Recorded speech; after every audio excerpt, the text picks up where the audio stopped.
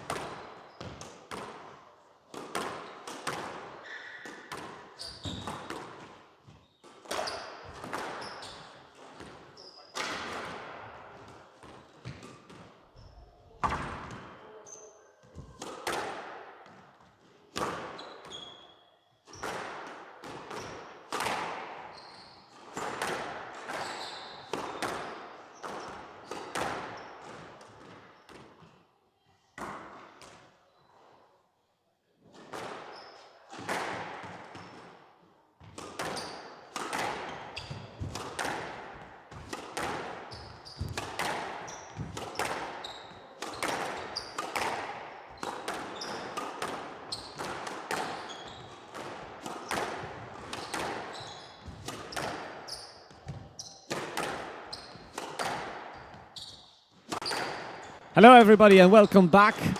PSA Poznań Open Challenger Tour, $9,000. Was supposed to do that slightly earlier, but I kept my mic on the mute, so apologies for that, guys.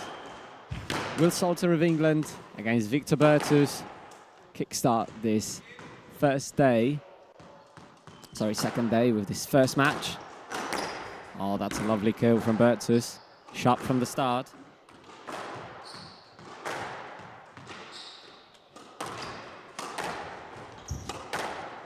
The referees for this match are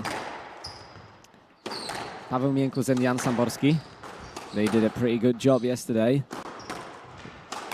Most of the decisions were good. Tried to keep the game fair. Hopefully they'll manage to keep that level steady and high for the second day in a row. Will Salter yesterday, pretty confident performance against a Polish player, Kajetan Lipski. Won free love.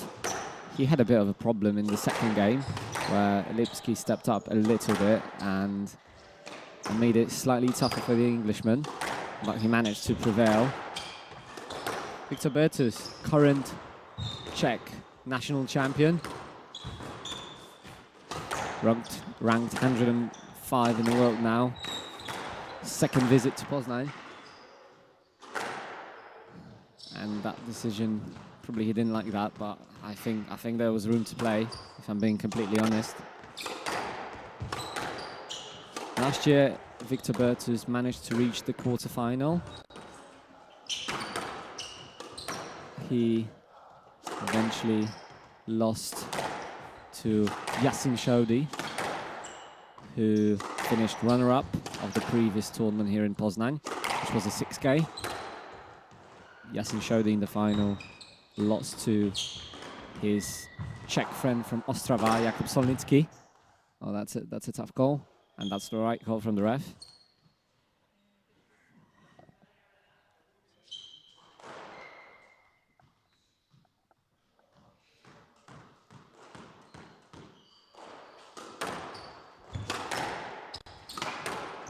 Both players are the same age. So they were born in 2001. So this year they will turn 25, both of them. I don't know the exact date of birth of both of the players, but did the maths and seems like they'll be 25 this year for sure. Already are.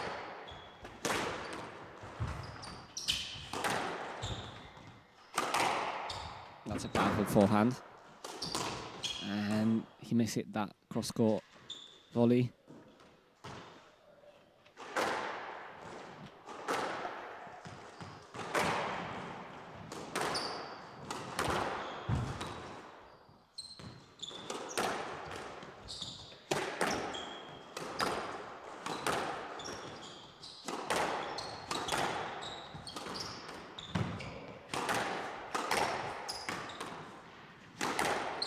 Will Salter a bit on the ropes now in this rally.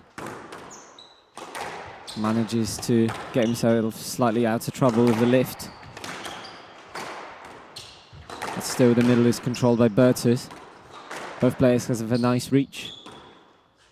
Managing to play a lot of balls from the back from the volley. Oh, that's a soft drop. That's a soft drop as well. Not a good get. Very good get. Ah, he missed it. So in the end, for most of the rally, Will Salter was under pressure, but then a few shots changed the whole outlook of the rally completely.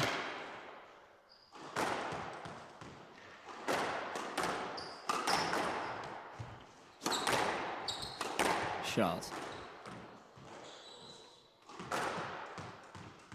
So they're still at level.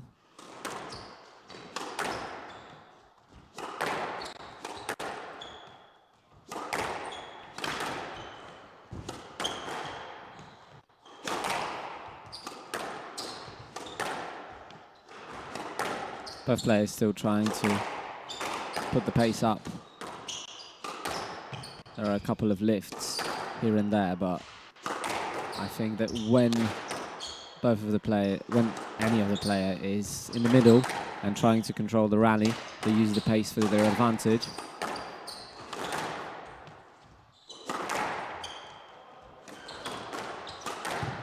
Oh, that was good. That was a good switch. He surprised Salter with that. Ah, and it was double bounce. Will Salter concede at that point?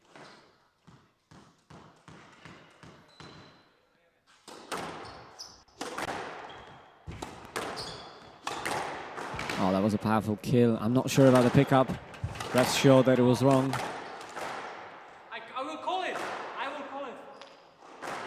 I mean, okay. He will call it, but ref should call it as well. I think that's the ref's job, not the player's job, to call the doubles. It's nice when they call the double, obviously, but ref has to be on it and be ready to give the decision. In that case, a decision that the ball was not up.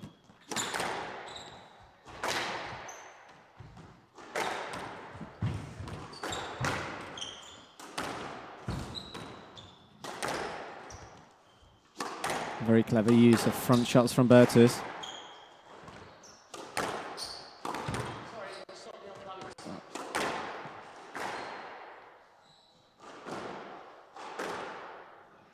Byrtus not happy with the decision.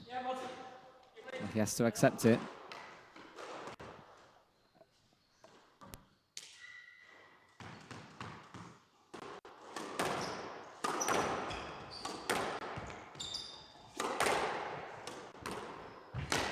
Oh, that just hit it in. I think that was the right shot to play. A tight drop.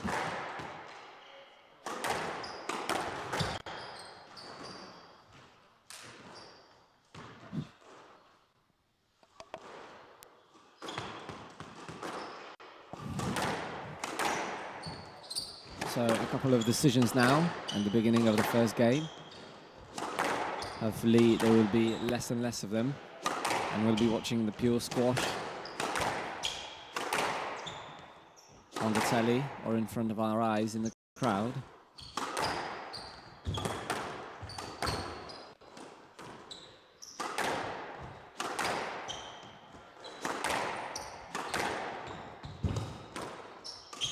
I mean, most of the times, Byrtus is the one who tries to put the ball short a little bit more than Salter. Oh, that was a powerful kill. I mean, Will Salter got that before the second bounce, but the ball was very tight and very low, so he just couldn't put that to the front wall.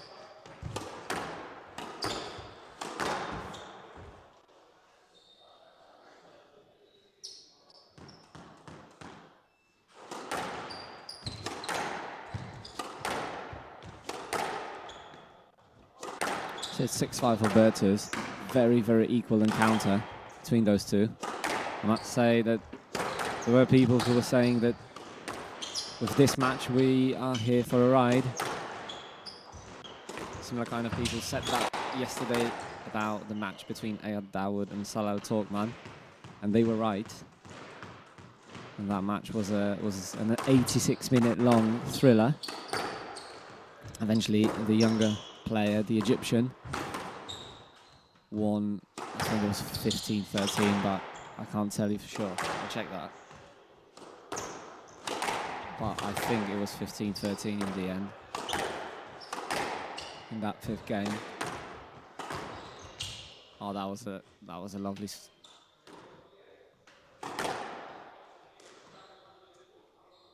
That was a lovely idea, but unfortunately he mishit that. No, it was 14-12 yesterday, an 87 minutes long match. Hopefully that one will be as long, as entertaining as the previous one.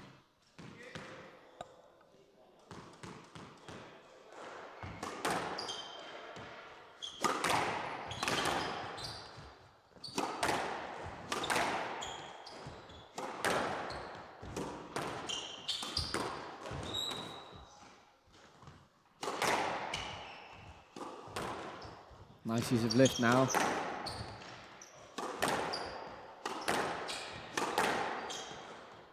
Will Salter of Birmingham. Fikir Byrtus of Ostrava, but now currently training in Prague, in Strachov Academy, with the likes of Gregor Gotche, Baptiste Massotti, Joan Lezor, Martin Szczepan, and many, many more.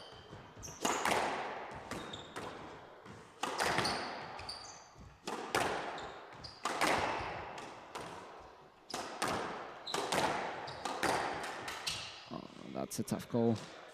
And in the end, the stroke was given. Byrtus not happy again.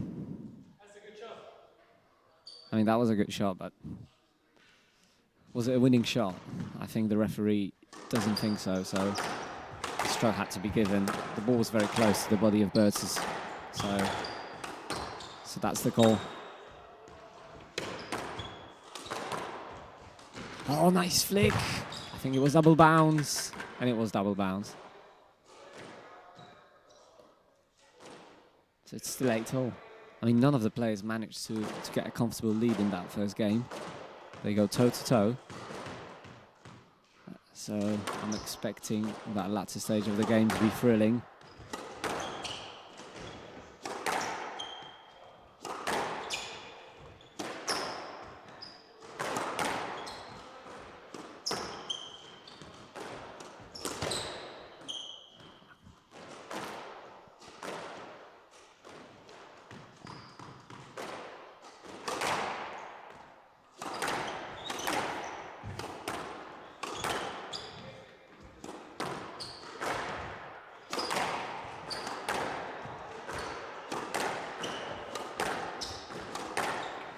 Oh, that was a good squeeze by the sideball. Byrtus didn't manage to get that ball to bounce off the front wall. And now it's a good lead from Will Salter. 10-8, 2 game balls. Positive signs for the Englishman.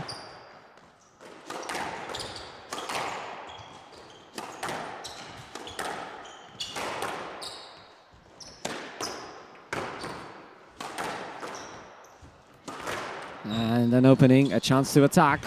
Tight drop. Good recovery from Byrtus.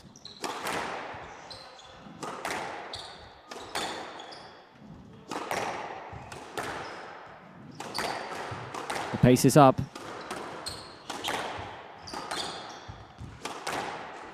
Oh, that's a good rally.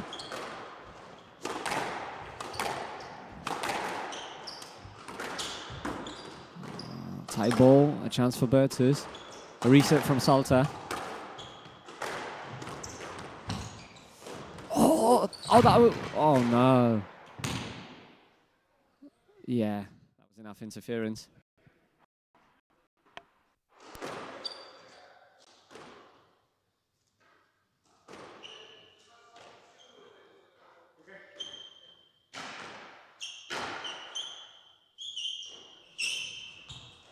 Okay, so it's still 2 game balls for Will Salter,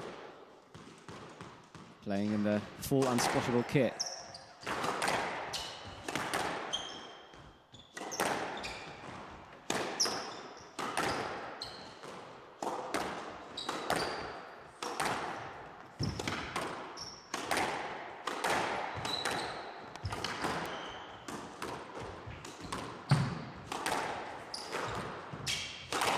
Okay, that's a good rally. Pace is up. Oh, that was nearly, he nearly hit that red line, but it just stayed in.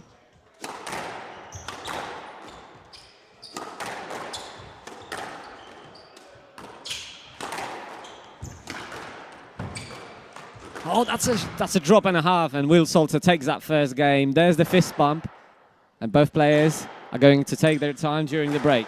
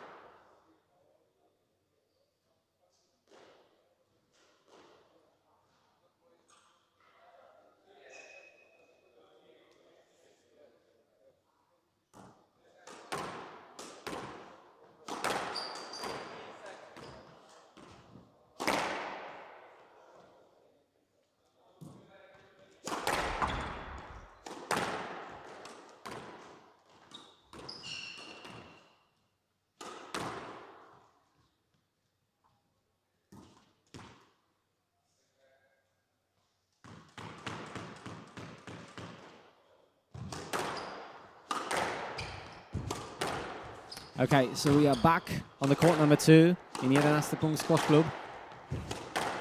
Will Salter of England won the very, very equal first game against Victor Byrtus of Czech Republic. And that was a thrilling battle between those two. It was level at all times, but then in the end, Will Salter managed to run away from Byrtus, and that was a lovely drop. It's good, but he's so much contact. It's my ball. And Byrtus complaining about contact between the players.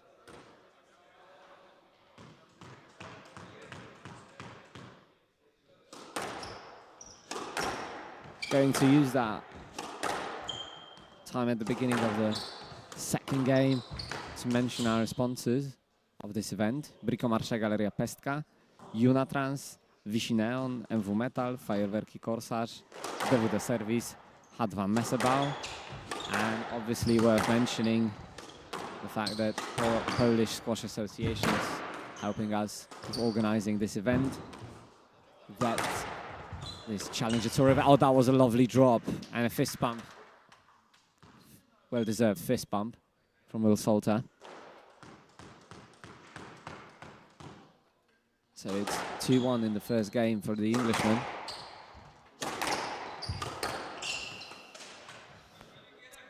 Byrtus didn't begin that game as well as he did the previous one.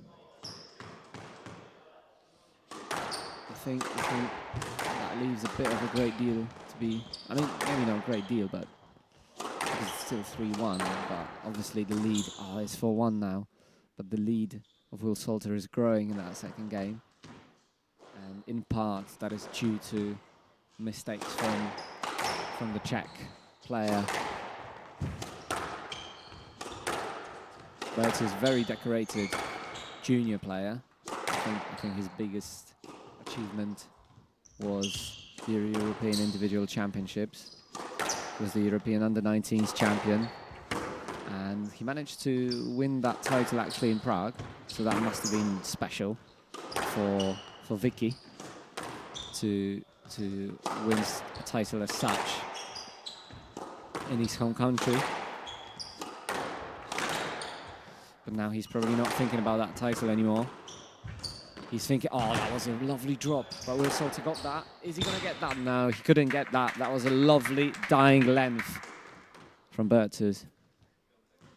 He's thinking of any sort of prize or a title. He must be thinking about the Poznań Open title, because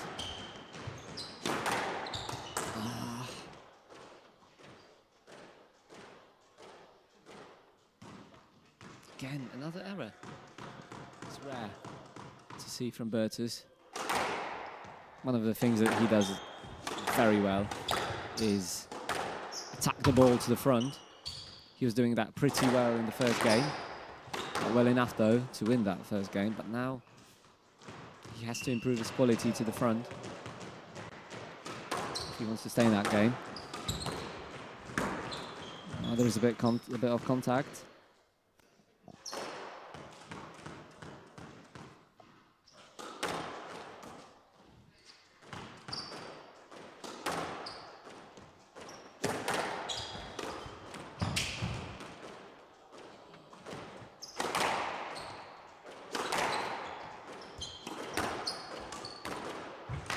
Oh, very soft and tight work from Byrtus. Again, he got that. Okay, he stopped it. He got a stroke, but I think if he played that cross-court, there was no chance for Will Salter to get that ball back. And by stopping the ball, he just left his fate to the referees.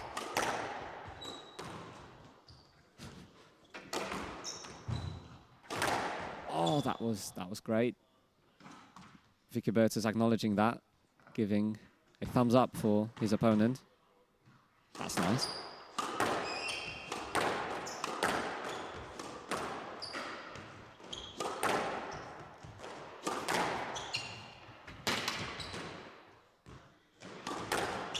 What's a bit different about this match and to other matches where you see two right-handed players play is that they spend a lot of time on the forehand side. Usually in most matches, most of the game happens on the backhand side, but here I think it's more equal. More equal, or even, I'm not doing the statistics obviously, but I think that they spent a lot of time on the forehand side, those two players.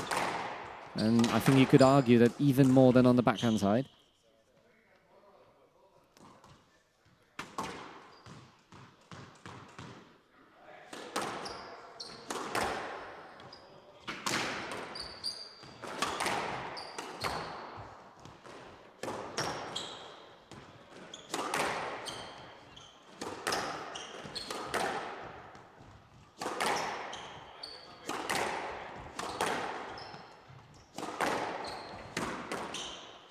Now, contrary to what I was saying before, the players spent slightly more time on the backhand side.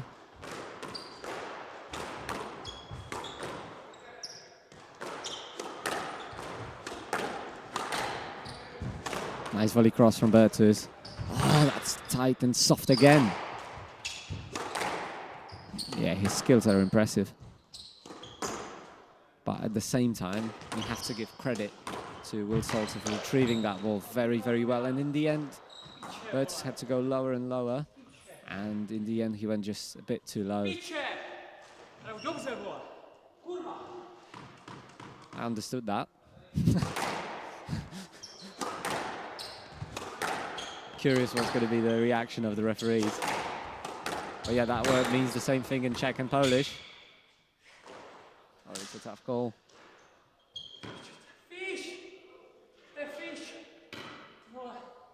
So Byrtus is not happy with the fact that in the occasion like that, Will Salter was stopping the ball, claiming that it's fishing. For those of you who don't know that slang squash phrase, it means looking out for the decision in a situation where you shouldn't really be doing that. I'm not the one to judge that, but if that was the case of fishing, since the stroke's been given.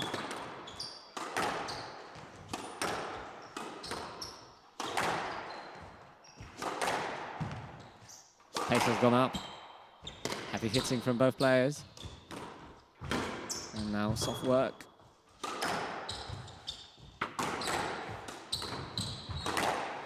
Oh, he missed it again. For the second time on that backhand side. Vicky Byrtus missed that half volley. Earlier that was more around the mid-court. Now it was closer to the sidewall. And now Will Salter is winning 10-6 in that to take that second game home. I think it's a very steady performance so far from Will. Due to bigger number of unforced errors from Byrtus, that difference in points seems to be slightly bigger. But now it was a lovely soft drop from Byrtus. Nice lob serve.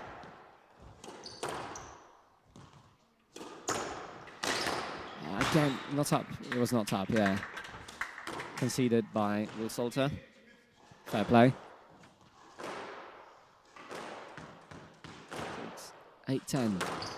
If Will Salter takes that game ball now, both games will finish at the same scoreline. So 11-8. Oh! That was risky. Oh. And yeah, there was no access to that ball. So, third game ball defended by the Czechman.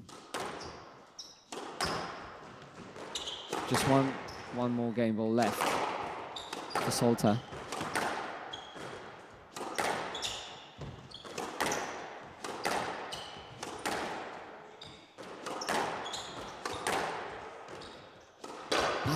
He missed it, so it's 2 games to love for Will Salter. There's a fist bump again.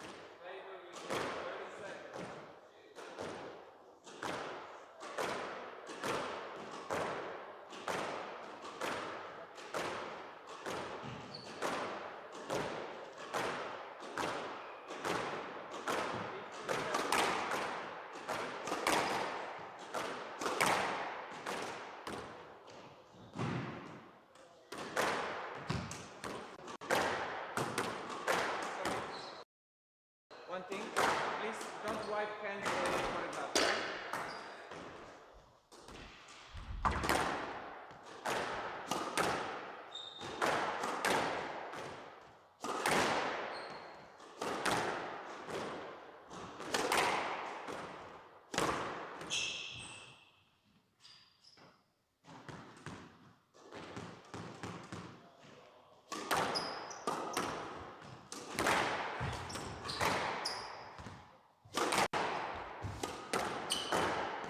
Okay, so we are back. Will Salter, steady performance. And now the first rally is kind of reminiscent of what was happening in the previous game. So steady performance from Salter, but a bit too many unforced errors from Byrtus that make the difference in the scoreline.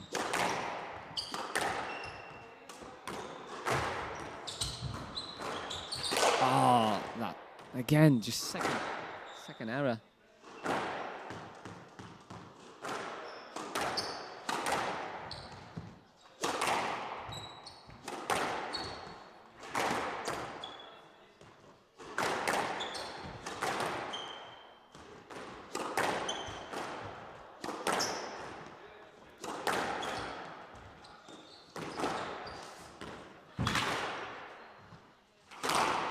Oh, that was a powerful cross.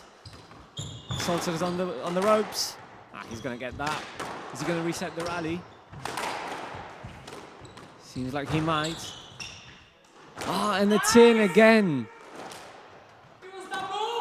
And Byrtus still disappointed with the lack of intervention from the refs on the pickups.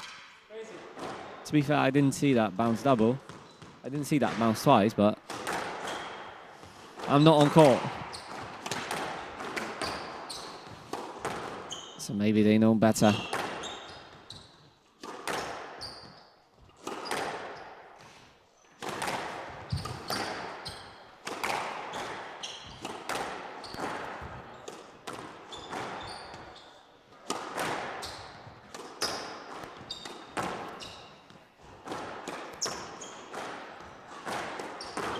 Tight work on the backhand.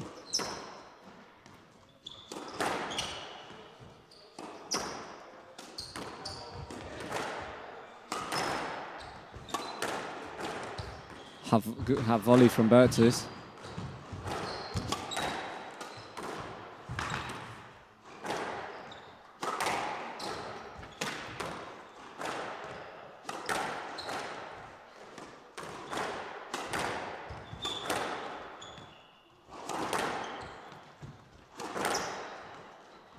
Probably one of the lengthiest rallies of the match so far.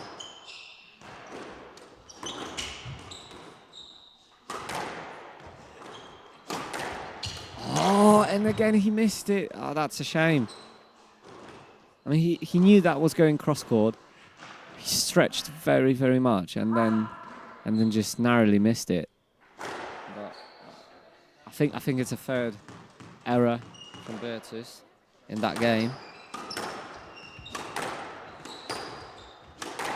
And it's full love.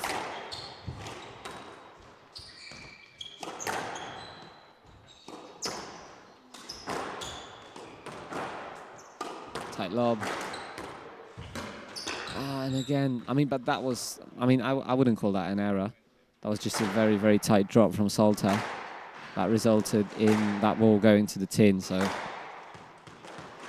I think we should give more credit for that point to Salter rather than to Byrtus's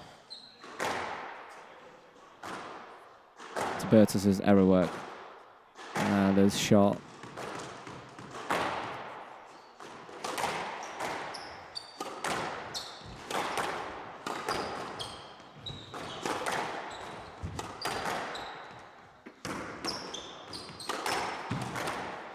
A bit of contact now.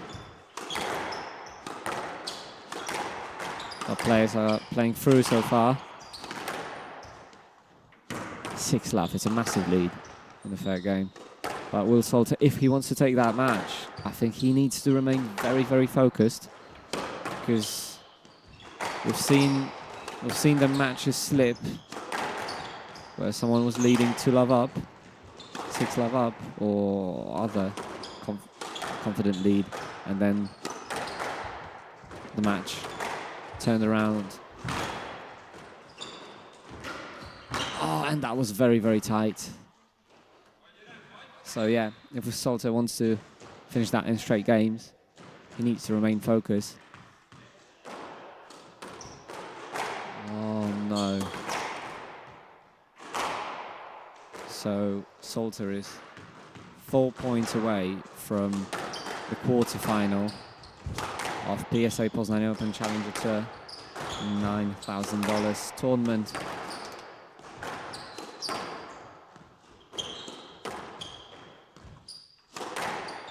White cross.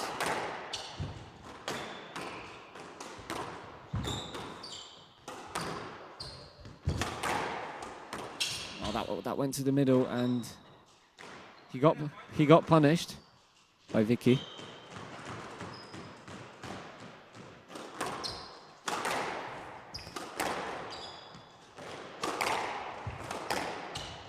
Tight work on the forehand. Again, an opening from Salter. Yeah, I think that's a decent call. There was room to play. I think in instances where there was less space, both players chose to play previously. And now, I don't remember a previous error from Salter in that game or a previous one. So that's a rare thing to see, Salter making an error in this match.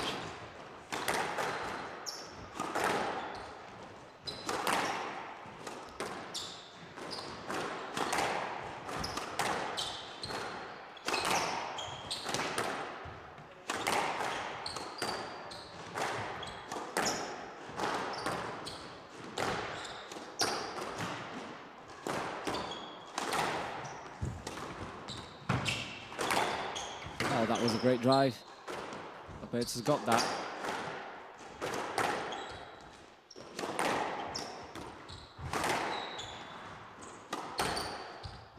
Nice bit of hold work from Byrtus.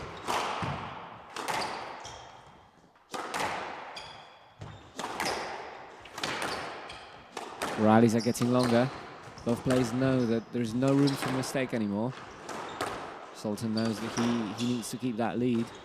And Byrtus knows that the time for mistakes has long gone if he wants to still manage to win that match. Oh, what a start. I mean, that was funny.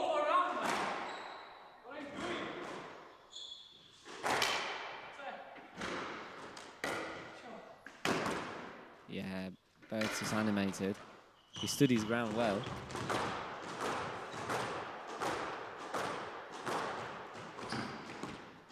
So let ball's been given.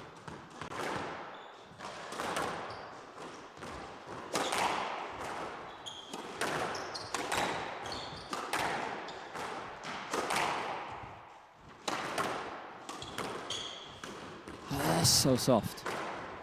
So tight. I mean, the quality of the match is pretty high.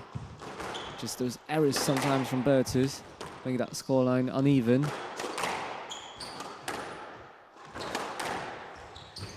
Lovely switch. That went to the nick, but Salter got that. Is he gonna get that? No, he didn't get that. The court just was too big in that moment.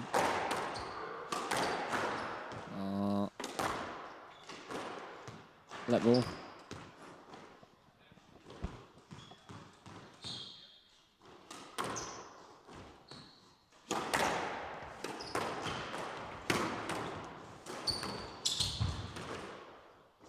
Great lift, great lift. And Vicky is in trouble, and he was in trouble, and didn't manage to squeeze that out of the from the sidewall.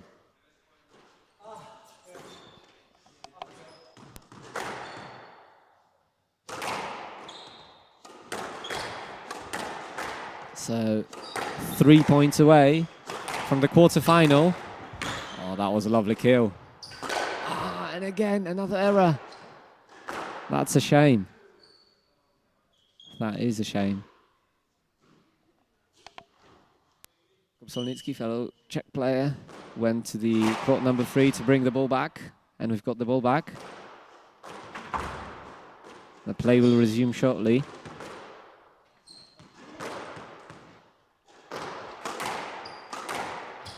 A different serve now to the sidewall.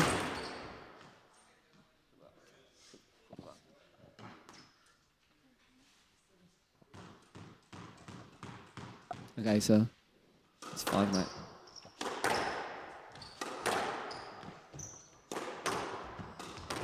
The lead is big, but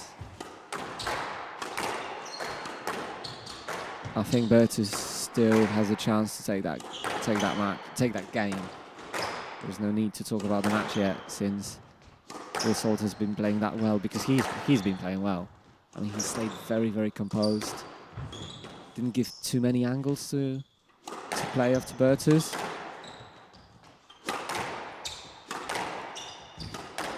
And when he had chances, many of them he used very, very well. So I think that scoreline is fully deserved for the Englishman. The university and college's bronze medalist. And that top spin didn't work.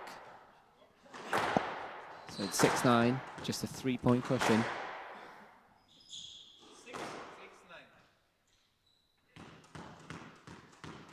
A bit of a confusion regarding the score now. I think that's the correct score.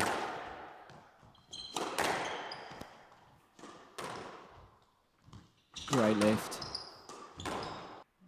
Oh, that's a flick. That's a shot and a half. Byrtus looking more lively, looking more focused. I think he's a man on a mission now to come back to this match. I think it was a double. Yeah, I might be with Byrtus on that.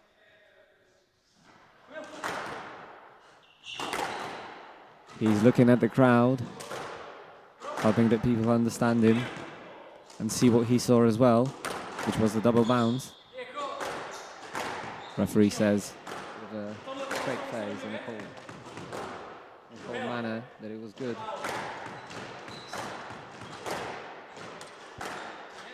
He hasn't said a word in the whole match because he picked up 4 double bounces. This one was the worst one. It was the worst one. Of course he's not saying anything because he's not fair.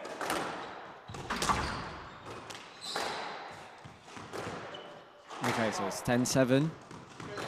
3 match balls for Salter.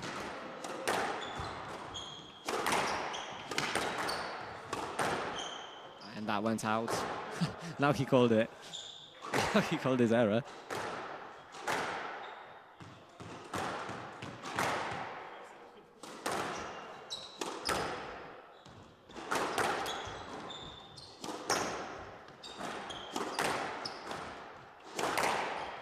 Powerful drive and a chance to finish that game. Well read by Byrtus that Salter was going to play the boast.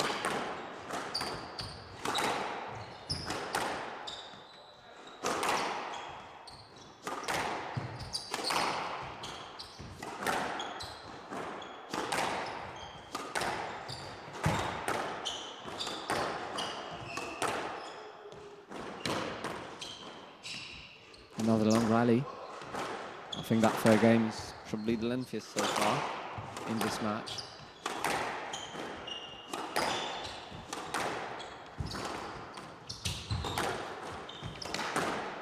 Yeah, we are close. We are close to a 15-minute mark.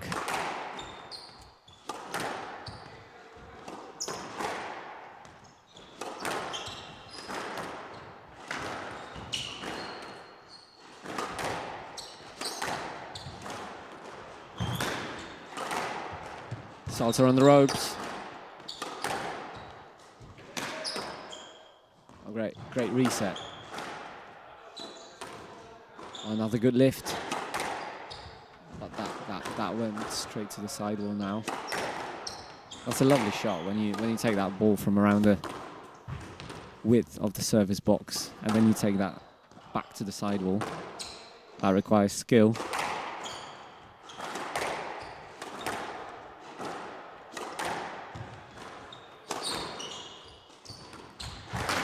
very soft again, and that's a great point by Byrtus. So it's 9-10. Just one match ball left. Oh, clever serve to the body.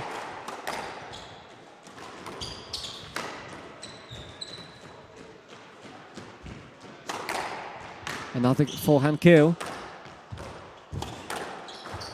Another forehand kill.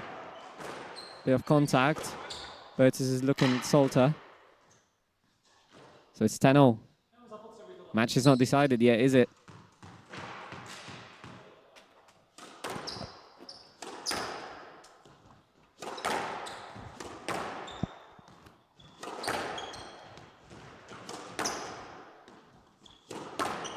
Yeah, I mean, one of the things that Byrtus did well was he stayed composed, even though he was losing 7-0 down. He managed to eliminate those errors quite well, but still remain attacking, and that paid off. That shows mental resilience. Oh, that was cheeky. That was cheeky. Oh no, oh, it's not decided yet who's going to win the point. And I didn't see that well. I mean... You sure? Of course. Of course. You know why it bounced up? You know why I did this? Because when I play the shot, I do a top spin. And that's why it goes up. And that one before, it was good, huh? Okay, so it's another match ball for Salter then, since that leisure centre boast was called down. Oh, that was a lovely serve. But that was a lovely serve to the nick, but fortunately for Byrtus, he raised the hand before that ball bounced off the nick. So the match is still going.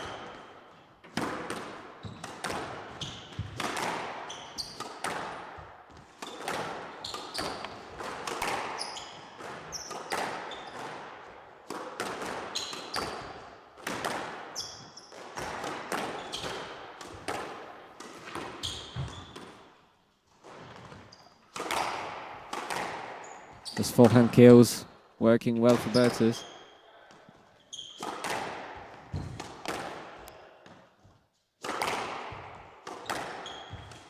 Oh, that's a soft drop again from Byrtus.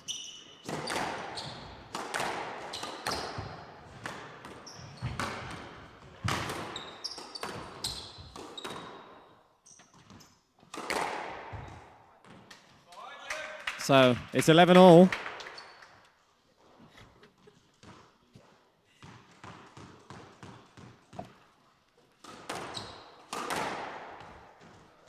The match is still not decided. Byrtus biting back. Oh, that was a great drop. Yeah, that had to be a stroke.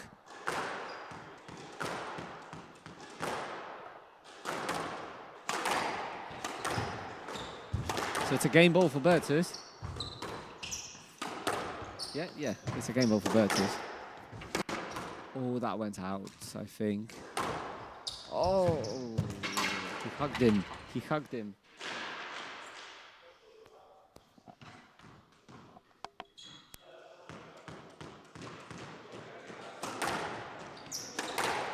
So still a game ball for Byrtus. There were 10 times in the previous rally. For Salter. As I was saying, the lead 6-love up in the third game, winning 2-love. Doesn't mean that the match is decided, and now an unfortunate error from Byrtus. Another one in that game.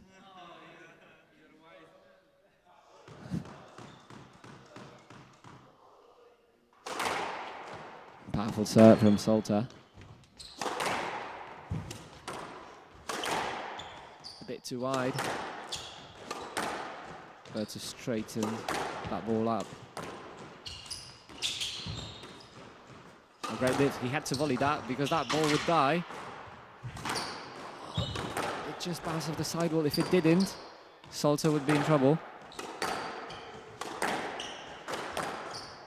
Bit of contact between the players. Oh, great counter drop. He's asking for a decision. And no let's been given. I think he's asking for the court service.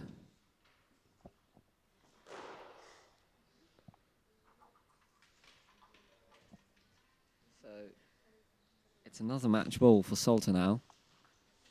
How many there were? It's a fifth one, I think. Yeah. 3. It was 10-7 up. He was 10-7 up, then another one, and now the fifth one. Is he going to convert that? I mean, that drop was very, very sharp, so we'll see if in the next rally Salter will remain sharp.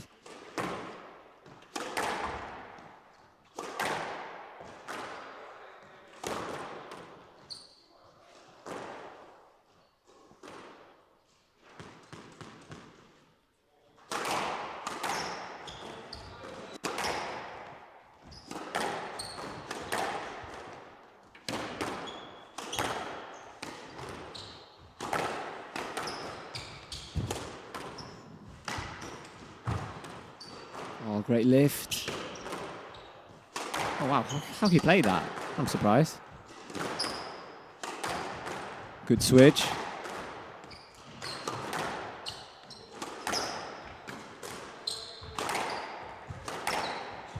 Another kill. Another forehand kill from Byrtus.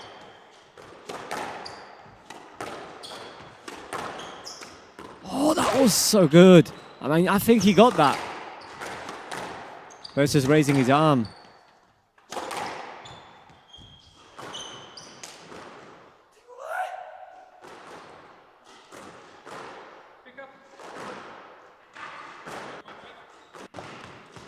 Signs of frustration on the face of Byrtus. Oh, that was a double bounce. Oh, that was a lovely cross. That was a lovely cross court.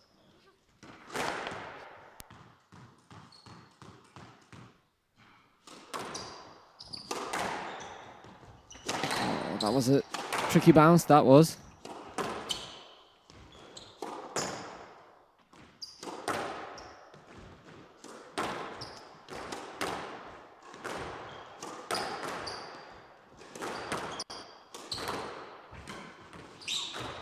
Oh, tight work from both. Oh, and he hit the tin.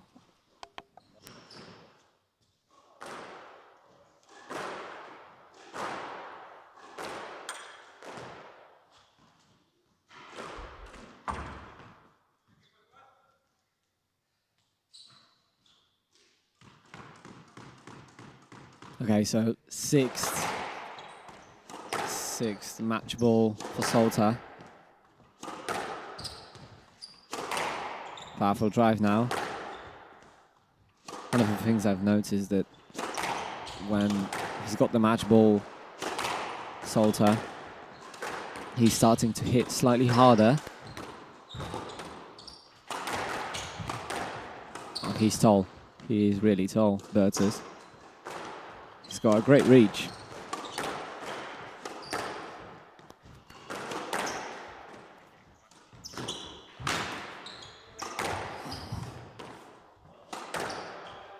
So many volleys in that rally from Byrtus.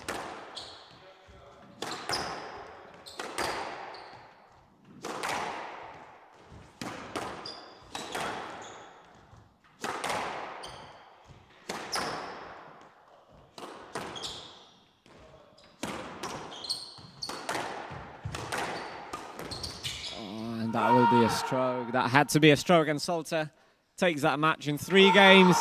He's happy, he's satisfied. He kept himself very much composed. Well done, Will. Well done to both players. It was a great battle.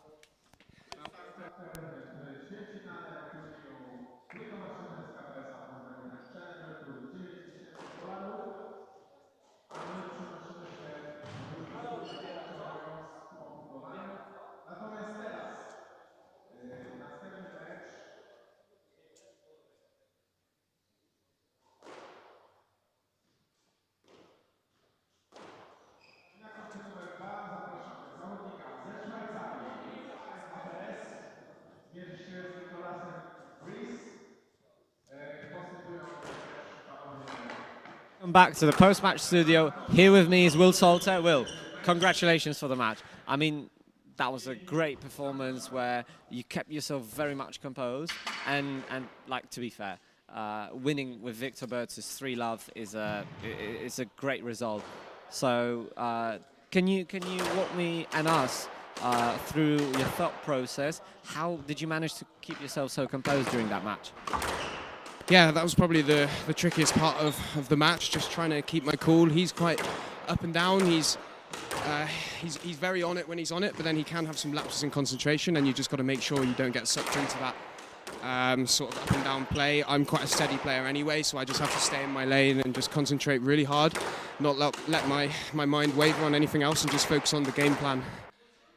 I believe that you are, but that was a great display. Tell me, there was a lot of attacking shots from Byrtus. Were you expecting that when you were preparing yourself for this match?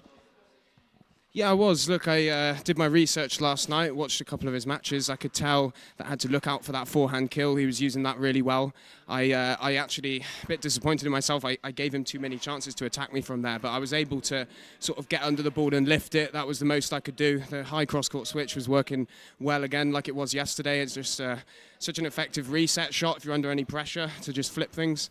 So I was trying to use that as much as I could. But yeah, I was expecting his kills and his boasts, and yeah, just making sure that I got on those as quickly as possible. Well, that was a great performance. Congratulations for that. And best of luck tomorrow, your quarterfinal match. Thank you. Cheers for that. Well played. Cheers.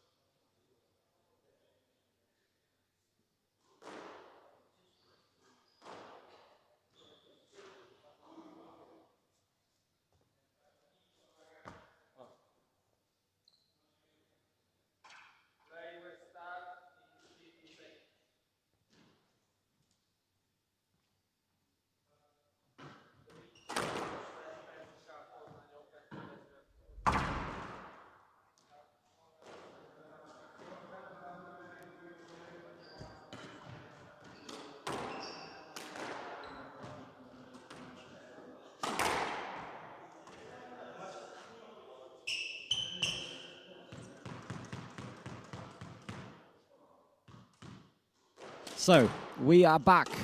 The second match of the second day. Nicolas against Hafez. Oh, already the first decision is controversial. I'm loving that.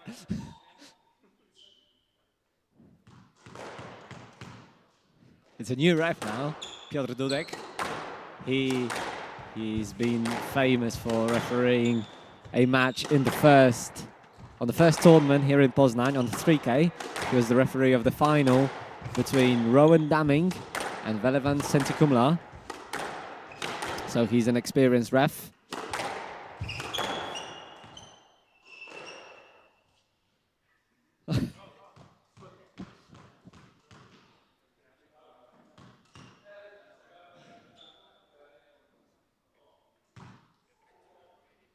So 2 rallies, 2 decisions so far. But both players, I think, are worth watching. So if you are considering, oh, that's a shot and a half. That's what he does, Nicolas. Very, very talented young French player.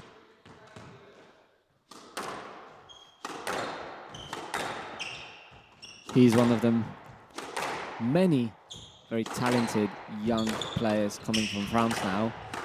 To name a few, you have Amir Calais Jusseline, you have Joshua Finera, Melville Scanimanica, obviously, who's making his way up to the highest of the rankings. Brice and Marcel Levy. Just to name a few great up-and-coming French players who are trying to take the spot in the national team from the likes of Victor Kwan, Grégoire Marche, Baptiste Massotio, or Sébastien Beaumalet. To name just a few great French players. So one of the things worth mentioning is that obviously, oh no, that's not a good sign at the beginning of the match. Nicolas looking at his ankle. But what I was saying was, it's good to see that obviously everyone knows that a great hub for squash is Egypt, but other countries like France are trying to keep the game up and are producing great talents. I think other countries that are growing in squash are, for example, Malaysia. Pakistan recently is making efforts to come back to the top. Oh, that was a powerful drive, but unfortunately he missed it, Brice.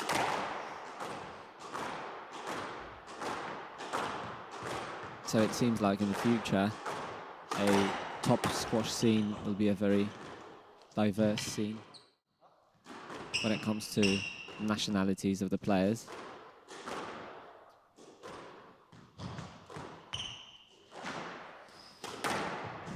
So far, the points are coming quick, but mostly for Hafez, who's keeping himself slightly more composed than Brice does. Oh, wow. Oh, wow, that was very, very low. That was a great cut on that ball, and it bounced very, very short. No chance for Brice to get that one.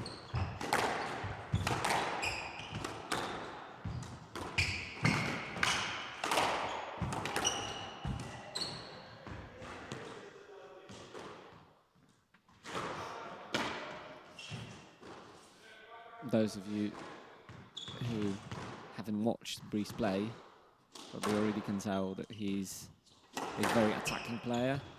Loves to attack the ball.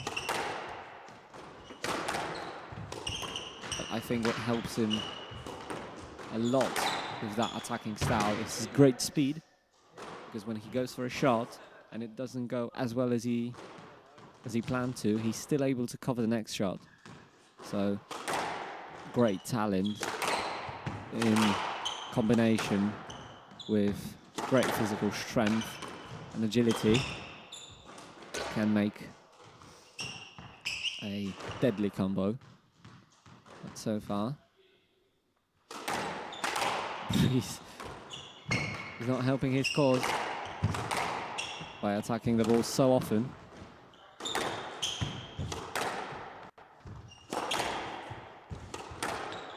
If you look at the rankings, Brice Nicolas should be the favorite, because his highest world ranking is 82, or as mentioned yesterday during Luai's match, his highest world rank is 154. Yes, that was a loose shot. Stroke's been given, and it's 6 game balls for Luai Hafez to take that first game. That was a very, very short. That was a very, very. I mean, that is a very, very short game, and that was a very, very short game because that ball went down. 2 minutes break.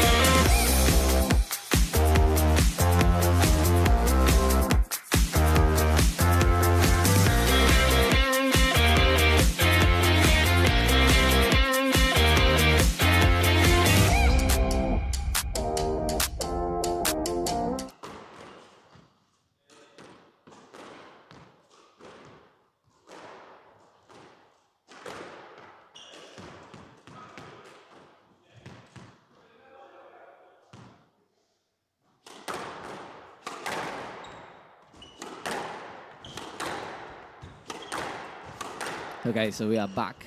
Second game. First game was pretty short. Shots from Brice came from all over the place. Unfortunately, the quality of those shots wasn't good enough to take that first game. So a confident lead from Luai Hafez, who, to say the least, stayed more composed than his opponent.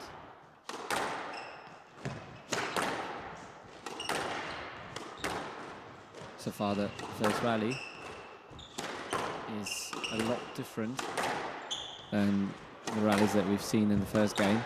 Seems like Brice Nicolas thought that he should his chances.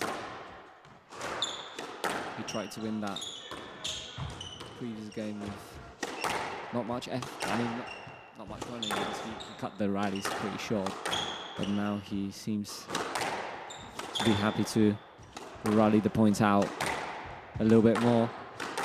Although I'm sure that the attacking shots will come. And he'll keep the crowd happy. But yeah, the approach seems different for that second game. Oh, that was so low. But the reaction from Brice was outstanding. Oh, that's a very, very long rally, that one.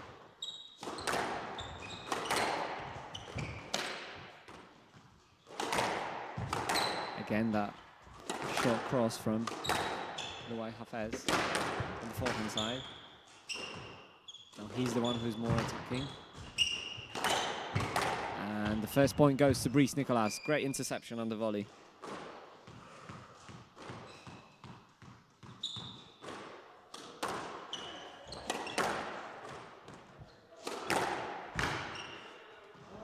And the second point goes to Brice Nicolas. He played a long rally in that first rally, and now 2 points came out of that effort.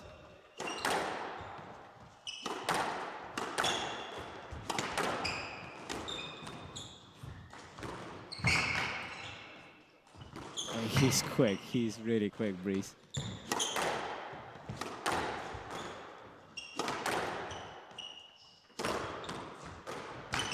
Oh, that just hit the tin. It's not an ideal start from Hafez.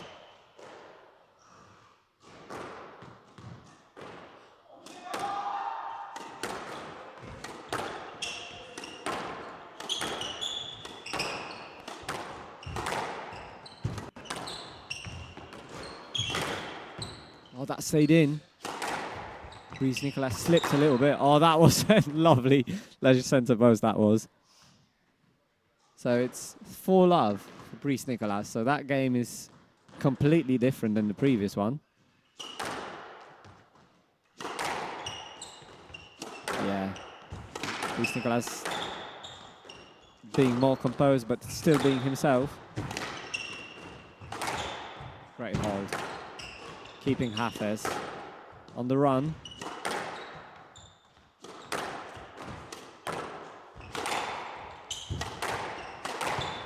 Oh, that was a bit loose.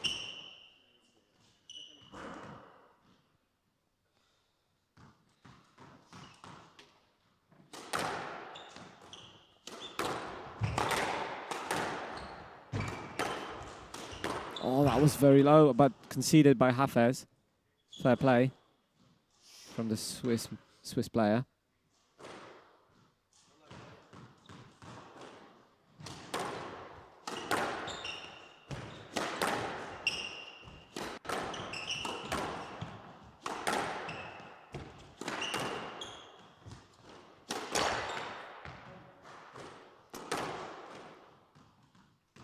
Hafez looking uneasy. He lost control of that match. He knows that he has to get it back.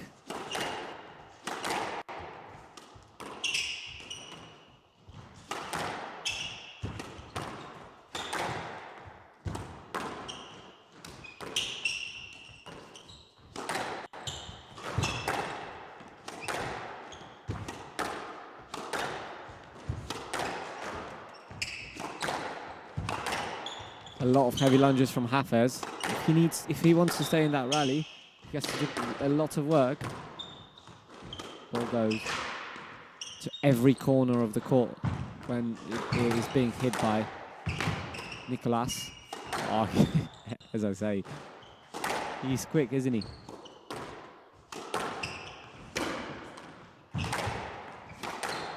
It's a hectic squad. Oh, that was exhibition stuff. Yeah, I'm happy he didn't play that because bad things could have happened, but the crowd loves it, and I'm loving it, and I hope you are loving it. What Brice does with the ball.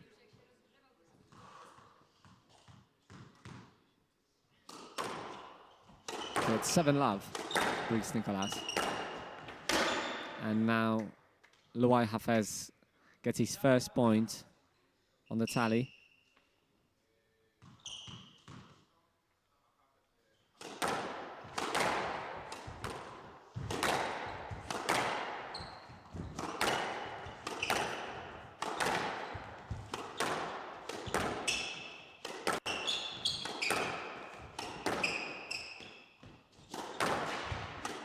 Brice Nicolas looking to get the volley as much as possible.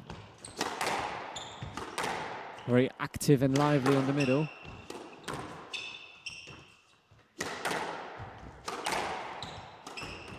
Oh, that's a lovely boast from Hafez, and he gets that point.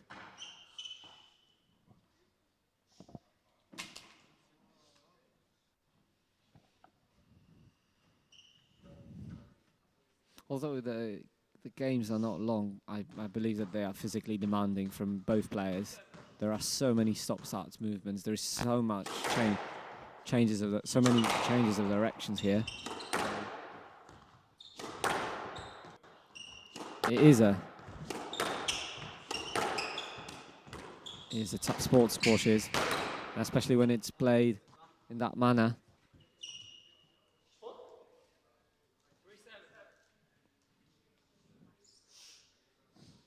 It's a very different game than the game that Solta and Byrtus played.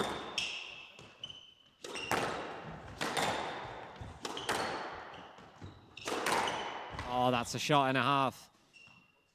He loves the exhibition stuff, doesn't he? so far in this game is working for him. Oh, that's a tin. That's unfortunate. So Nicolas 2 points away from taking that game.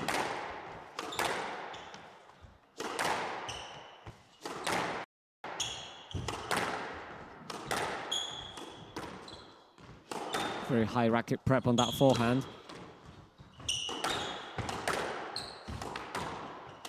Oh, again, that's unfortunate.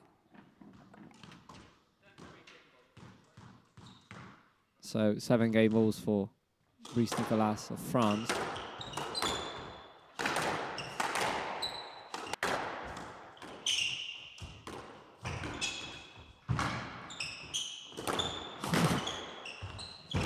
But oh, another tin. 3 errors in the end make it 1 game apiece for both players.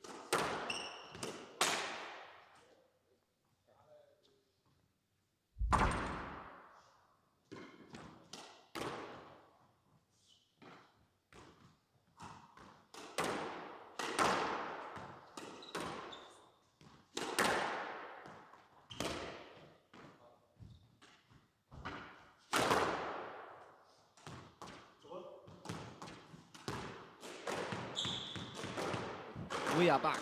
Nicolas to serve. 1 game apiece. I'm curious of the response of Hafez because I can predict what kind of game style Nicolas is going to try to do, but Hafez has to come up with a game style and a gameplay that will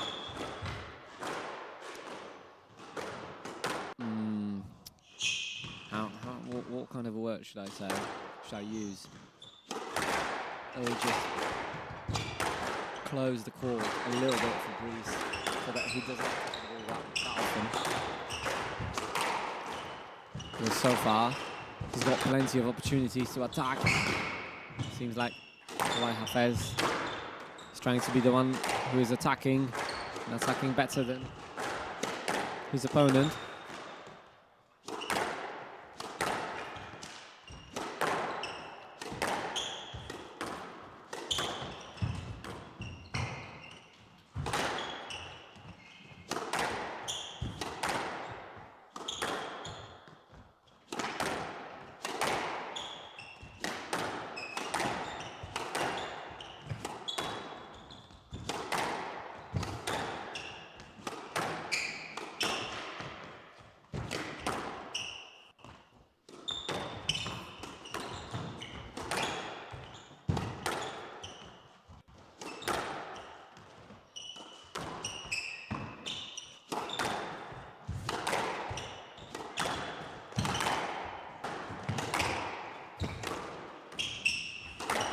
I mean, I'm speechless. That's a hell of a rally. It's long, but the changes of directions are constant. Ah, that went to the tin. Shame.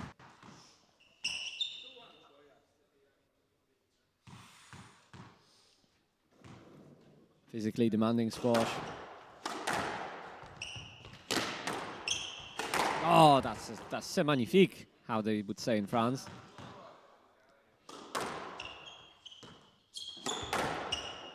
That just went flat, and that one went out a little bit. It's another point for Greece.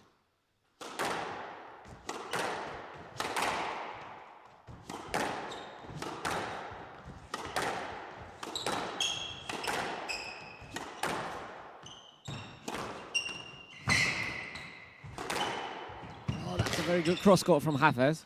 Putting pressure, another one, but he gets that ball. A little bit too heavy that cross court was from Hafez now.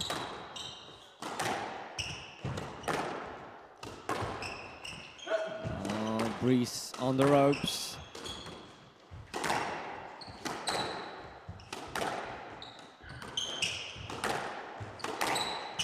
Tight drive, lovely dying length now.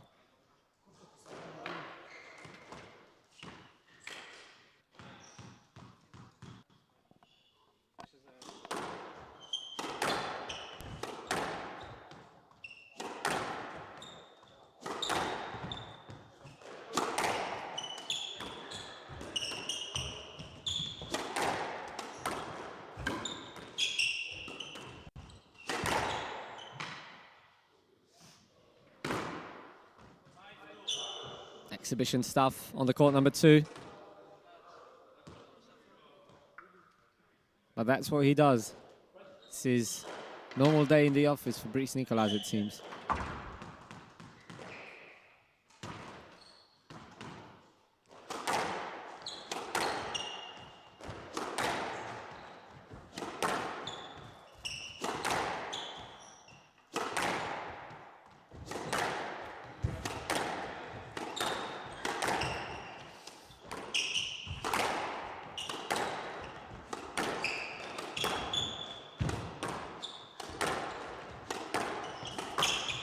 Was the way out of trouble. That ball just went straight to his body. Oh, that.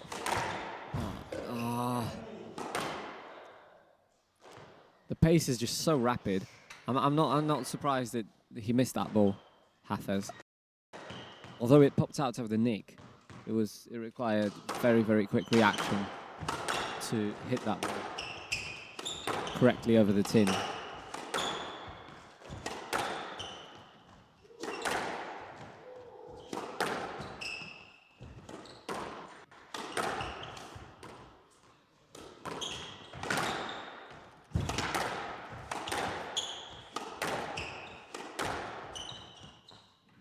Oh, and he hit his racket. It has to be a stroke. So 3-6, 3-point cushion for Nicolas.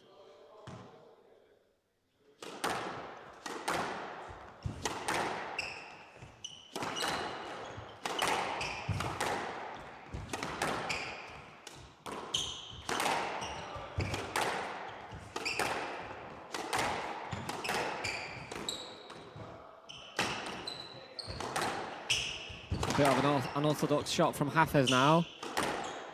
Didn't quite work as well as he wanted to. He wanted that to work. Yeah, gotta work with that grammar. Oh, he missed it. Not this time. He's gotta practice that shot.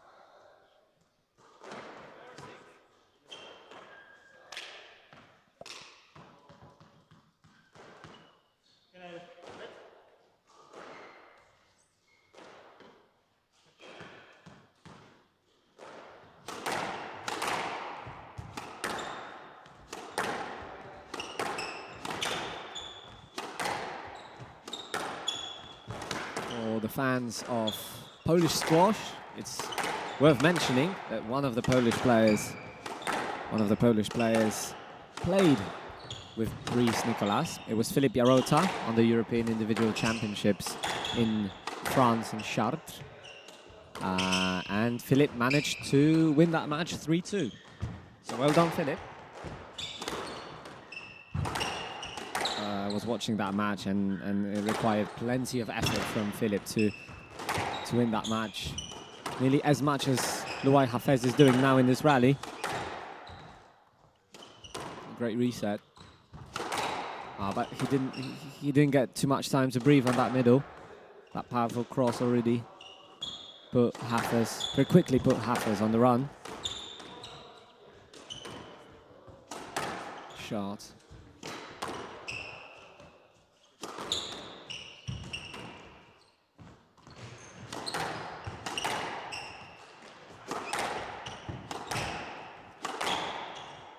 Another powerful cross from Brice. Oh. And he got that ball but before the second bounce, but couldn't keep that in the court.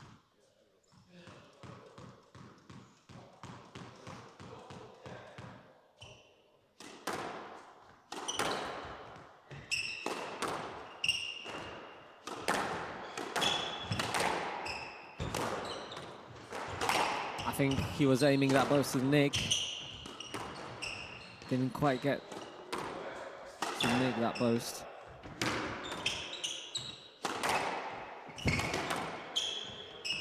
That was a great sky post. Got himself out of trouble.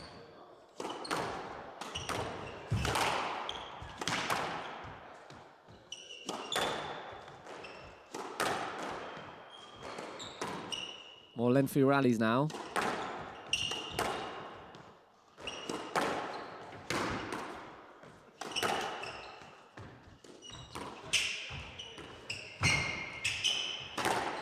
Oh, he's quick.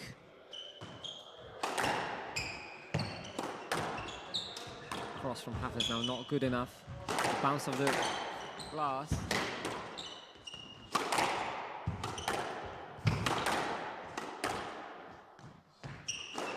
Oh, he went for it. And there's a fist bump. It was a very, very long rally. Finished in an unorthodox manner. Something that Brice got us used to from him. So it's 8-4.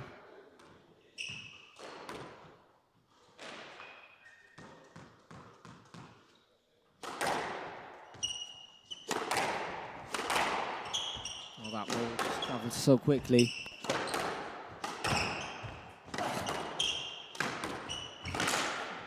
He missed it. I mean, that was good pressure from Hafez, I think. So that mistake was forced. That serve was slightly overhit.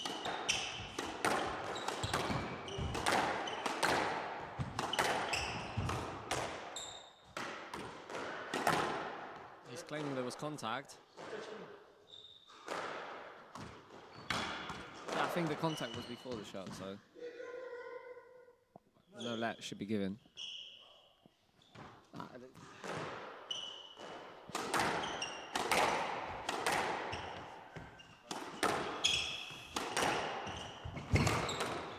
Another sky bows from Brice.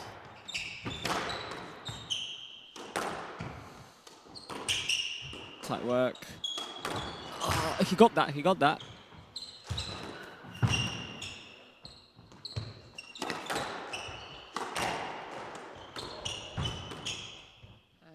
Just missed that lob.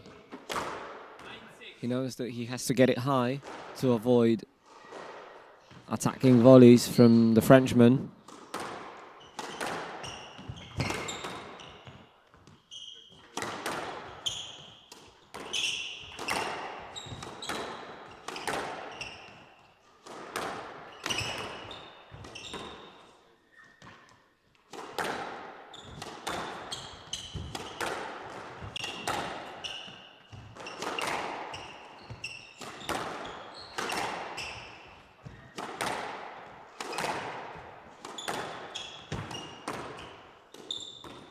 That was great cut. Oh, he missed it. Nicolas pointing that he should have played straight. Probably that would have been a better idea, but in the end, the point goes to his team, and it's 10-6, the third game for the Frenchman. Again, both tried the boast to Nick, didn't quite get that. Nick bounce.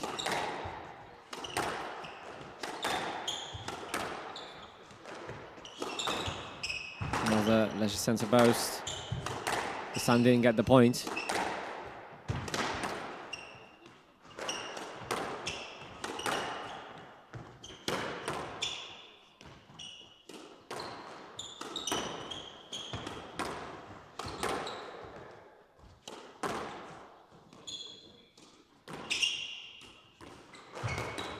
Tight work from both.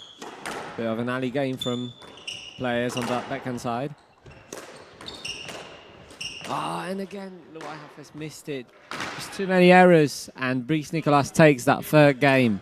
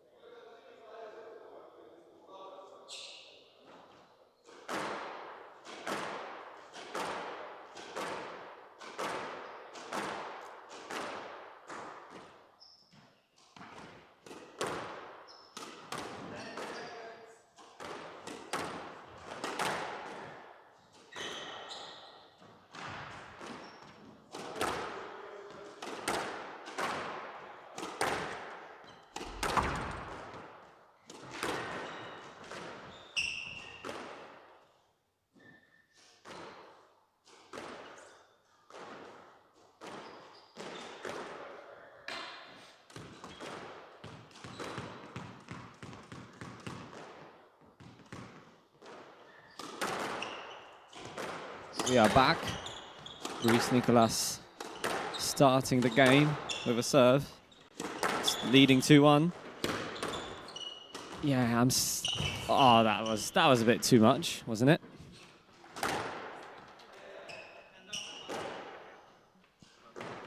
So, before that shot that went to the tin, I was about to say that, oh, yeah, that went down. I was about to say that I'm still curious to see a response from Hafez that will make Brice struggle. Because so far, although both players are doing a lot of effort, Hafez looks a little less in control of this match, and Brice looks slightly more comfortable on that court. And another error. There's been 4 errors so far.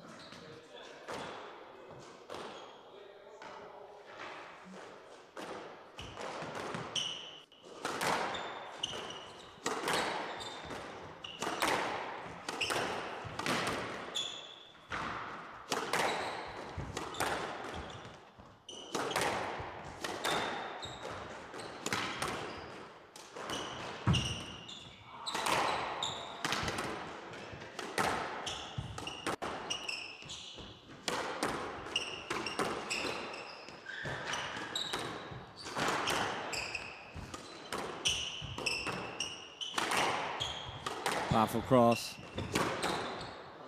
Oh, that stayed in.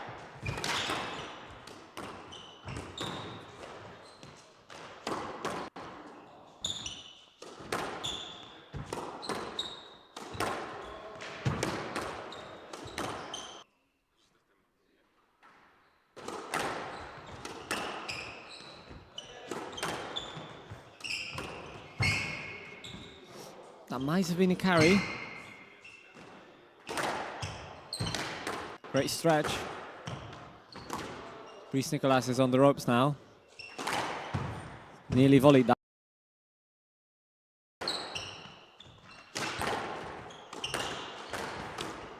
Yeah, Hafez now keeping himself very composed, trying to tidy things up. Oh, that hits him. Oh, that's unfortunate.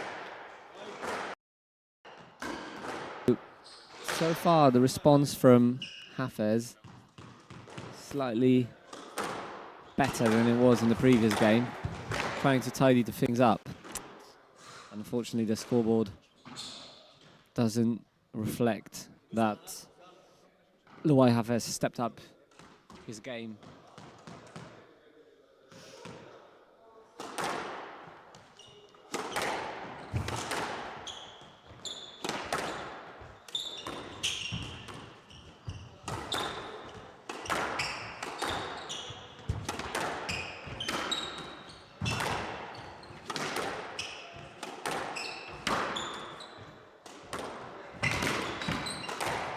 Oh, great get again.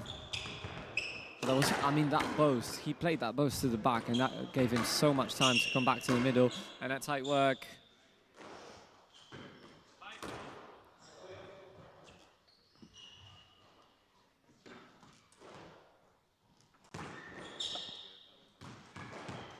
So that's a positive start from Nicolas, I think.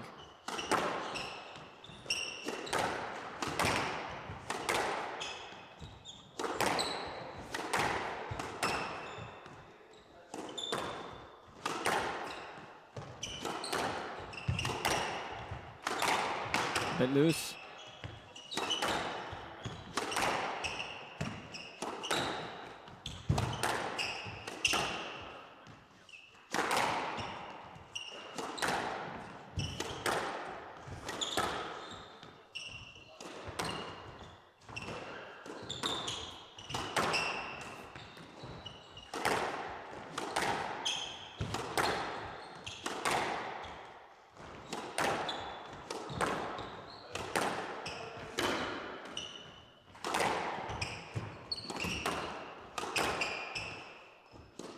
That rally is getting longer and longer. Oh, again, that lob. He must be frustrated with that, because I think it's a third lob that he missed already in this game.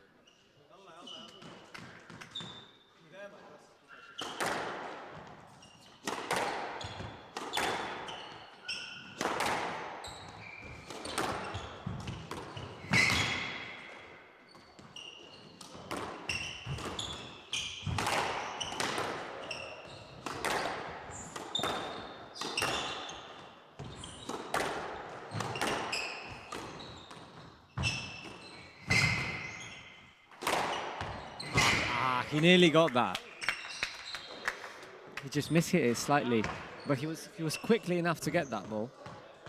But the credit has to be given to Luai Hafez for playing such a low, well-cut cross-court from the front. Ah, he intercepted that. Good clearance from Nicolas. Oh, why is he looking at the crowd? Ah, he was looking at the ref about the movement. Can't really tell about which contact he's talking about. I would need to watch that back. Nicolas taking his time. And last few rallies were, I mean, they were exhausting. I mean, I'm sitting and I feel tired, so they must feel tired there on court.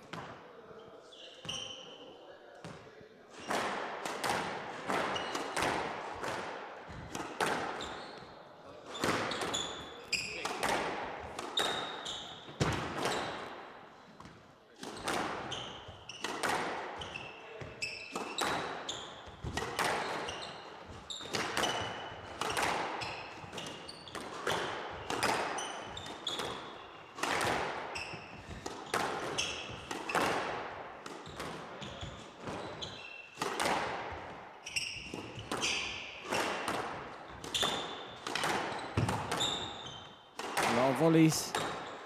Both players close to each other now.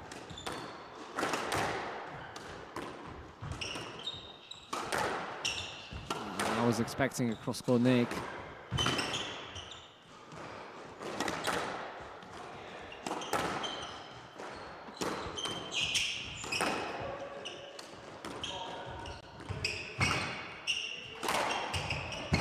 Oh, he got that.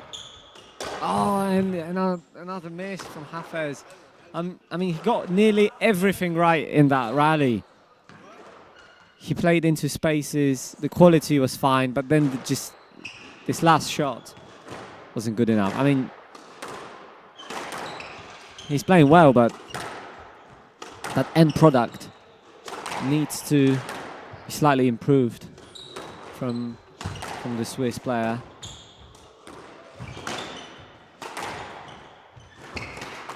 Oh. Oh, wow.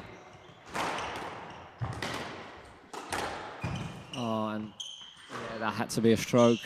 Unfortunate collision for Hafez. He tried to clear, but didn't manage.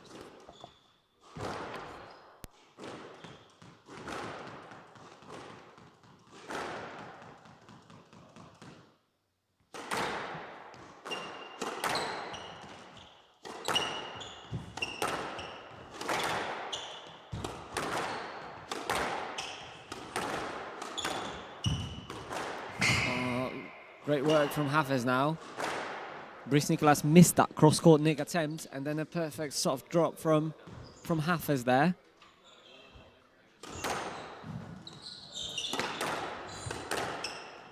So it's 5-8.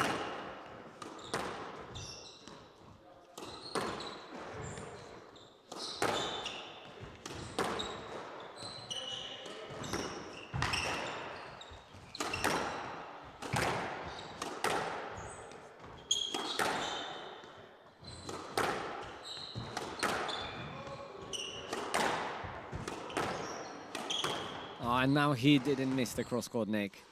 It bounced flat. So 2 points away from winning that match, Nicolas is.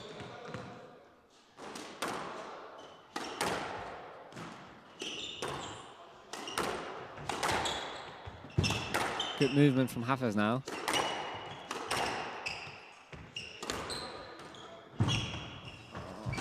That counter drop from Hafez wasn't good enough.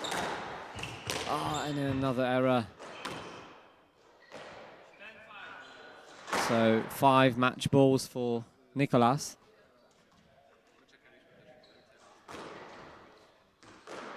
Win that match 3-1. I mean, that one definitely is the most entertaining match I've watched so far during this tournament, because obviously the longest one was Daoud and Salah Al-Torgman, but I mean, this one is a treat for the fans of attacking play and rapid movements. And to that group I include myself. Oh, now a great counter drop from Hafez. That's more like it.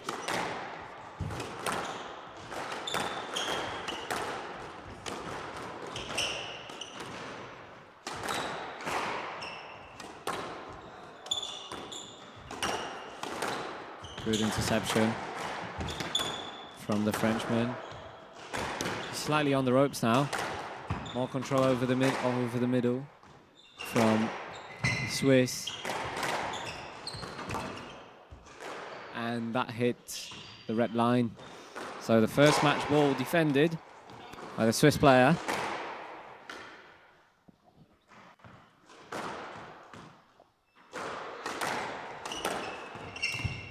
Yeah, that had to be a stroke.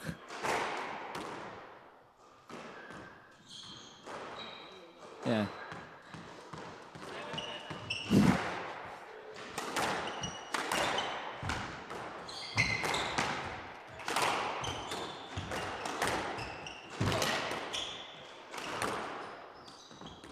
Oh, that was a great topspin drop, that was.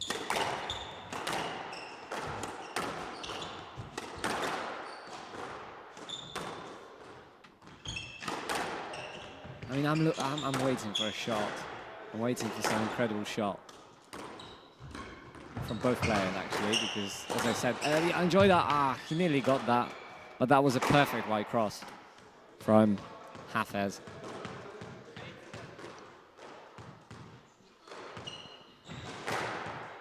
Looking fatigued, Nicolas, so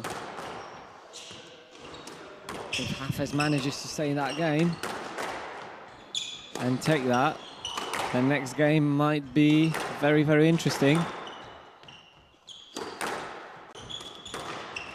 But in Polish, we have a saying, don't divide the skin on the bear that's still alive. Which means that let's not go too much to the future, because still 2 match balls for the Frenchman.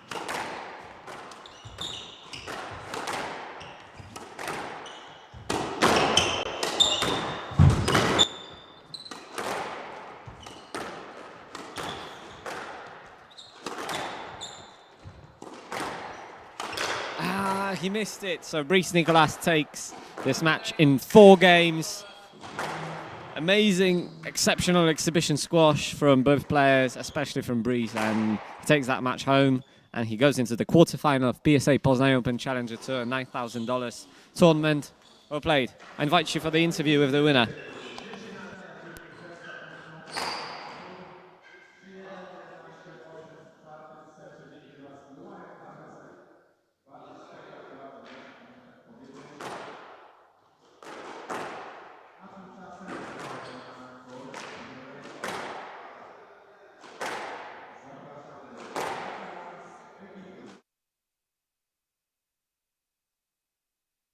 Hello everybody and welcome back to the post-match studio. Here with me is Nicolas. Brice, there is one word I want to describe your game with in French, which is incroyable.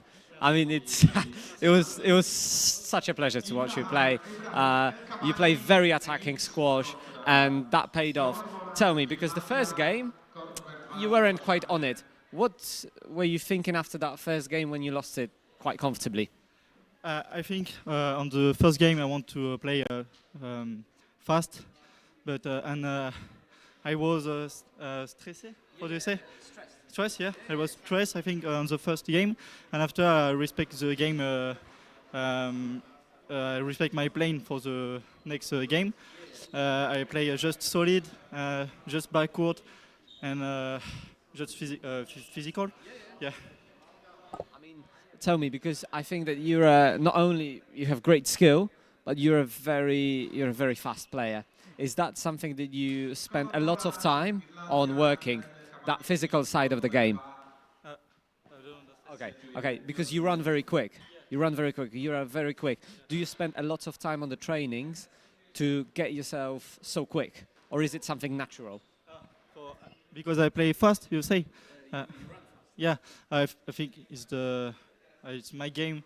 It's natural, I think, but I'm training very hard, physical, and with my partner training and my coach. Yeah, I train very physical always. Yeah. Brice, merci beaucoup. Thank you. And no, it's fine. It's fine. It was good. It was good. And the display was great. Thank you, Brice. Enjoy your day.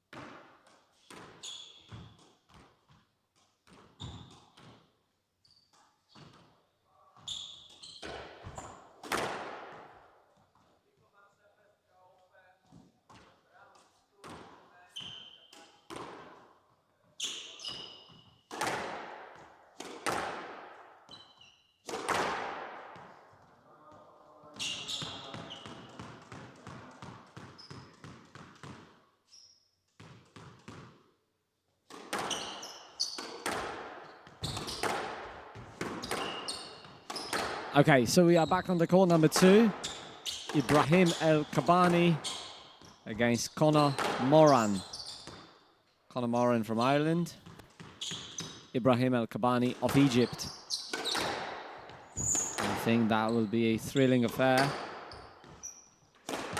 Both very, very skillful players, able to sustain a very, very long match. A high-ranked player is Ibrahim El Kabbani. His highest world ranking is 59. So he might be the favorite to win that game, but I believe that Conor Moran, given his recent results, is up there, and he's up there to take that match as well. He was looking sharp yesterday with Titouan Isambard, another French player who visited Poznań this week. He won that match 3-love. He was pretty happy with his performance, but said that although the score was 3-love, nothing was easy in that match.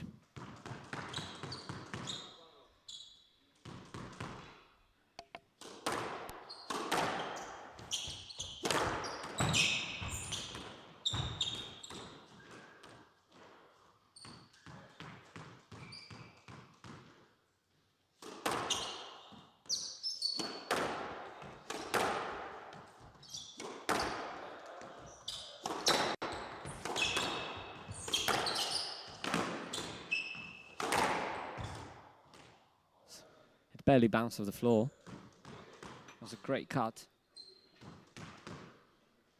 Good racket prep on the forehand side.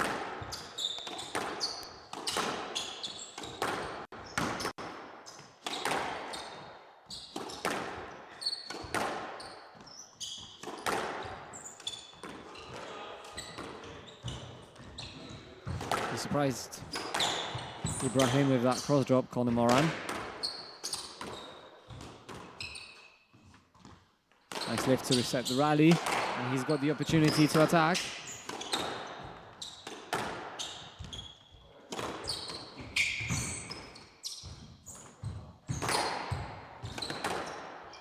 Oh, that was a... Conor Moran apologized for that bounce.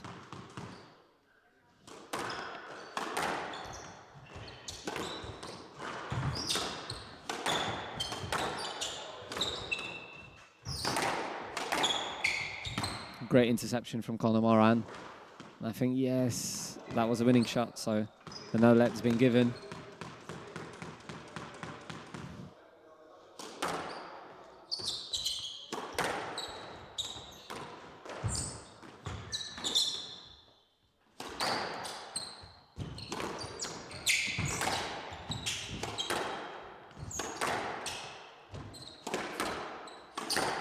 Again, those kills from Ibrahim El Kabbani are impressive.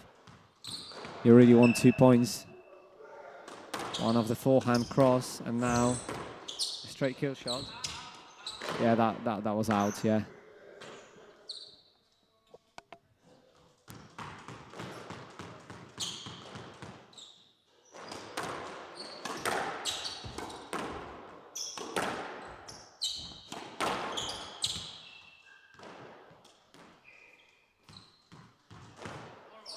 Conor Moran a little bit surprised with that decision from the ref.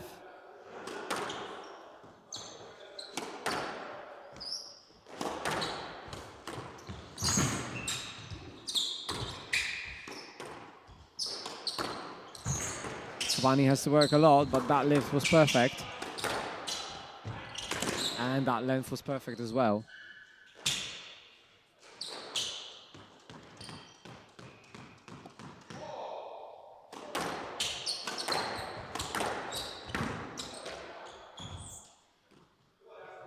Conor Moran missed that drop due to the fact that Ibrahim El Kabbani played a very tight drive there. So far, Kabbani's playing very high quality squash now.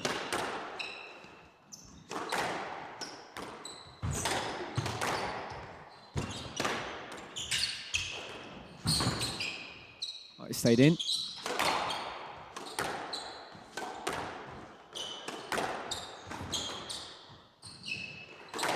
Oh, that was a lovely hold. And a flick with the wrist. He had plenty of time and he used it very, very well. Ibrahim El Kabbani of Egypt.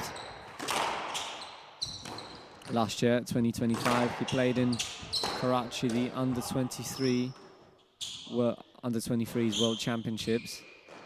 He reached the semi-final where he had to accept the loss against Karim El Torki, who came second in that tournament. Noor Zaman of Pakistan eventually was the winner. In the final, he came back from 2-love down and secured his win on the home soil. Now, the ball went straight to the body of Ibrahim El Kabbani, and he missed it.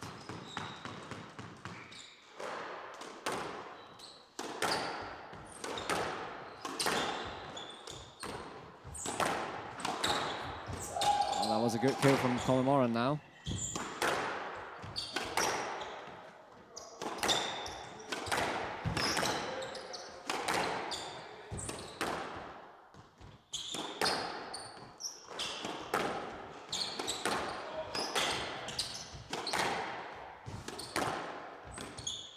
It was a good squeeze from Ibrahim El Kabbani now. His quality is pretty high in that match.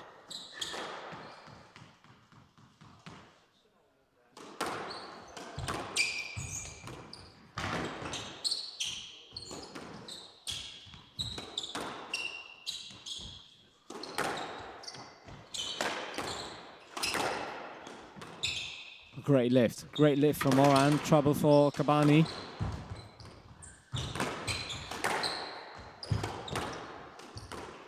And he's out. Oh, again, good lift from Moran.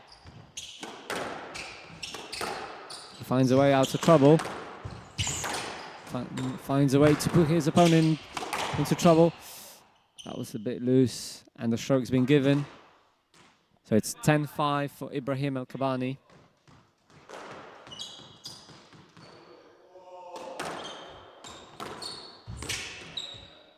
And that he tried to scrape it off the sidewall with a top spin, but the ball went out.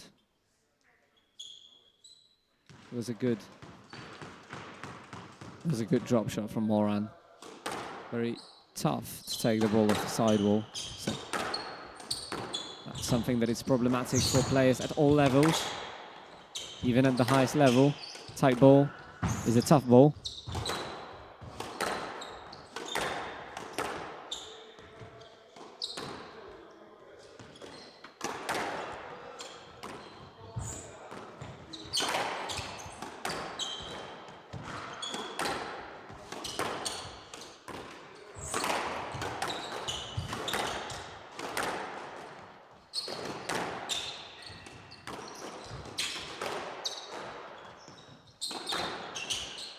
A bit of an awkward bounce there in the back.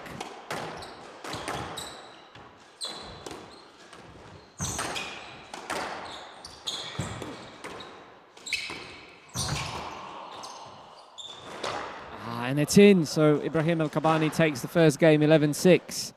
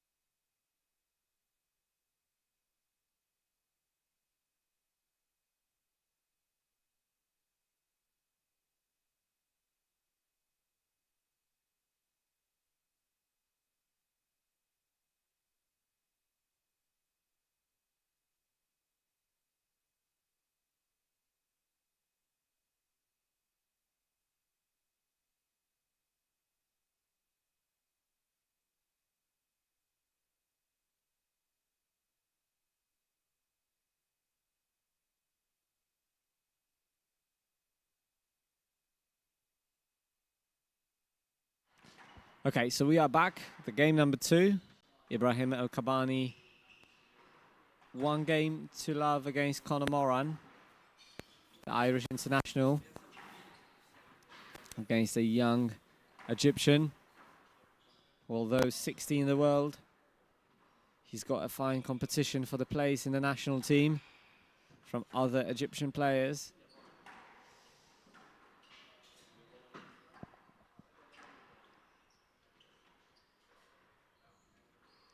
And he hit the ball down.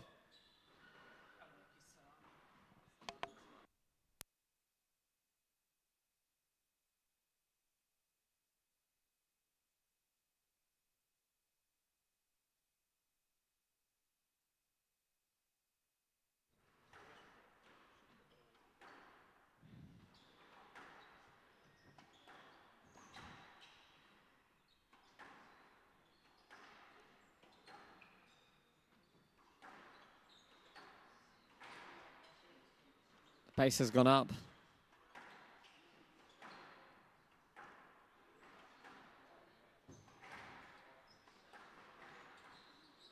And no need to make a decision from the ref because El Kabbani played the ball twice, which is obviously not allowed.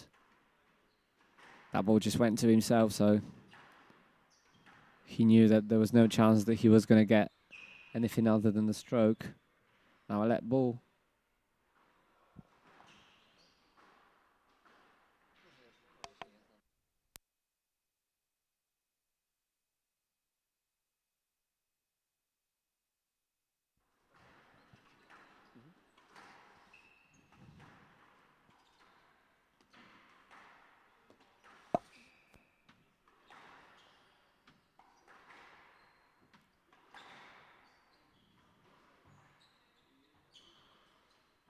Oh, what a great pickup from Kabbani. He was so quick to get that ball. And now jumping very, very high.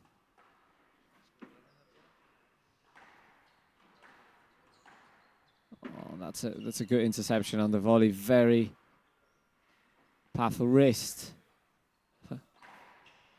Again, that wrist. He's using that wrist well. Kabbani is deceptive. And it's precise, but now this drop was a little bit too soft and too low.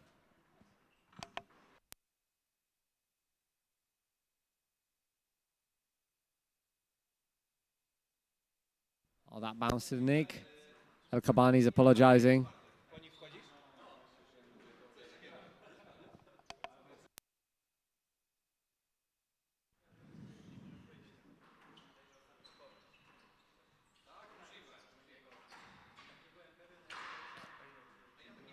Another error from El Kabbani. That definitely gives hope to Conor Moran that he can win that game.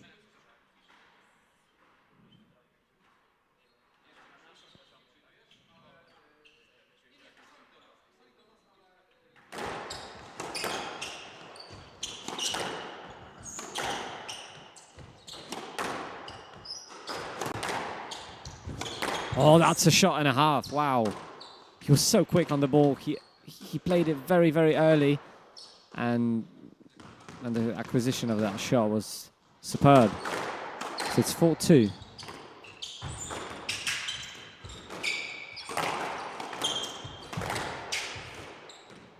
Pace is high. Oh, he got that. Will he turn around? Yes, he did. And perfect hold. He didn't give away any information with that swing, El Kabbani, of the direction of the ball.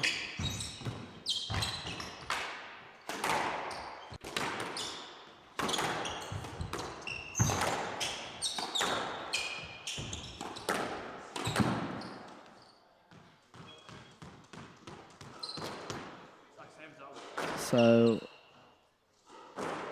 it's a draw again, 4-all.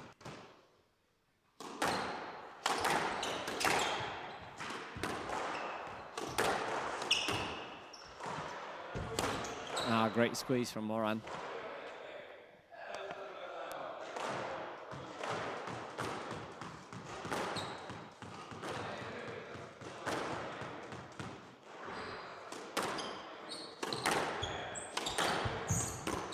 shot. Lovely shot from El Kabbani. Apart from few errors, I think that El Kabbani is very, very sharp today. Playing Conor Moran.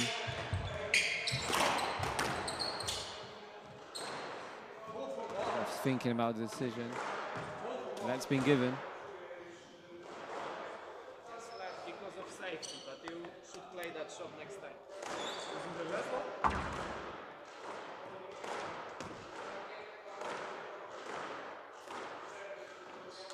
Kabbani took that decision well. I should play this ball next time? Next time, yeah. This time because he was close, but it's a clear. So referee says that that shot should be played. El Kabbani next time. I hope that nothing happens next time when they play those kind of shots. Good squeeze down from Moran. El Kabbani not happy with the situation, he seems.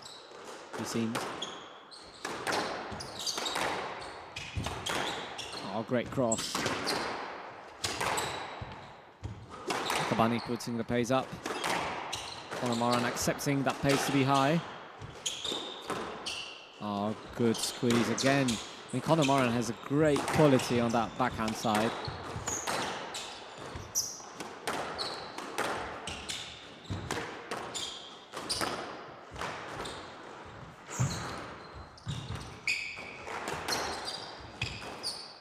And stroke's been given.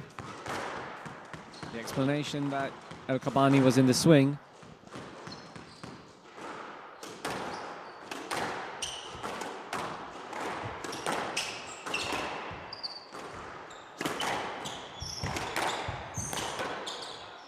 That just clipped it in. I think that was one of them forced errors because the kill shot again from Conor Moran on that forehand side was very, very good. Very, very deadly. Oh. He's missing that drop.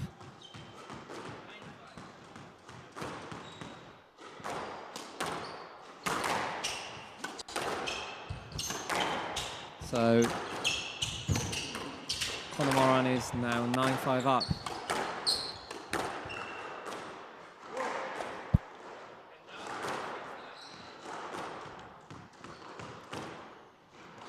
Bit of unforced errors from El Kabbani right after the time I said that he was looking very sharp. Oh, he missed it. He read that. He read that El Kabbani was going to play a powerful drive, but El Kabbani, it was very clever to play that drive to the sidewall because he knew. I think he knew that Conor Moran was trying to intercept that, and the bounce of the sidewall just made Moran miss that shot. So now El Kabbani did a good job to nearly come back on the scoreline. 8-9.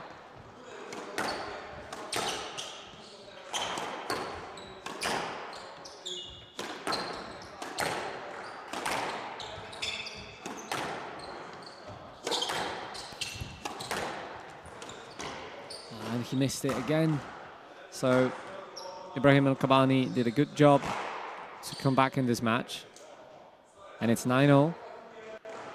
Tense times for both players because Ibrahim El Kabbani has to stay composed and Conor Moran has to get back to the way that he was playing earlier. Good get.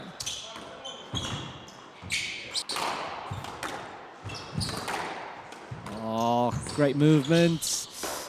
And that lob just went straight back into him.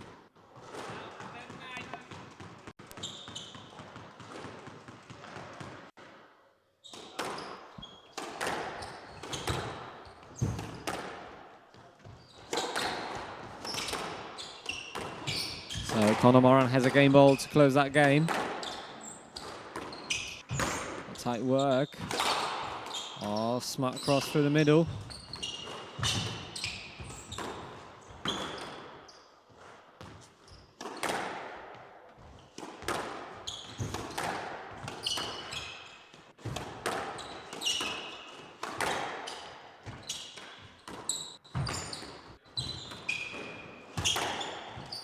Who's short? He's going to get that. Lovely rally. Again, that cross through the middle. Nearly hit his back. That was a hold and a half. Oh, that rally goes on. Another hold from Ibrahim Kabbani. And the decision is yes, let. Yeah, I think it's a decent decision.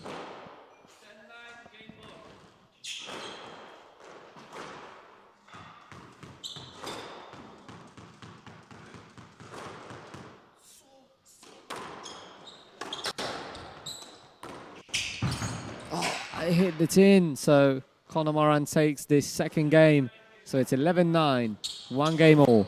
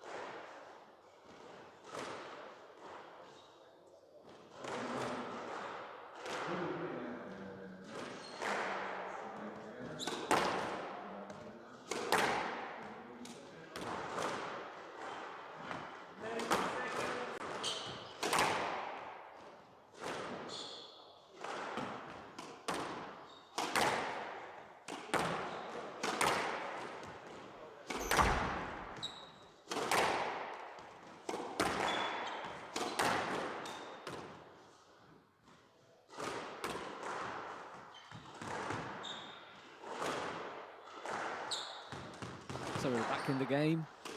1 game all. Conor Moran of Ireland to serve. Oof. Great bows, great gets. Great stuff. Oh, that drive was just not strong enough, not deep enough.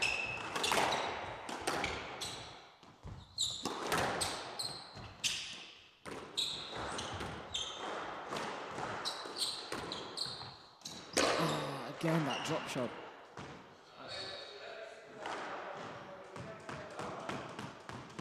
From the technical point of view, you could see that Ibrahim Kabbani had a close racket on that drop shot.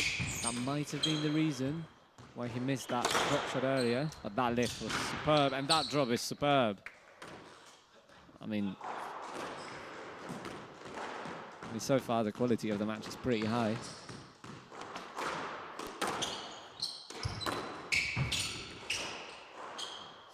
Very, very soft drop shot, this time on the backhand side.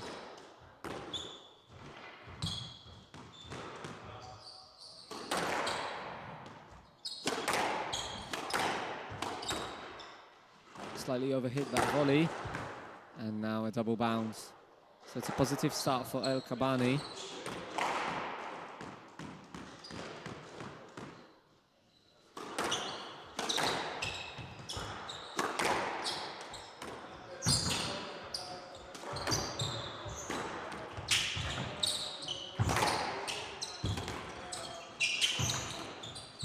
Drop shots. And now again that hold on the backhand side.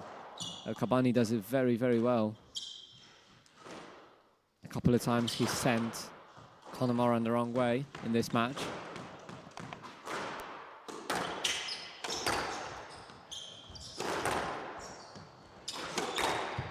But that's a kill.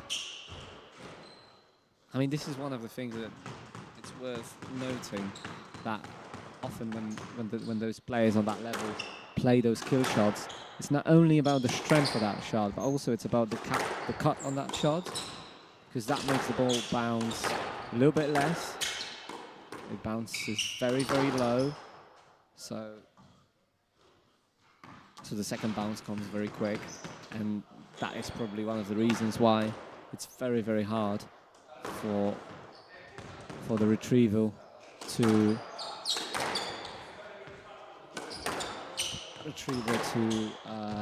get that ball. So yeah, the cap down is an important part of the kill shot.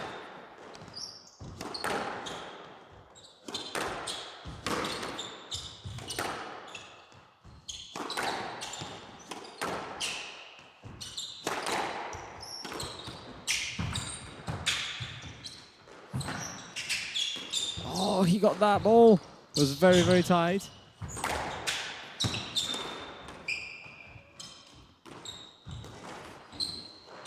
It's interesting what the ref's going to say.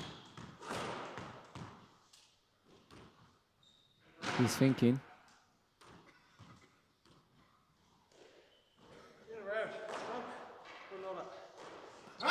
So Conor Moran was asking if it's going to need to be a stroke or a no lead.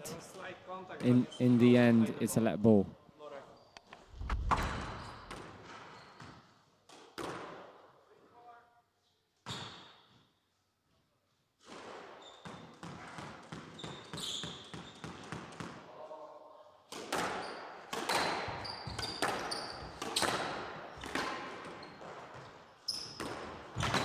Oh, that went down. But the drop shot to the nick was very, very tough to get.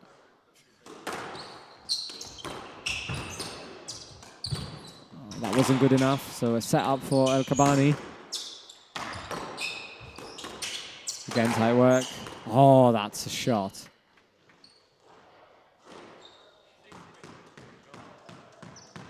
So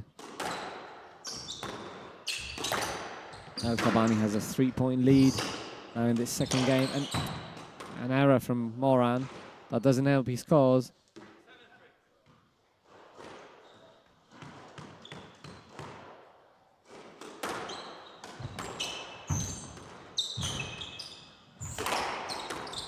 Again, that hold, but this time intercepted by Conor Moran, and in the end, quick reaction from El Kabbani wasn't quick enough to get that ball to the front wall. He just clipped it in.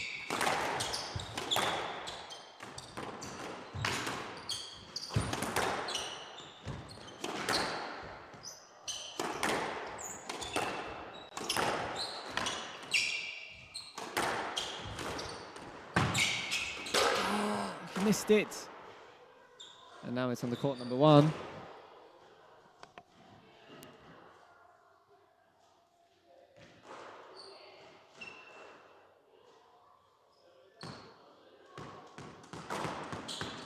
We are back. The ball is back on the court number 2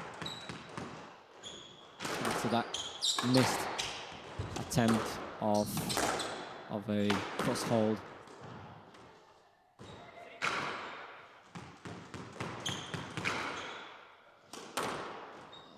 Might have been a fault. Serve out.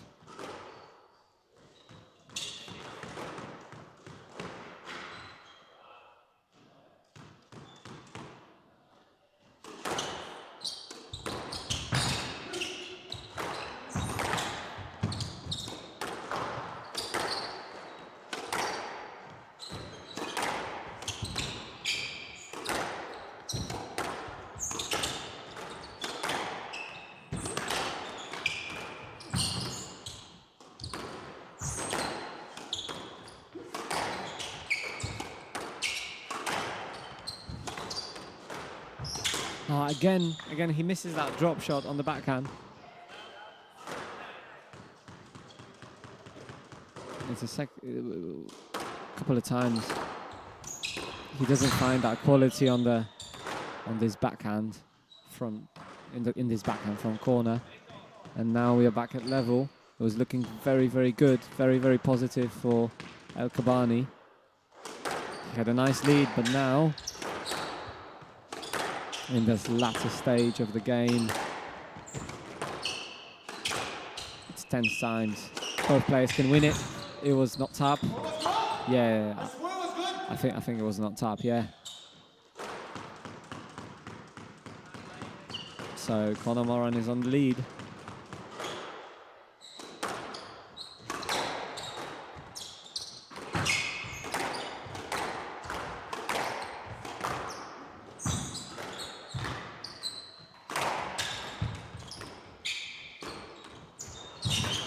Great get. Oh, and he guessed the wrong way. El Kabbani had a lot of time and he chose the correct shot. So it's 9-0.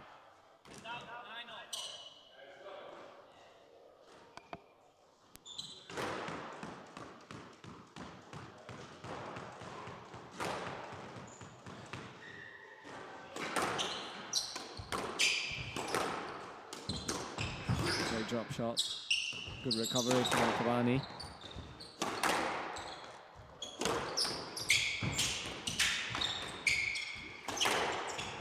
That's tight.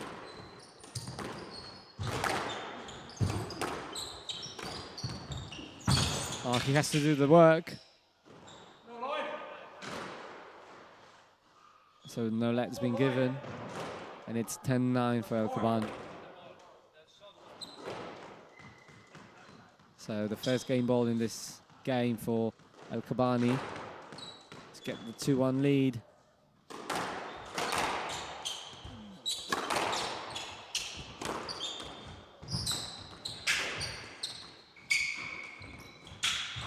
He went around him, and now he didn't. And it's stroke to Conor Moran now, so it's 10-0. Hope nothing happened to his back.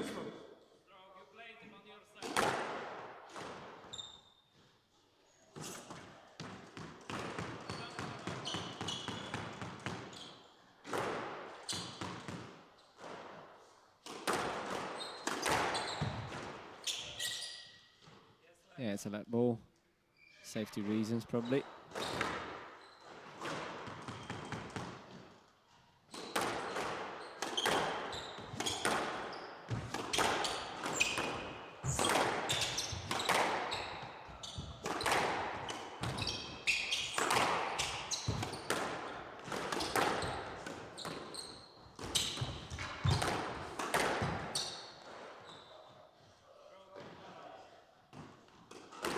A loose shot to the middle.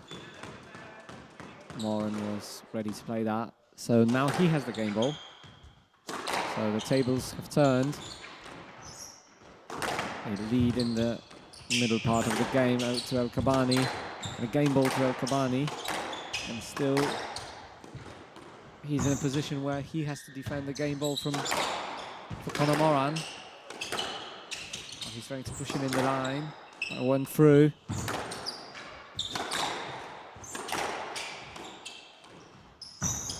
Oh, clever flick.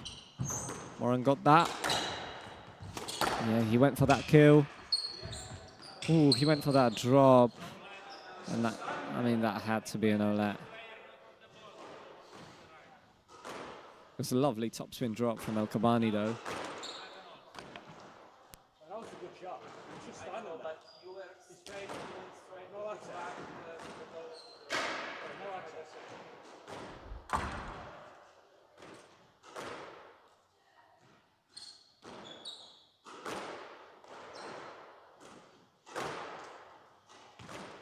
So we are back at level, 11-0.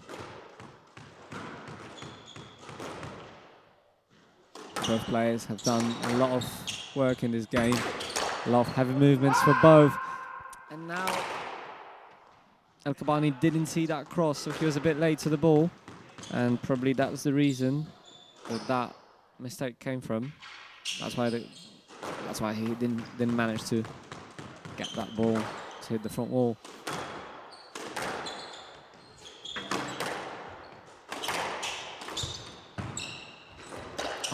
He hit the tin. So Conor Moran takes the third game, 13-11. We're approaching a 2-minute break.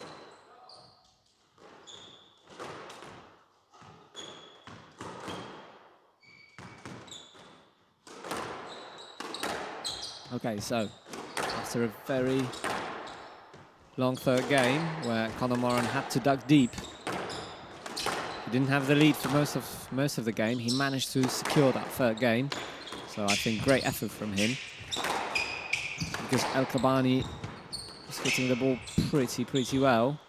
Was making him work very hard, but he managed to stay on top of that game. So great effort from the Irishman.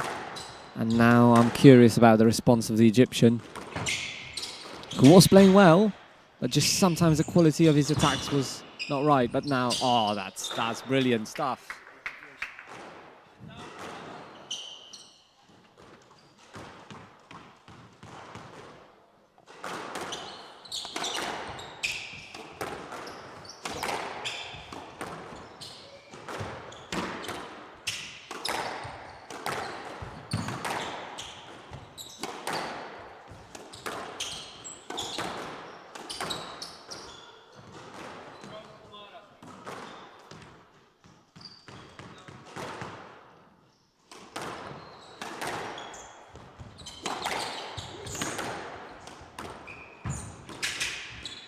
Nice lift. He had to jump to play that because probably that would die in the back corner. Lovely length now from El Kabbani. Interesting choice of shot from Conor Moran. That defensive reverse boast. Oh, and now a lovely drop that was. Ah, and now he missed it. Yeah, he's telling himself that the lift would have been a better option.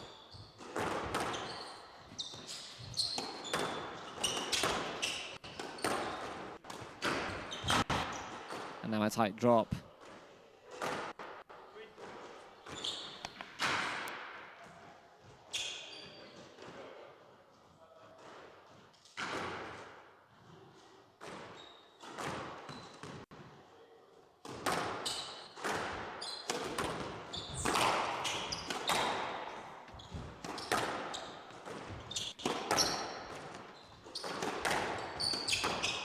Yeah, loose shot from Moran.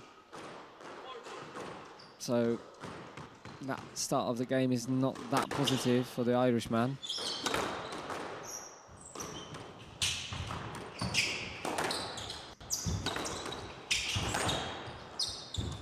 Both players working pretty hard. But now Moran is on the run more. Yes, that's a drive.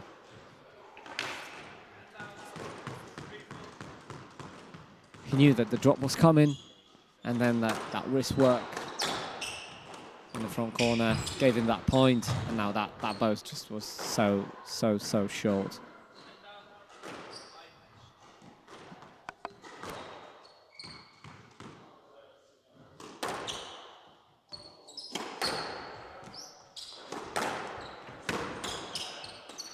Oh, and he missed it. It was a perfect angle for that drop shot.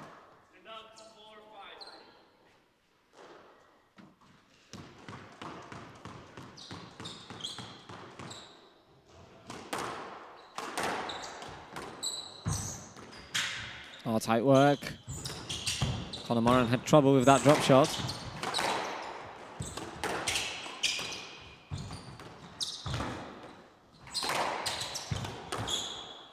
Oh, heavy movements from El Kabbani. I'm not sure if he should have stopped that. I think it was a nice opportunity to put more pressure.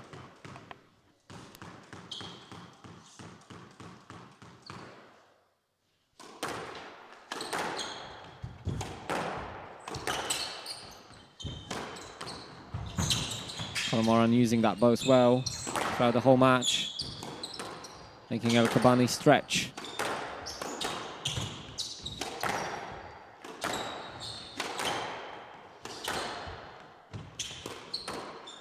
Oh, that was clever.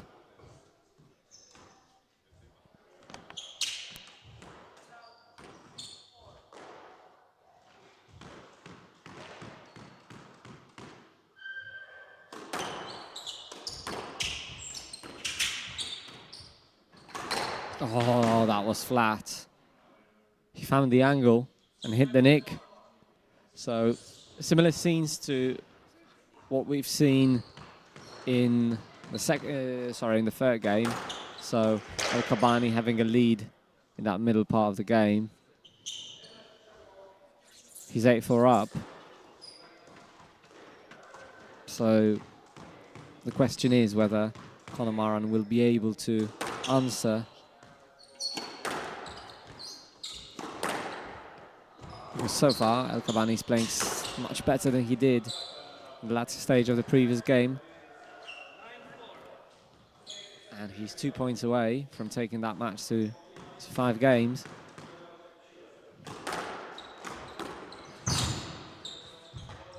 Soft work from both. Good hold. Bit of banter between players, but Conor Moran is not having that. He's focused. He knows that he has to do a lot of work to come back. Already came back 2 points.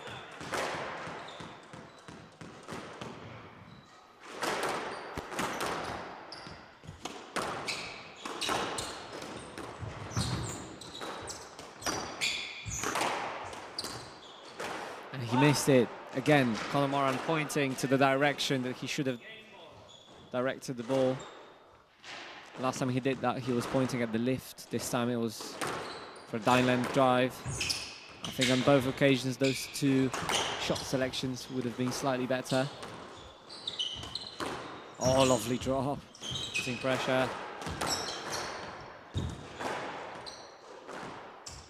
Oh, Conor Moran is doing much more work, and that ball stayed in. And we are going to the 5th game now.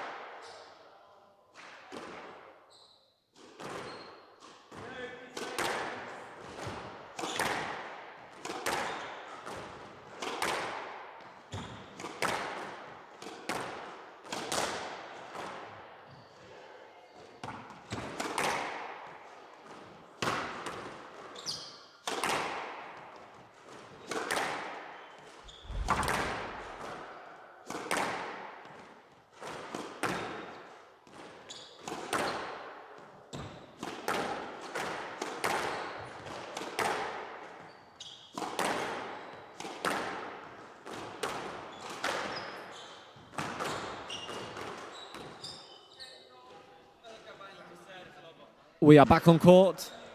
It's the third 5-setter of this year's PSA Poznań Open Challenger Tour 9K.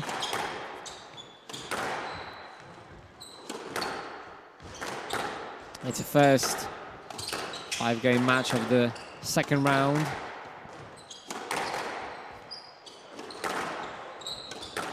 Previous matches required less games to be decided. But those two players, I mean, both of them present very, very high quality. But just sometimes there are patches where Kabbani is superb, and there are patches where Moran is superb. And that results in the game being at levels. Oh, that's a great get. Come on. Yeah, got that. Oh, that's a good hold again. Moran is working hard. Oh, that's soft and tight.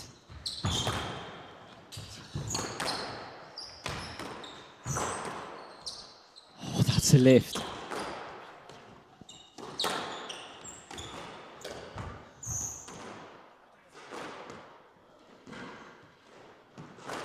So, the first rally goes, first point goes to Kabbani.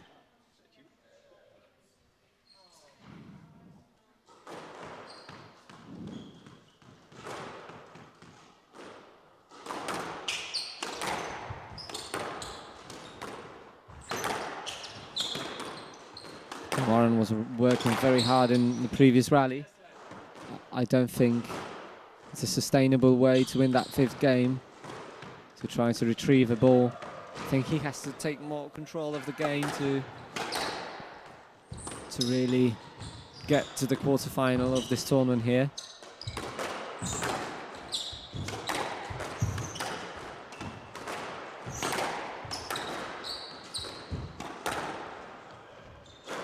Oh, he missed it.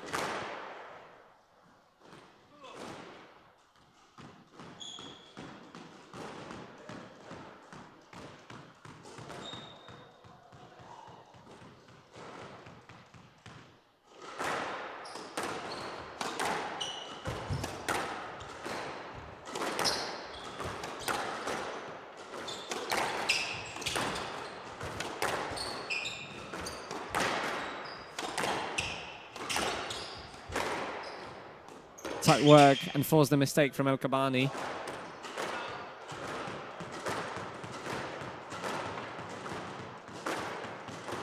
So we see that both players in that 5th game, they have a very proactive approach. They want to attack the ball. And this time Kabbani didn't manage to attack it the right way. So he clipped it in. Nice shot.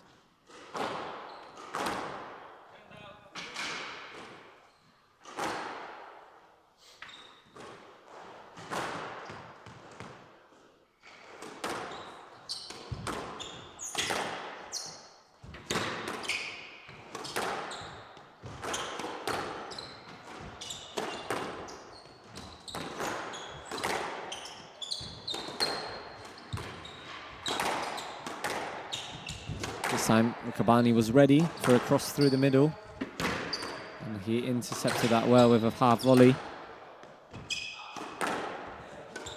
Because a couple of times in previous games it was working very well for Moran to play that cross of the backhand side through the middle to surprise Kabbani. Oh, that nearly went to the nick as intended. Oh, that's a cross drop. It requires a lot of skill to be able to take the pace off the ball and play it so soft to the front. Another mistake from Kabbani. He's looking a bit stressed out. He knows that he cannot afford any more mistakes if he wants to go to the quarterfinal of this tournament. He knows that there is a lot at the stakes. Oh, Again, soft, but Conor Moran's defensive work is impressive. And now he has a chance to attack.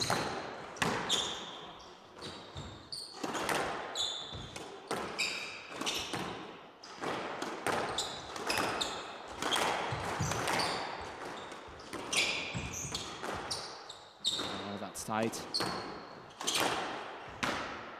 I'm loving the quality of this match. Another error from El Kabbani. He looks a bit frustrated now with himself. He knows that he's doing the right work. He's doing the right things, but just those last shots clipped it in.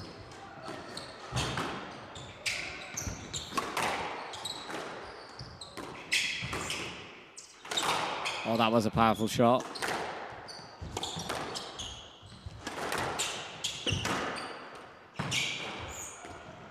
I mean, El Kabbani is making Conor Moran work so much with those soft drops to the front. Now, Conor Moran wants to...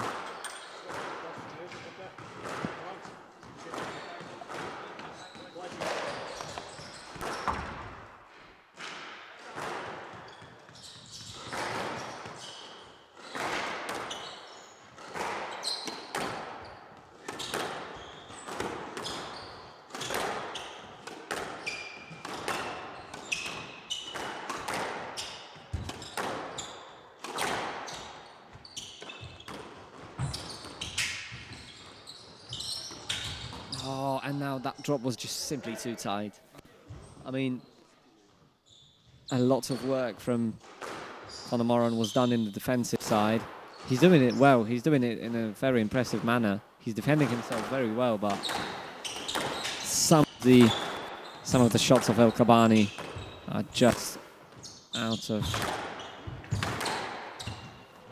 the textbook, really, on how to attack and score points. I don't know if that would exist, but if it did, it would include some of the shots of El Kabbani.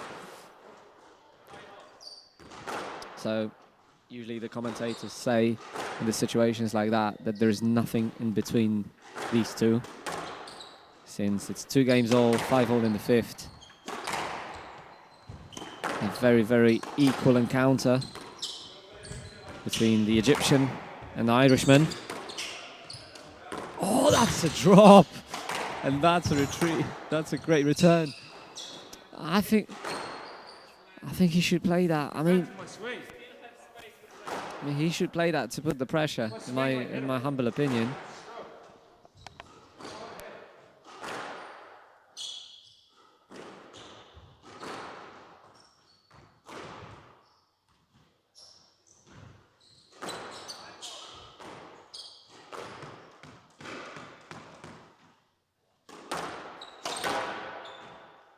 I mean, I don't know if it was the right call to try to play the cross coordinate of that ball.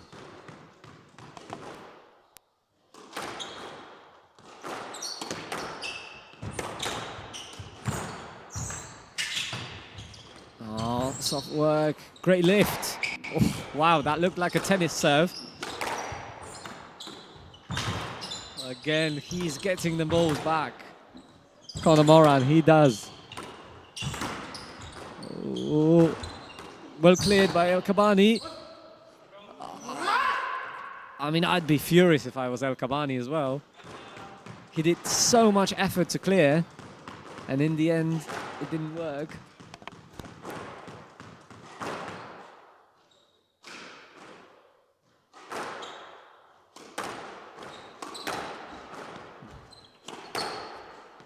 So again, nothing in between those two, is it?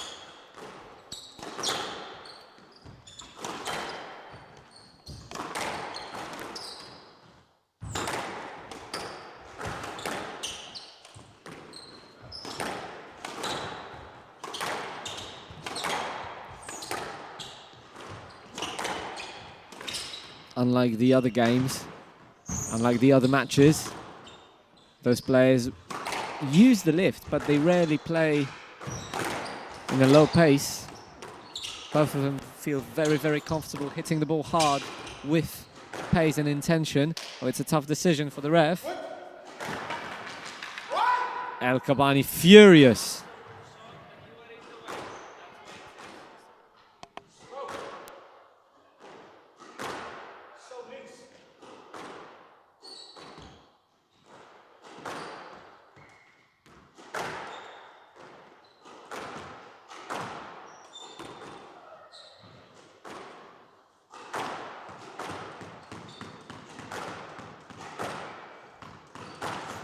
Here we were discussing that decision, and as many people, as many decisions, it was a very, very tough call. I definitely wouldn't want to be the ref of this match. Players behave well, but some of the decisions are very, very tough to make. And now a great counter from Moran. He's just 4 points away of the quarterfinal, but it's not just 4 points, is it? It's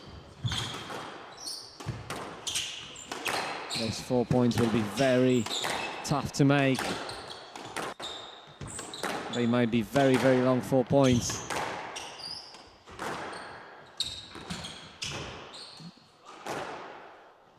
That's a no let. What's the difference? What's the difference?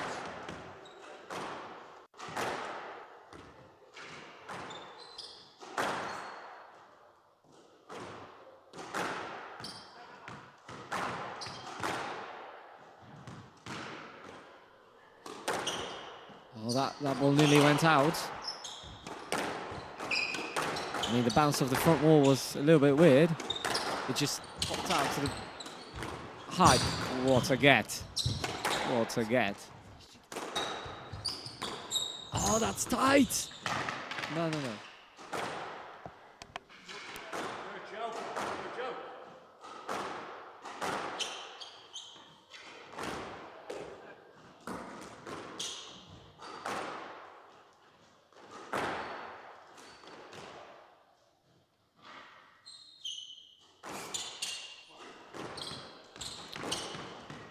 So now, as I was saying, Moran is still 4 points away from winning, but now Kabbani is just 3 points away from winning. But we see that to score those 3 points, those players have to work really, really hard.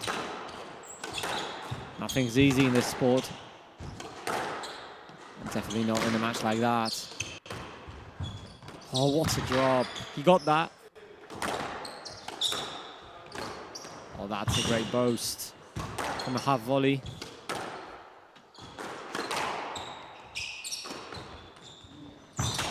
Kabbani a bit surprised with that boast. He's still in the rally. What? You should play the ball!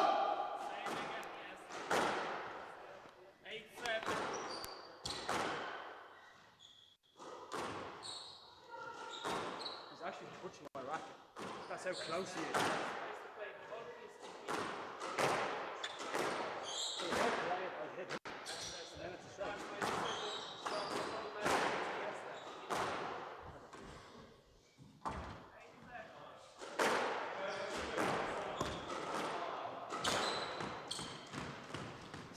So, still 8-7.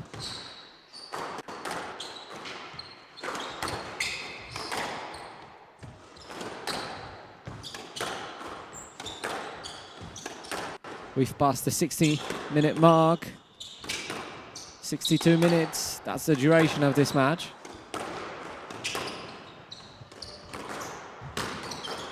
And that had to be a stroke.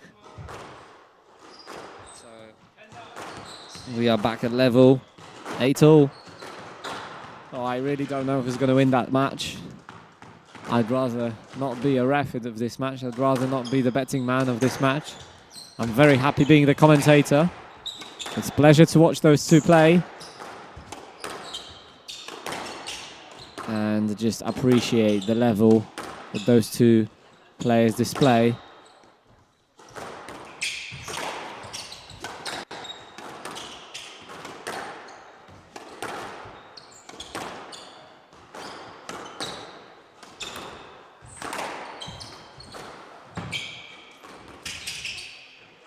And that had to be a stroke. El Kabbani didn't manage to clear, and that ball popped out of the nick. This is the risk that you are you are accepting when you play that ball. When you play that ball to the nick, you have to be aware of the fact that it might pop out.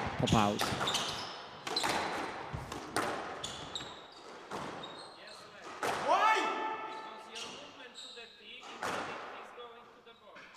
Serving defeat is not stopping him at that.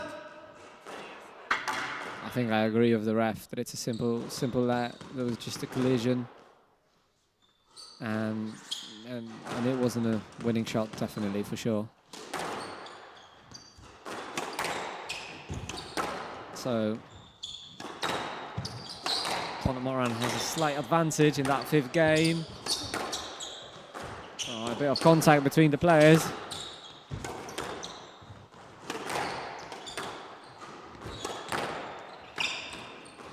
Drop, a great counter, and a bit of a contact. Kabbani is furious.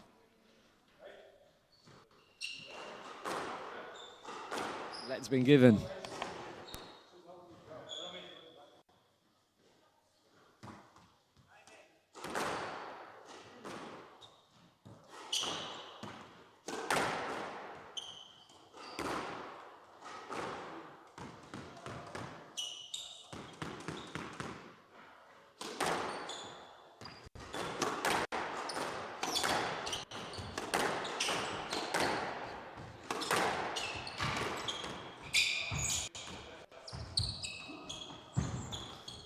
Lovely work in the front corners. Oh, that's a powerful cross, but Moran, he's going to get that. Ooh, he has to run around him. Oh, that's so soft again. You're going to get that. Come on. Ah, that was just too good.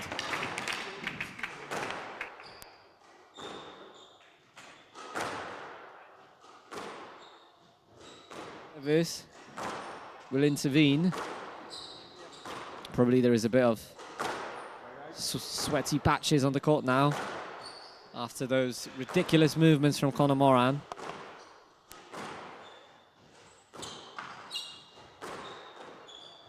The manager of the club helping out the players. He's always there watching and happy to help.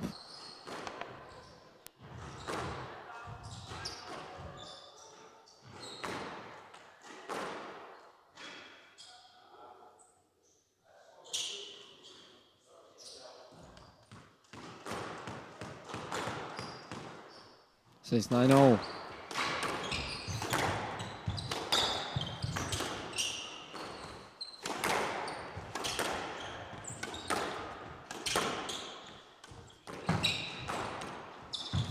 Oh, that's a shame. So now El Kabbani has a match ball. Well, that's a brutal match. I mean, both players display a very, very high level. And I think both of them deserve to win that match. Only one can do so.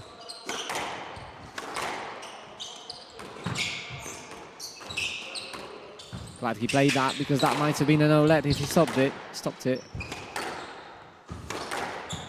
Powerful cross, and the stroke has been given.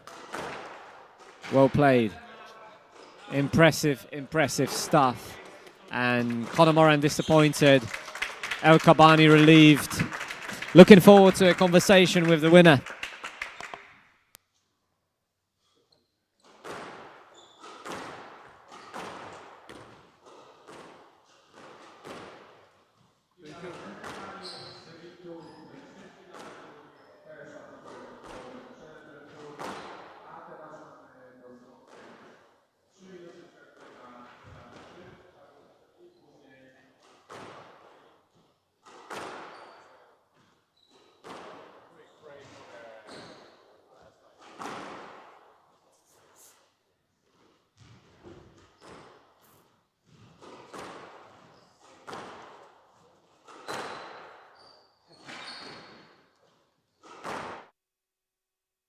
Welcome back to the post-match studio. Here with me is Ibrahim El Kabbani, who just won a thriller. 5 games, 11-9 in the 5th. I mean, what an equal match. I mean, both of you played ridiculously well.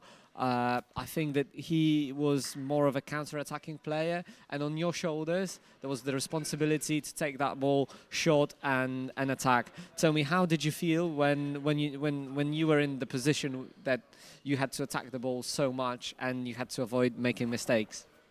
Yeah, 100%. As you just mentioned, Connor is a really counter attack player. He plays in the front so much, especially on the backhand in the front. I really had to contain his counter front game with more of lobbing in the front in the forehand corner. So I really had to contain. Yeah, as I told you, the pressure he put on me in the front corners. He plays so tight in the front, and the courts especially help him so much and help his game so much. And yeah, I'm just so glad today it was all about the fight and all about who's gonna fight more, who's more hungry to win. And I'm just happy I got the win in 5, and it's the first time I play him, and he's a really good player. He's a really good opponent. And yeah, I'm just happy. Yeah, I'm happy. I'm just happy I'm through today. So could you elaborate, because you said that this court conditions suited Connor well. Could you elaborate on that? Yeah, this court, the ball glues so much in the wall, next to the wall. I mean, if you just play a soft drop shots or a soft drives, the ball just glues into the wall so much. You just have to dig really. You just have to dig hard next to the wall so you can play the ball.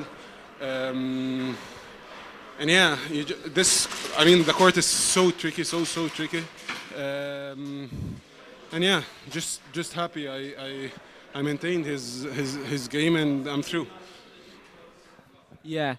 So last question I have is that obviously you played a lengthy match, but there was a lot of attacking. There was a lot of balls to the front. So now my question would be: would you say that this is more difficult to play a 60-minute match where there is so much going front and back than playing an 80-minute or 90-minute long match where the ball stays more in the back? Yeah, 100%, because the 60 minutes I played today, it was all just trying to maintain his game, trying to get the ball out of his hands, because he just uses the front court so well, and then he volleys the next ball, either a play a cross court or a drive. He just volleys the next ball. He goes in the front before. So yeah, this court. I mean, you just have to play like more of soft balls. Either you're gonna use the front court, or especially in the back, you just have to hit the serve line, and the ball is gonna just be in a good condition at the back. If you just want to play the ball hard and you just want to play in a fast pace, as I was playing today, the ball is gonna end up in the middle of the court, and the other opponent is gonna just take advantage of this ball. So yeah, he played. I believe he played so much better than me, but it was all about the fight in the 5th game. I think you're right. I think that was a beautiful and masterful display of squash. And Ibrahim, I must congratulate you, because that was just pleasure to watch. And I wish you good luck in the next round. And I hope you recover and you present as high or even higher level tomorrow. Cheers.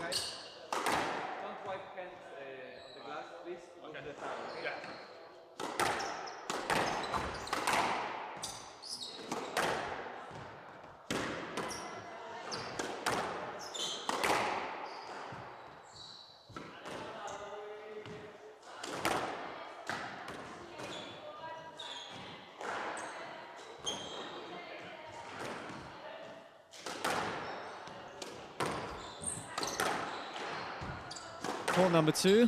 The break between matches was pretty short. It only lasted as long as was needed to clean the glass and the sidewalls. And we are back. An all English battle. Bailey, Malik and Ben Smith.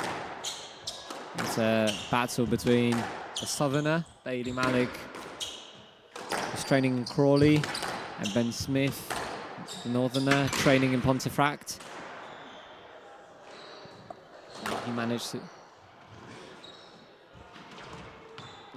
to play a dying length.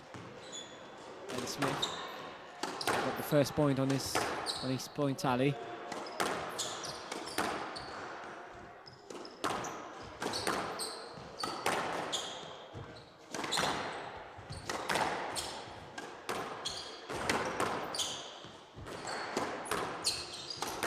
That's a shot.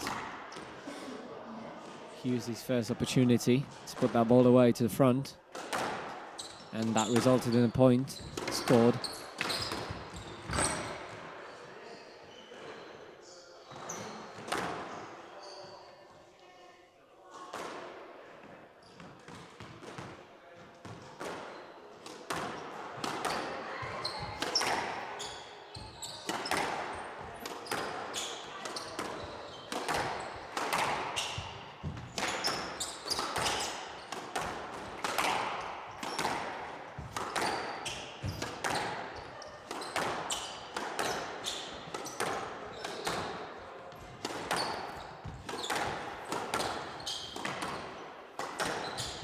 Oh, so far the pace is ridiculous.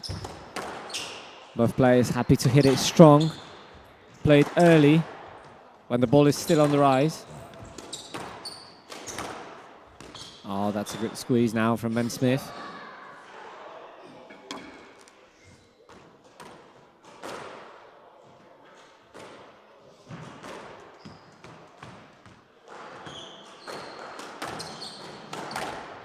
Bailey Malik yesterday played against Jan Samborski, a Polish international, 20-year-old.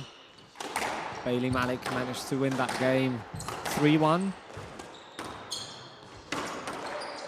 Very positive first game in the last one. But the second and third game were very, very equal between those two players. So Bailey must be glad that he went away from that match only losing one game. Seems fresh to battle against Ben Smith. Ben Smith, obviously a seeded player. He had a bye yesterday. He managed to watch most of the matches. He stayed here in the club for most of the day and studied his opponents and potential opponents. And now a nice ball from Bailey, tight to the sidewall.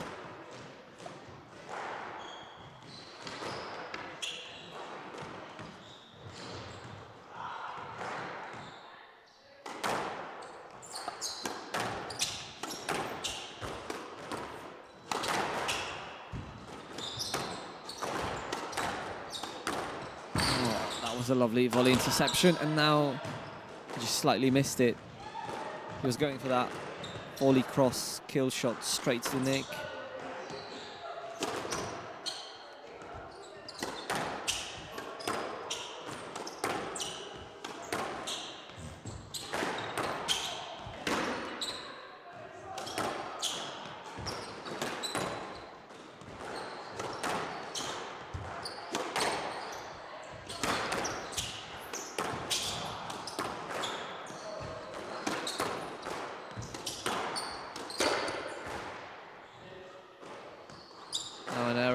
Ben Smith from the volley on the backhand side, which is one of his strengths.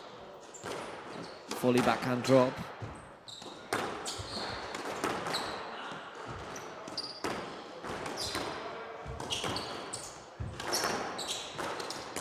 Oh, and now an error from Bailey. I think it wasn't the right time to go short. He was behind his opponent and didn't have too much time on the ball either.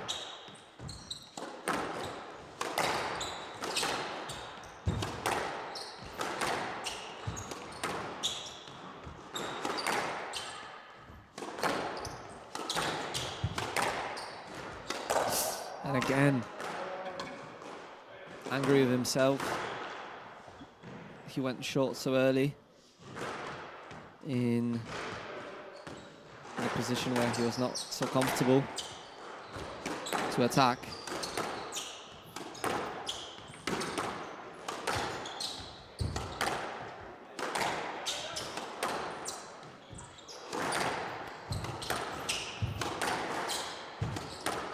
So far, I think that more time Ben Smith manages to spend on the middle.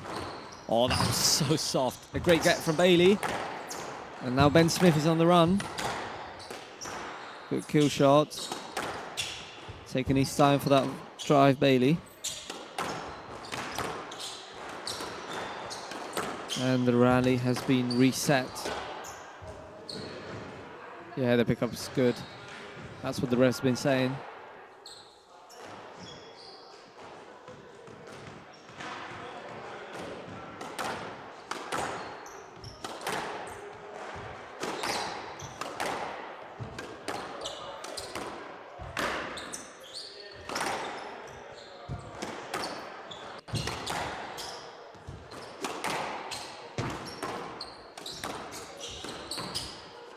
Oh, tight ball from Bailey now.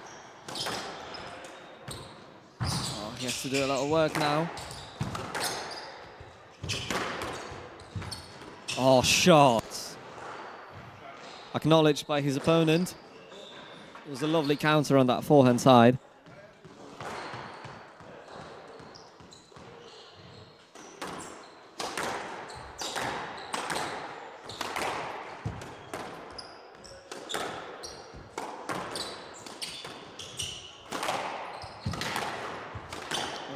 Wow, that was so low. Bailey was very quickly on that ball, but it just bounced second time right before he got to that ball.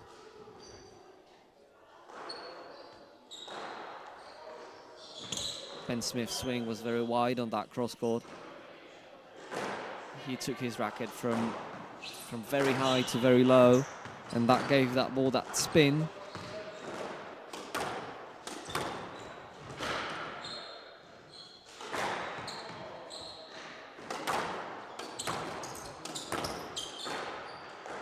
Now 2 points came quickly for Bailey. He's back on top of the score sheet. And Smith is raising his hand. I'm not sure what's the reason for it. I think it might be about the serve.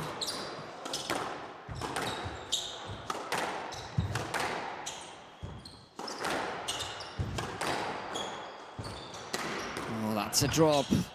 Well done.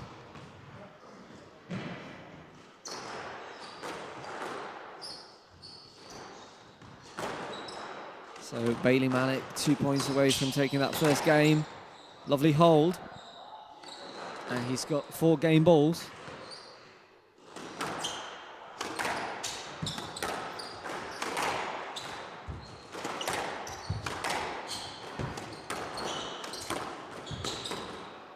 Oh, just went out.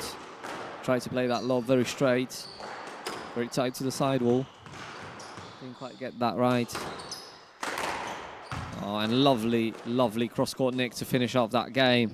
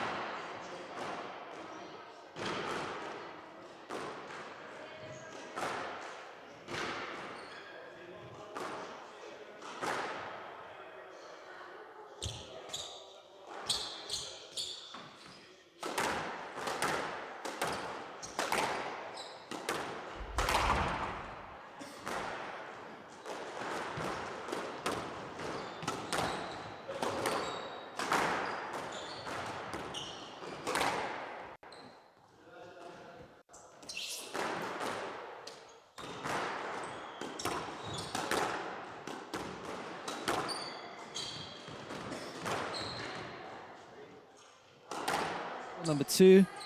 Bailey Malik serving. Pretty good start from the younger Englishman. Bailey Malik is 20-year-old. And Ben Smith, a 23-year-old player.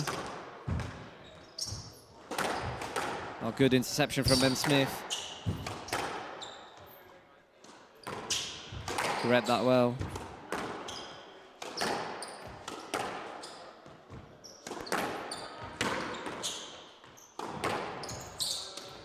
Oh, just missed it. Wanted to play it very, very soft and low. And got a little bit overexcited. No.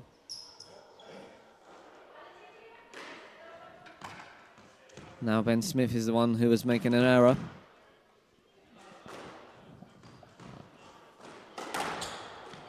So 3 points in that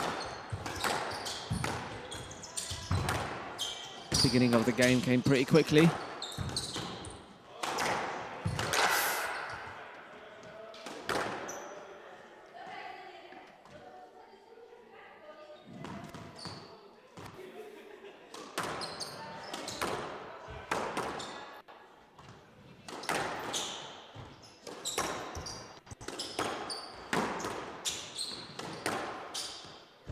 Tight, steady work on the backhand side. Lovely kill.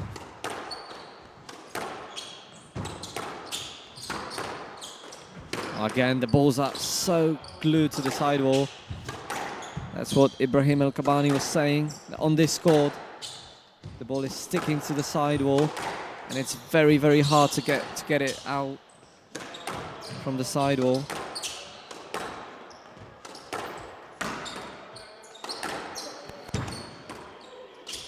Oh, shot. Oh, cross through the middle.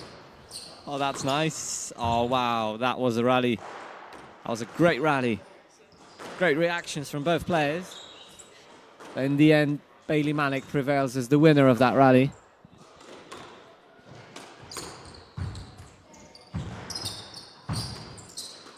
Oh, wow. He used his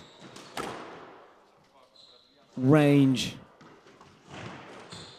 in a very confident manner. An effective manner as well.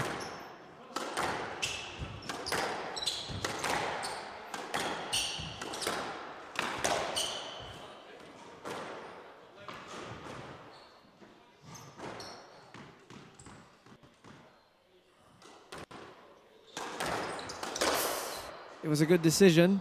He got that ball very early, but just clipped the top of the tin.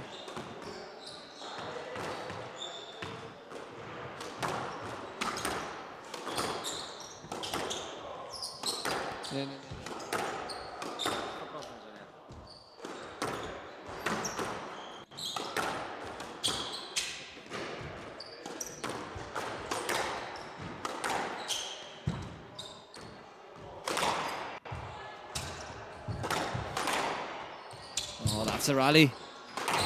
That was a powerful cross.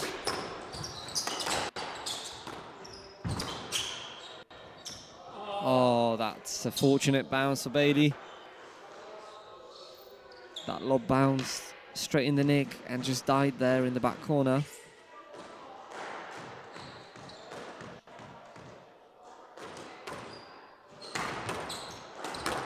Wow. Cheeky.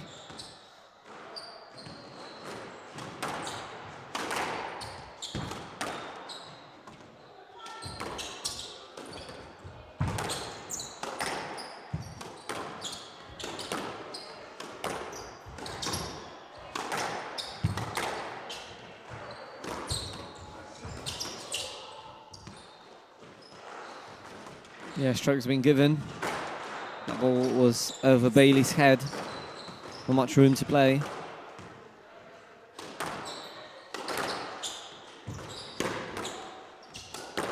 Oh, lovely, lovely. Played it very, very early.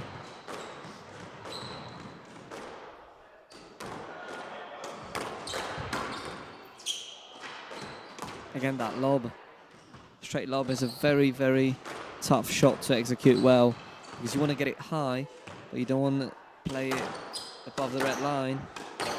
A safer shot is a cross lob.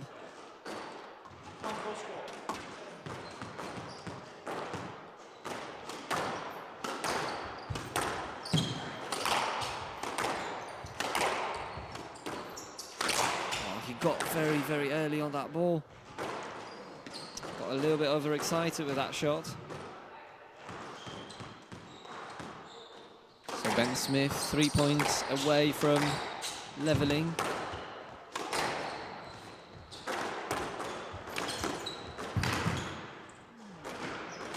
I think it was a good pickup. And stretching him. Oh, lovely length.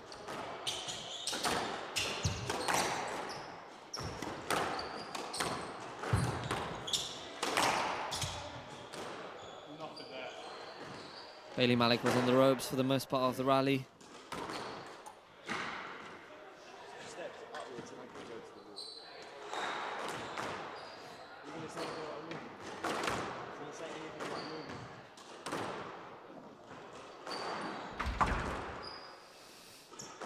Bailey Malik not really complaining about the decision, just expected a reaction from the ref about his opponent's movement. That was his main complaint, I think.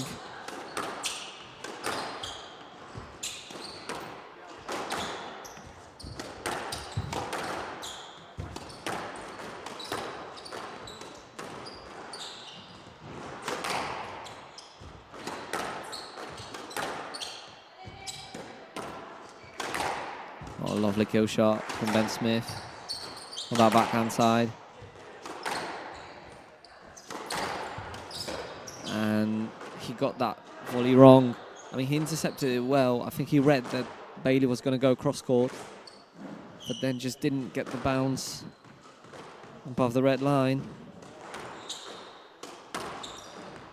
Still 2-point cushion for Smith.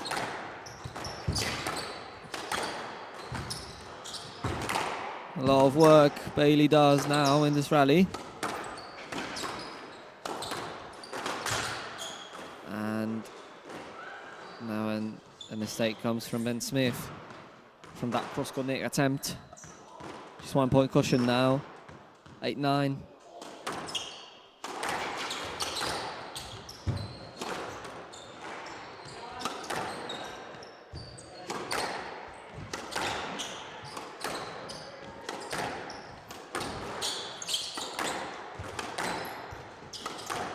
Again, it's another match where the pace is very, very high.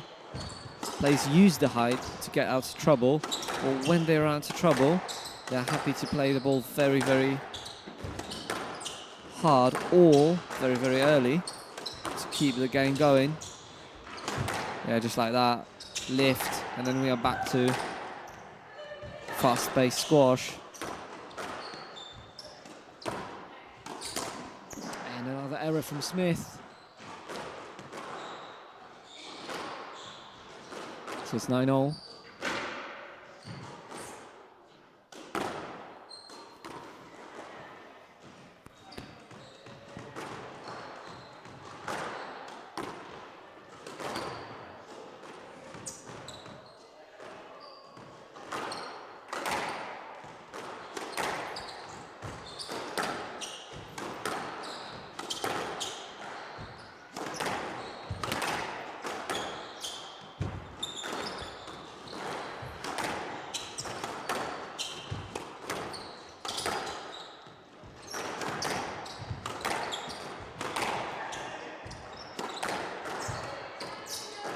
Good lift from Ben Smith.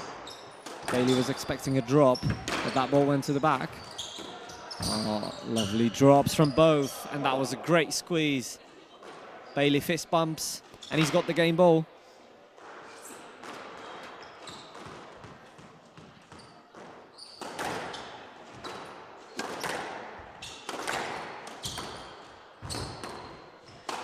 Good clearance.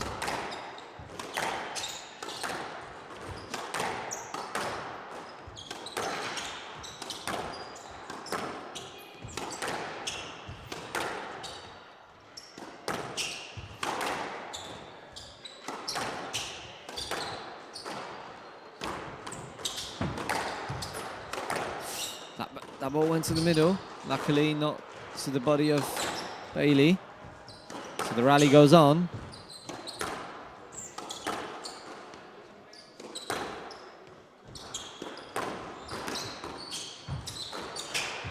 Oh, and Bailey Malik takes the second game, 11-9.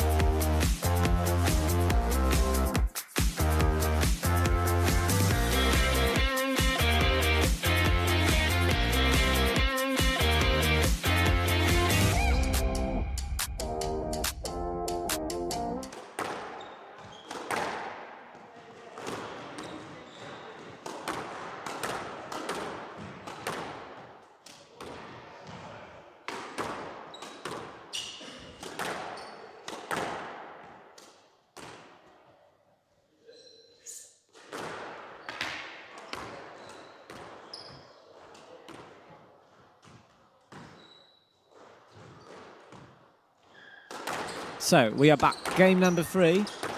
Bailey Malik kick-started that game. He did well to win both of them because they were very, very equal games, those two. He managed to convert them for his own sake. So he leads 2 games to love Bailey Malik. Interesting to see what Ben Smith will do to change the course of this match. He's been playing pretty well, but there were a couple of mistakes there in that latter stage of that game that made life slightly easier for Bailey. So, oh, that's a great hold. Ben Smith tried to guess, but he gets the wrong shot. He was expecting a drop shot or a drive.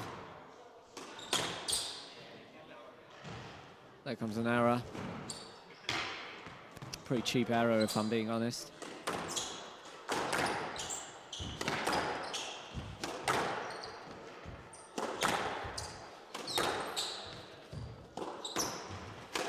Oh, again, those kill shots of Ben Smith are pretty deadly. And although Bailey Malik managed to play that before the second bounce, he was just in too much of a rush to get that ball high and soft. And he overhit that. Straight lob. And now, he quickly got that point for himself of the return.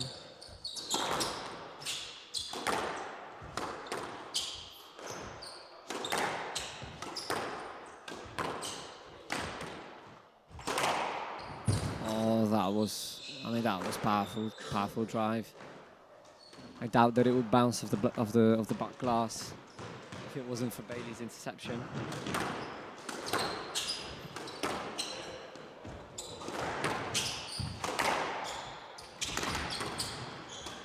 Great recovery from Bailey. Pressure from Smith.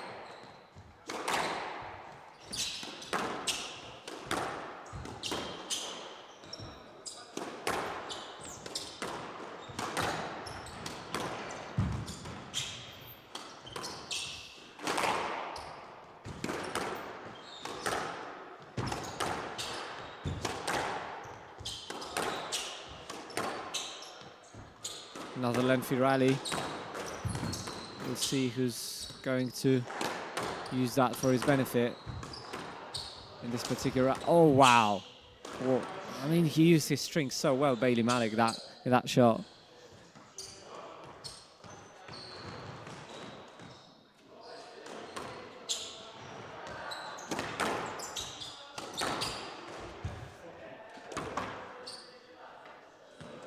It seems like those changes of direction hurting Ben Smith.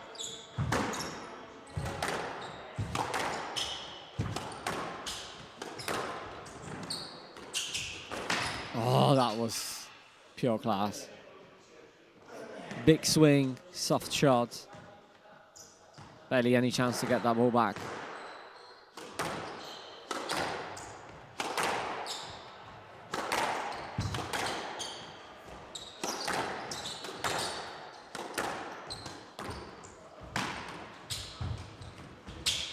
Oh, there was a bit of contact.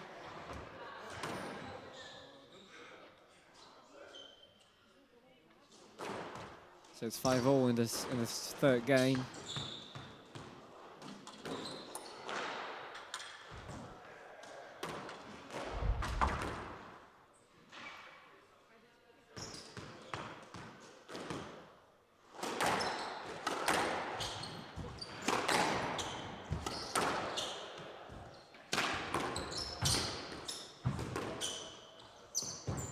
Great lift, and tight ball. It was a nice exchange. Great get again. I think it was good. He's got that again. Oh, is he gonna get that? He didn't manage to get that. I mean, great movements from Bailey and great quality shots from Ben Smith. They play off of each other. And I think crowds loving what they are seeing. Now a bit of a cheap error.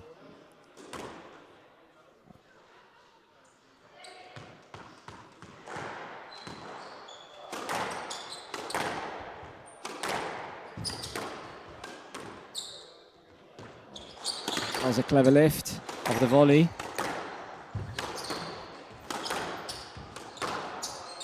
Oh, that's a shot. Very, very soft. Straight into the nick.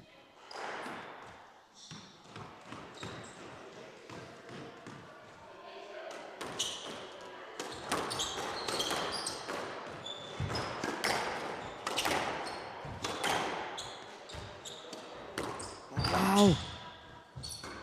Lovely drops. You got that, Ben Smith. You got that as well.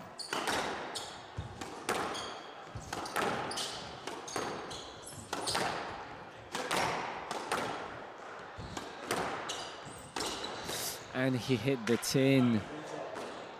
Annoyed with himself.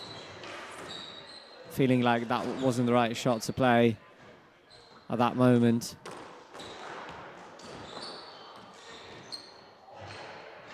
So Ben Smith 8-6 up in that third game.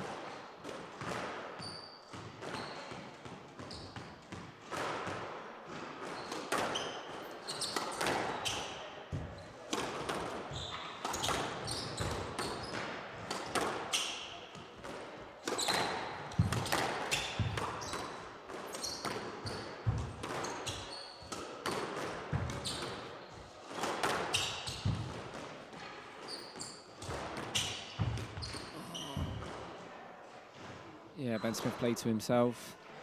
Doesn't complain about the decision. He knows that there was no other way, no other option.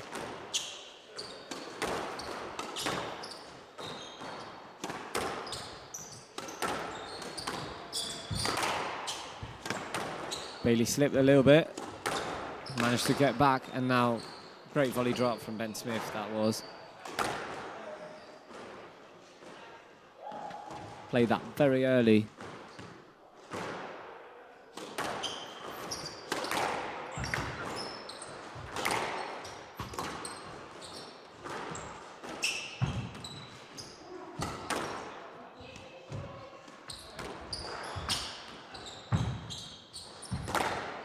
And Bailey has shown the cross, played the drive, and sent Ben Smith the wrong way.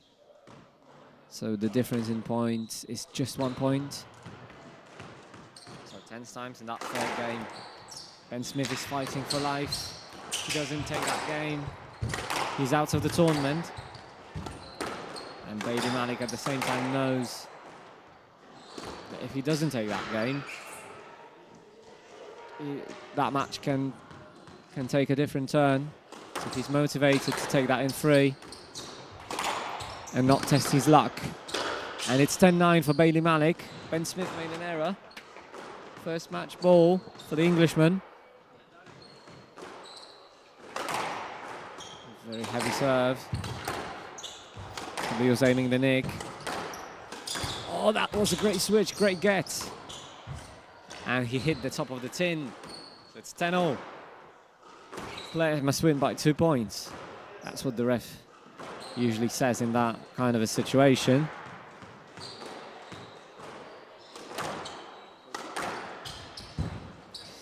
Oh, lovely cross. There's a fist bump. There comes a second attempt to finish that match. Oh, wow, that kill was powerful. Bailey's quick.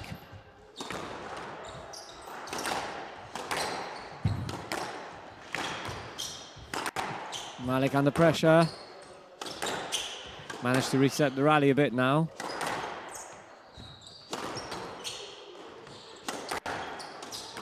And there comes the volley drop. Oh wow, he used the wrist well, Ben Smith. Oh, and it went to the nick. Wow, wow. I mean, it had to be perfect. Bailey was very early on that ball. He would have played a counter drop, which would be dangerous. And obviously, when you play a shot like that, you must know that it might as well go to the tin. But Ben Smith, without fear, played that ball. And now lovely counter drop from Bailey Malik. This is the match ball number 3. 3 times lucky, they say. And if he takes that match, then he will need a 4th match ball.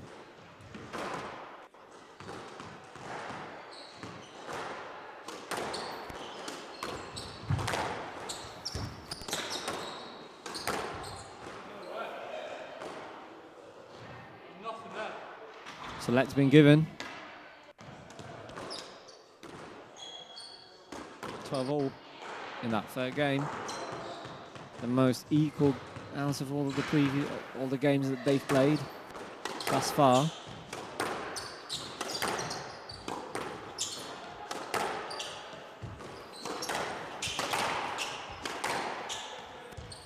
Hard hitting from both. Again, that volley drop, aiming for the nick. Didn't quite stay in the nick though. Oh, that was powerful. He was very quickly on that ball, but the quality was superb of that volley kill shot. So Ben Smith has a game ball to take that into a 4th game.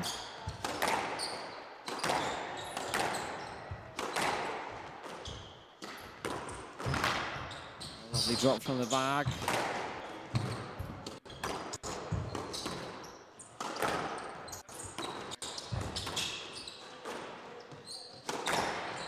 A great flick of the wrist from Smith, and he hit the tin. Bailey Malik, he's angry at himself. So there is going to be a 4th game then.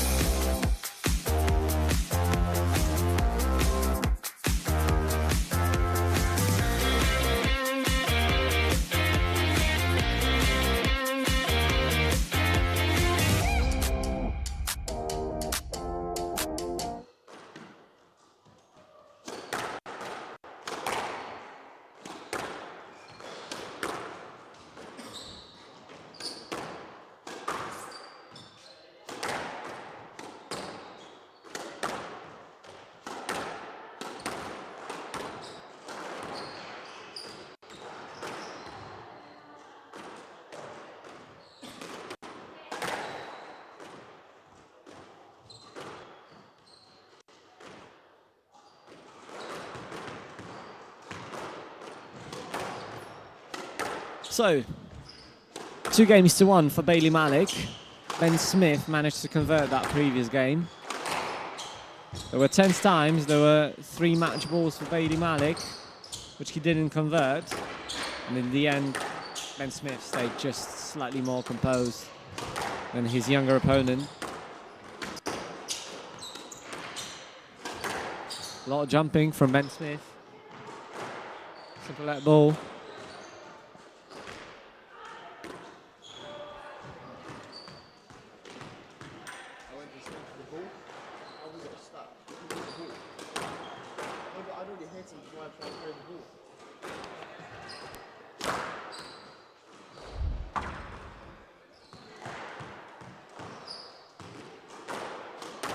So a bit of a discussion between the ref and the player.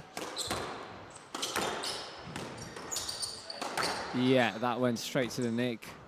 Glad that he played that and didn't go for the decision. Took his fate in his own hands. Didn't rely on the referees. Relied on pure skill.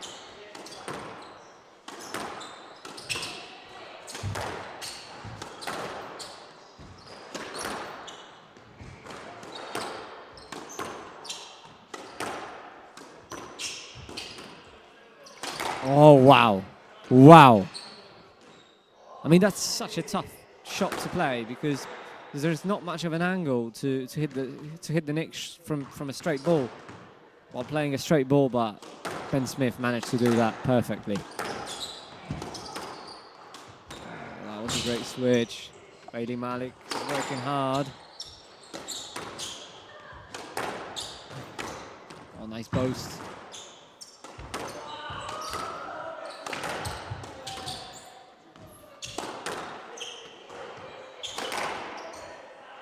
He hit the tin. He went for a risky shot. Again. Oh, wow. That's a great counter drop.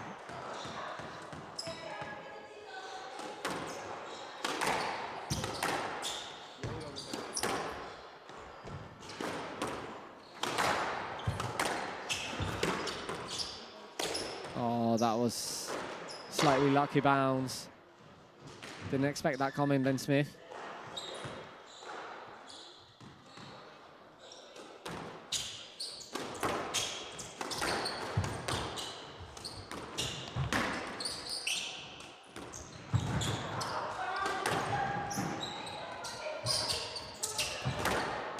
White cross, avoiding the volley of Malik.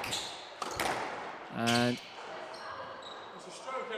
that's not an easy decision. Stroke's been given.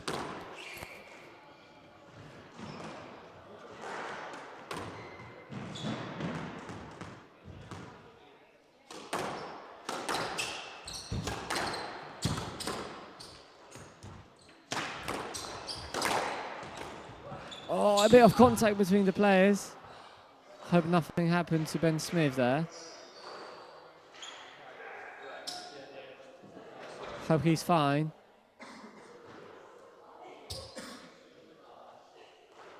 So the let's been given.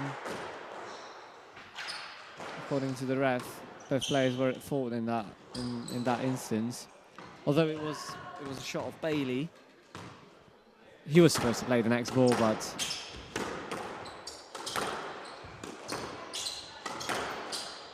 we are playing that rally again at the score of 4-2 for the younger Englishman from the south, training in Crawley. Oh, wow. Oh, he went for the cross-court nick and he slipped, but the rally goes on. Oh, wow. I think we might need court service because that's another instance where one of the players slips.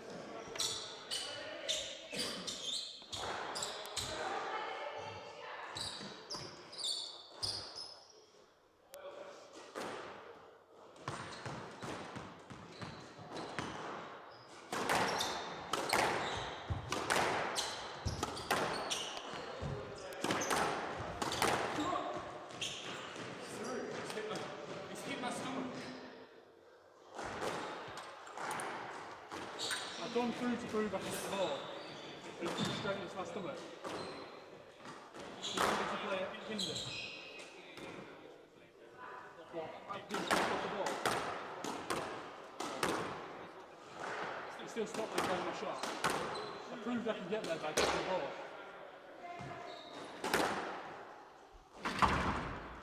Ben Smith not happy with that decision from the referees, stating that he was ready to play that, but the contact prevented him from playing. But he's got to move on, because Bailey Malik has a 2-point lead in that fourth game. Oh, Bailey wasn't ready for that kind of a bounce.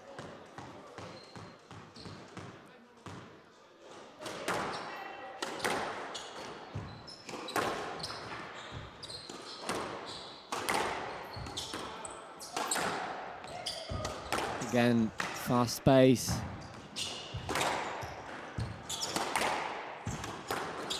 Very pacey game that is. Oh, a good volley attempt, but just hit it too low. Probably wanted a bit too much from that shot. Wanted to finish off the rally with that.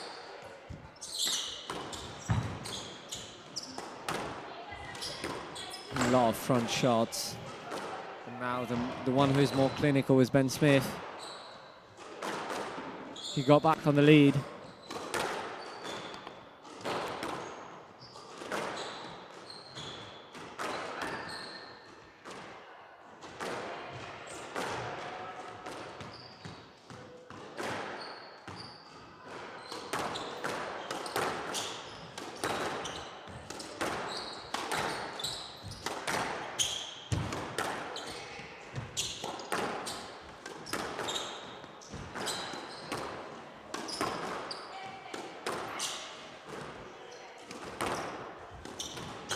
Great lob, and now cross-court nick attempt. Probably that wasn't the right choice to go for cross-court nick while jumping so high. So we are back at level. Slightly overhit. And that opportunity for Ben Smith that was to take the control over the rally.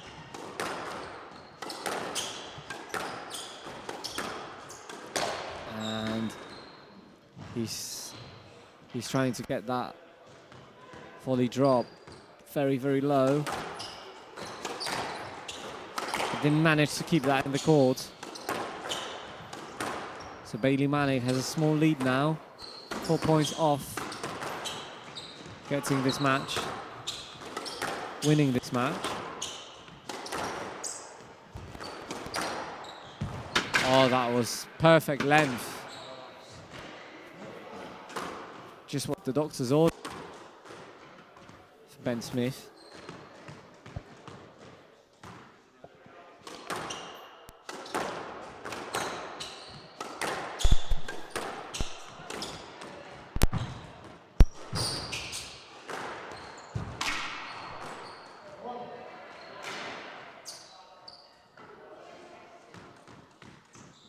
Eight, 7 up for Malik.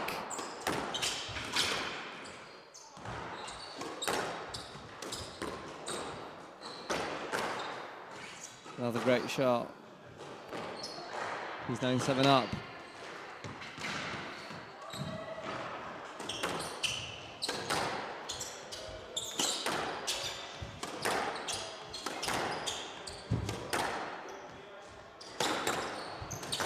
Oh, he missed it. It was a great opportunity.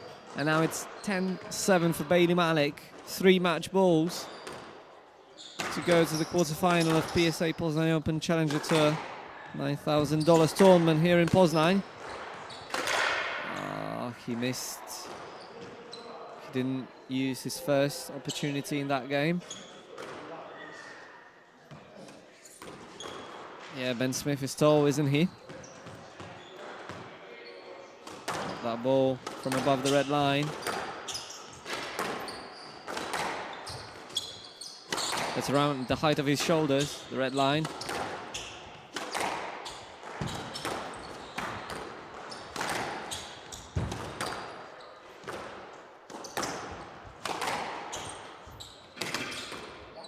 Another match ball defended. by Ben Smith. Wasted 5 match, not wasted, I mean, but 5 match balls defended by Ben Smith. Oh, wow. Pressure. And match to Bailey Malik. 11-8 in the 4th game. Great display of pace, skill, both to the front and back of the court. I invite you for an interview with the winner.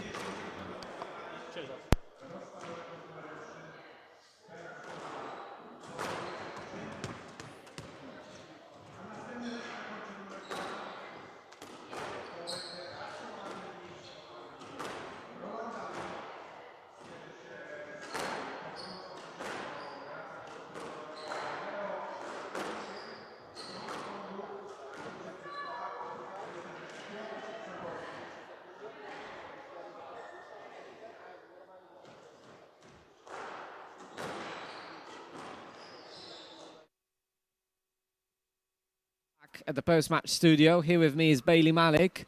You managed to win that match. I mean, it was very tough. You've had 5 match balls that you didn't convert. You've converted the 6th one. Tell me, it was a very pacey match. There was a lot of going to the front. What was going through your head when those rallies were going up and down? He was taking control. You were taking control. It was it was pretty high quality squash. What that was. Yeah, it was a bit patchy. I started hacking a little bit into the middle of the court where she started picking me off. So once I started to find my length, I found myself in a good position. Yeah. Yeah, tell me, because, I mean, you both attacked pretty well to the front, and you had to defend yourself pretty well as well. Tell me, were you using the counter drop for your benefit as an attacking shot after an attacking shot of your opponent, or was that something that you just felt like you had to play the counter drop because there was no room for the lift? Sometimes, sorry, I had to chuck that quick drop in just to get him working that a little bit more, to open up the court, and then I can get on that next ball and attack it. Lastly, when you get a player as tall as Ben obviously is, you need to avoid that volley. And when playing to the back, I was just wondering, when you were there at the back and tried to avoid his volley, were you looking more for a low driver across, or were you looking to lift that ball, hold? So what was your plan to avoid that volley of Ben? I did try and use the height, but sometimes I try to hit a little bit too hard. He just picked me off around that middle area. But once I used the height, I was in a better position than I was before. Okay, so last question is about the recovery, because you've got to make yourself ready for the quarterfinal tomorrow. What kind of recovery activities are you going to do to get yourself ready for the quarterfinal tomorrow? I'll probably just stretch down, get on the bike a bit, get some good quality food in, and then get a good kip tonight, and I should be good. So I'm looking forward to the next round. Bailey, thank you. That was a great match. I'm so happy for you to win that one, and best of luck in the quarterfinal. Cheers for that.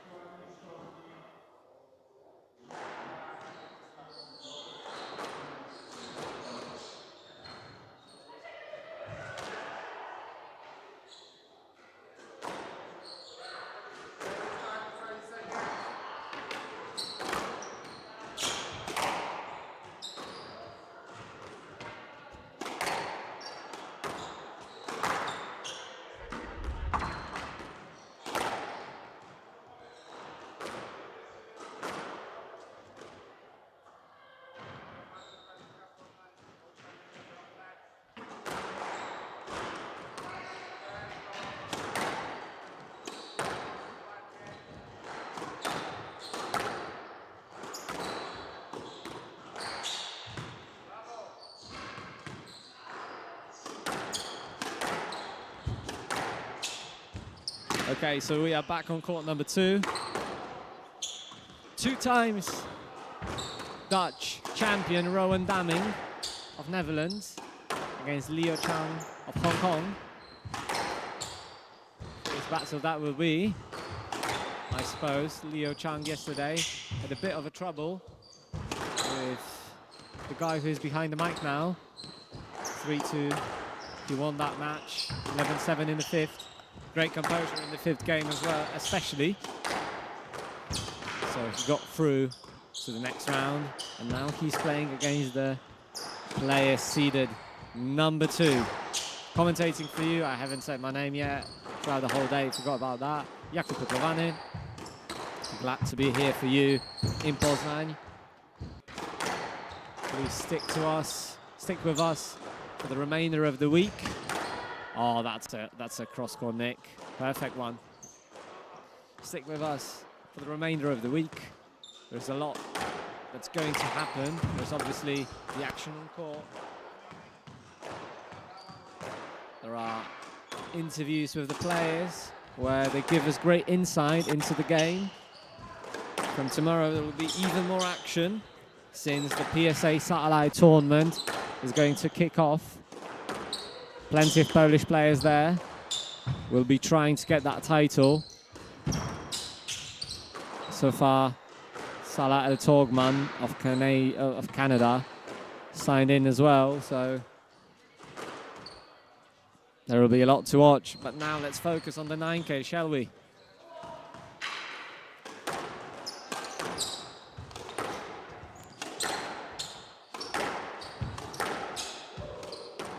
Two points for Rowan Damming came out of the strokes.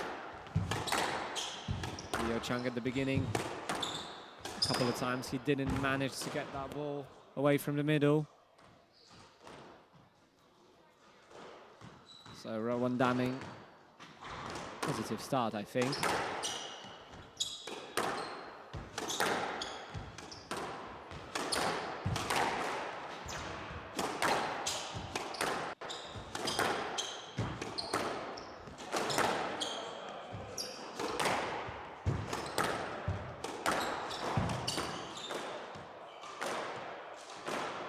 It's been given.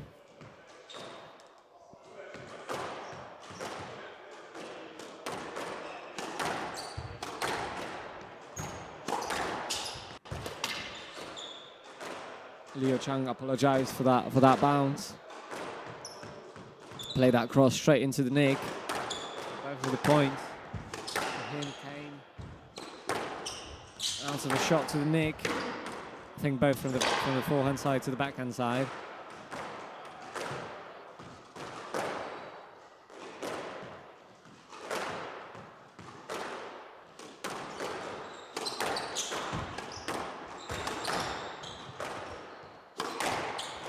Deceptive. The most part of his swing, Rowan Damming was showing the drive, and then at the last moment he used the wrist to play the cross. Rowan Damming known for relentless physicality. He's ready to play for as long as it takes to get the win. So probably what Leo Chung will need to do is to get the win is find good quality to the front, good enough so that a player whose style I think can be attributed as the retriever is not able to retrieve the next ball. So that should be the plan for Leo Chung. Not sure about the pronunciation. Maybe I'll ask him then if the interview comes to fruition with the player from Hong Kong. Oh, that was a shot. Pretty straightforward into the nick.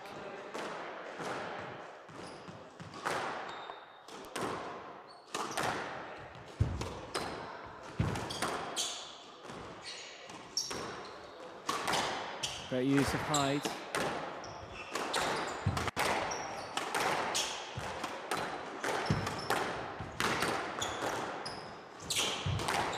That post was clever.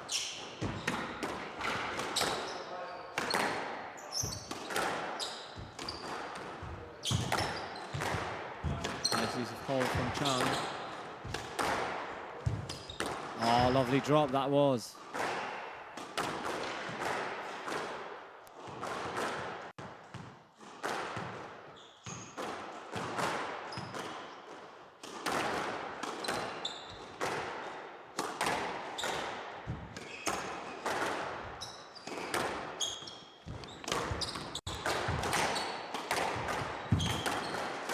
Do the work.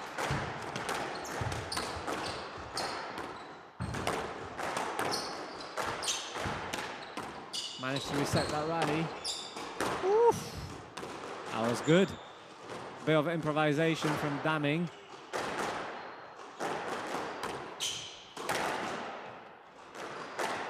Seems like he's been working a lot on the front recently. The front game recently. That's what I meant.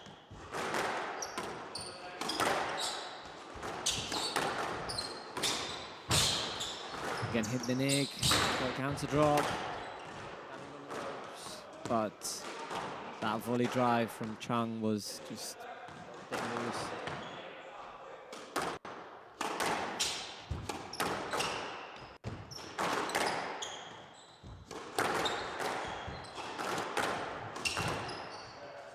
He knew that was going straight.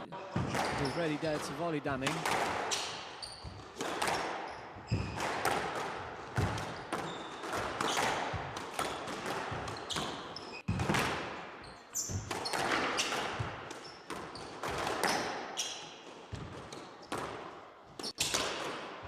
Just hit the tin. I mean, if he wants to stay in that game, he has to attack Leo Chung, or he has to attack above the tin. It's obvious, but it's easy to say that. You have to attack above the tin, but it can be very, very hard to do. Oh wow, what a counter! So far, Damming has been a lot sharper to the front than his opponent.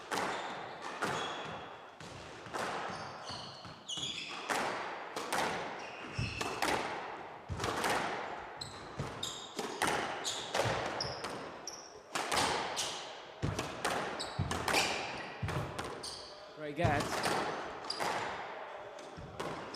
And now resetting the rally with a lift. Leo Chung is in a bit of a trouble there. And another tin, and Rowan Damming wins the first game 11-3.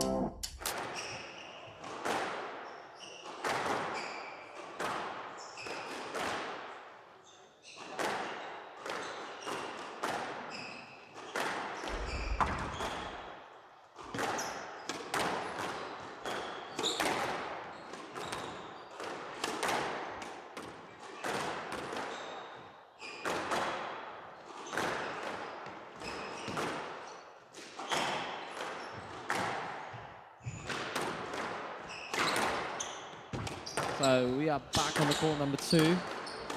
Pretty confident performance from Rowan Damming thus far. 11-3 in the first game. Very sharp to the front, unlike his opponent who made a couple of unforced mistakes.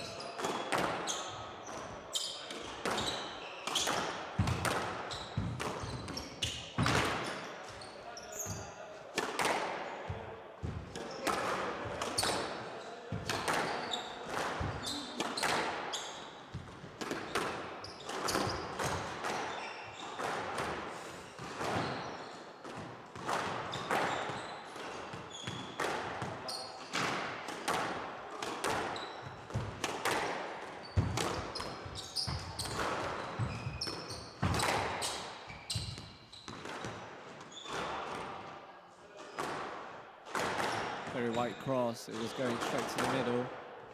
He didn't play that. Lovely, lovely volley drop that was.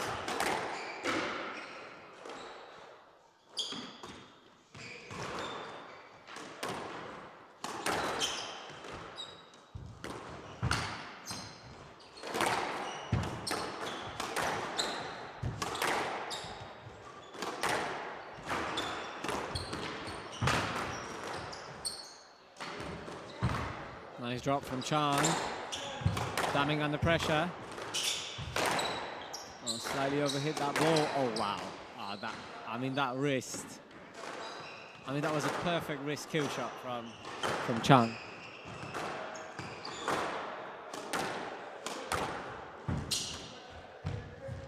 Again, at the beginning of the game for Chung.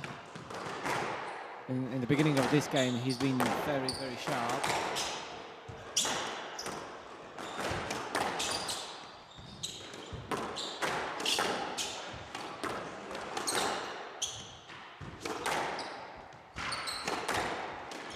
Oh, but that was sharp as well. So far, the quality of the match, pretty high, obviously. It was much higher from Rowan Damming in the first game, but generally, the finishes from both players were pretty outstanding, so they actually win points. They show great skill.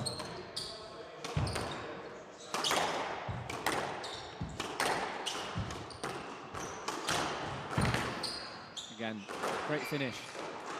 Rowan was there, but he was ready to play that. He was fast enough to get that ball, but the quality of that ball was slightly too high, too clear.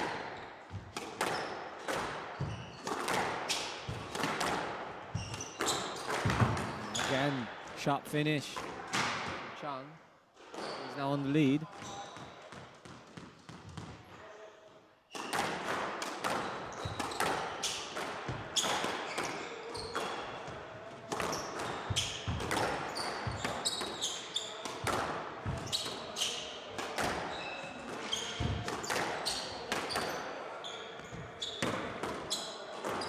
Wow, that stayed in. I wasn't sure about that, if it would stay in, but it did.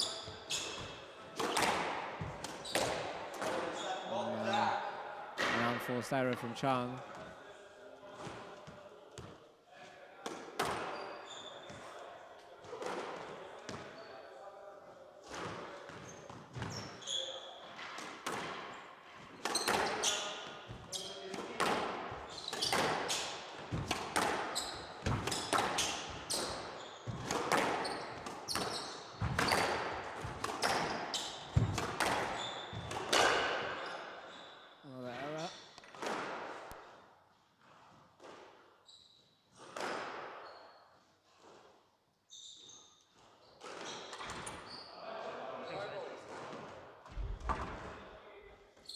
Some running, took the ball from the first court to the second court. Most of the day I'm sitting, so that was a nice change.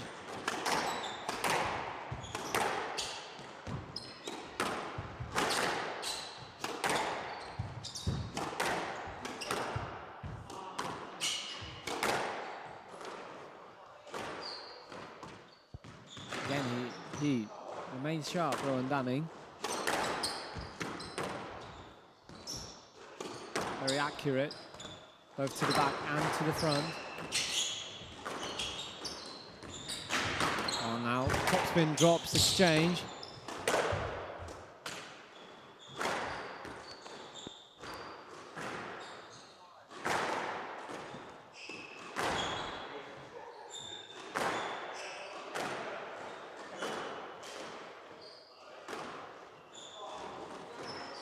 Okay, so he managed to get that ball out of that top left corner.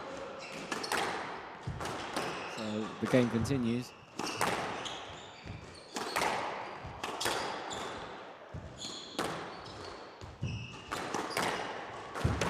Tight work on the forehand side for a while.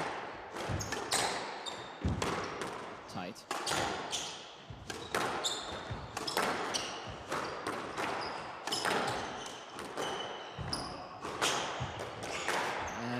He hit the tin. Tries to play the post. I'm not sure if that would surprise Chung. He was there very close to the front wall, ready to retrieve a front shot.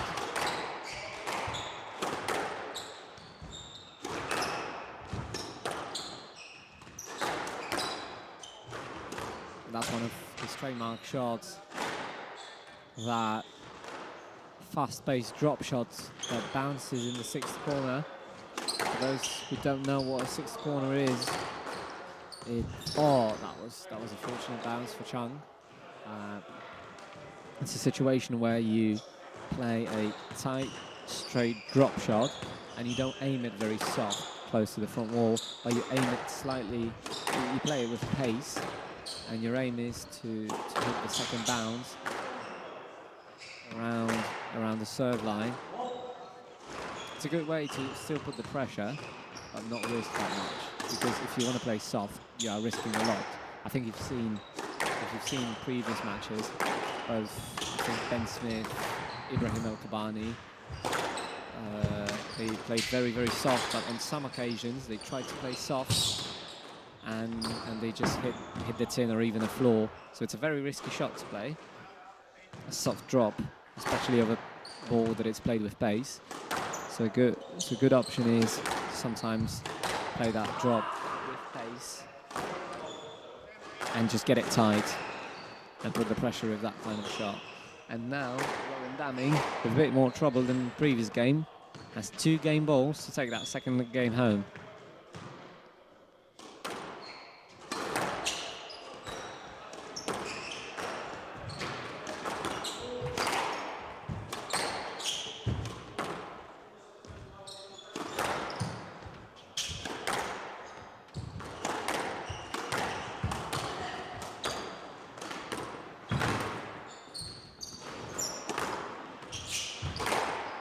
Shot. So it's 2 games to love for Damming. Now we are approaching 2 minutes break.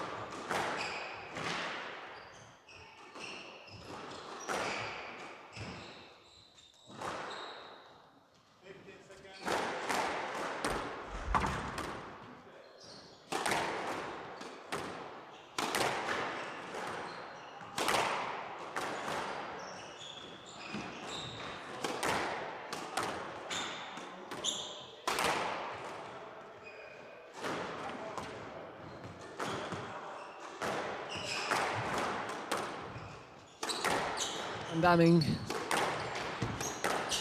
beginning that game with a serve, and Leo Chung, unfortunately for him, beginning that game with a mistake.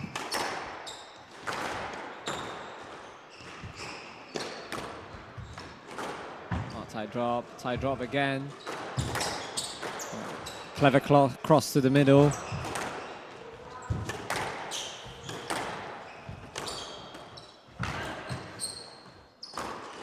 Oh, that was clever.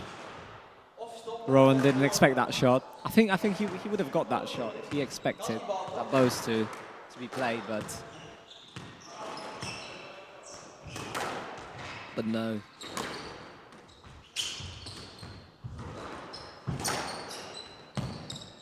Shot. Very, very wide cross from Chung now.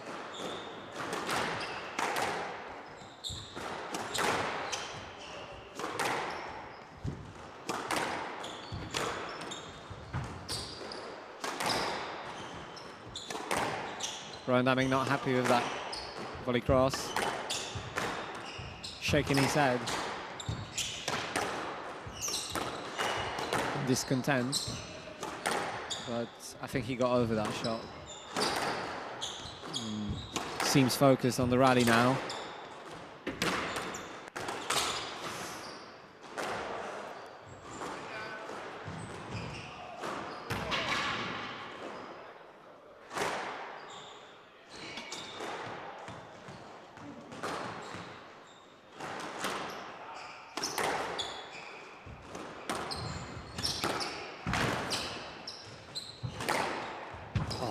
Tight drive from Chung, and again that boast working wonders.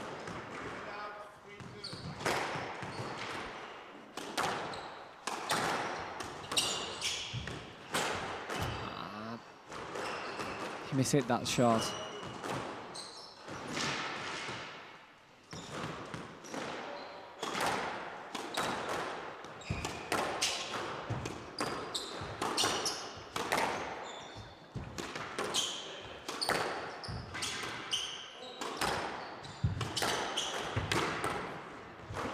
Oh, that was a very, very good squeeze from Rowan Damming.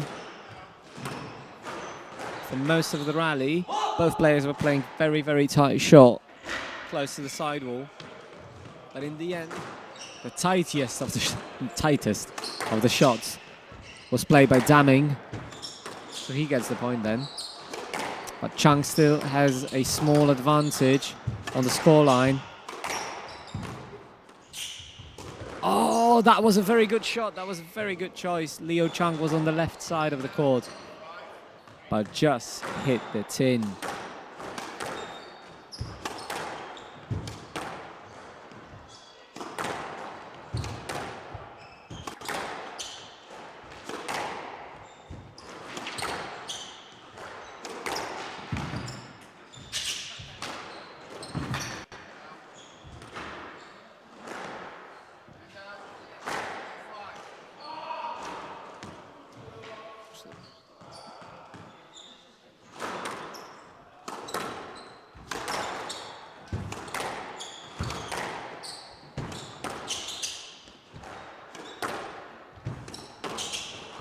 Oh, again, the improvisation skills from Damming are pretty impressive in that game. I mean, it seems like Damming probably is going to win this match from the looks of it, and that's one of the questions that I've already have in my mind, is that I want to ask him what he's been doing and how he's been training that front game, because I haven't seen Rowan play in a while. I think last time I've watched his match was back in April on the Under-23 World Championships in Karachi, and since then I think he's improved his front game a lot, and the credit has to be put where it's due.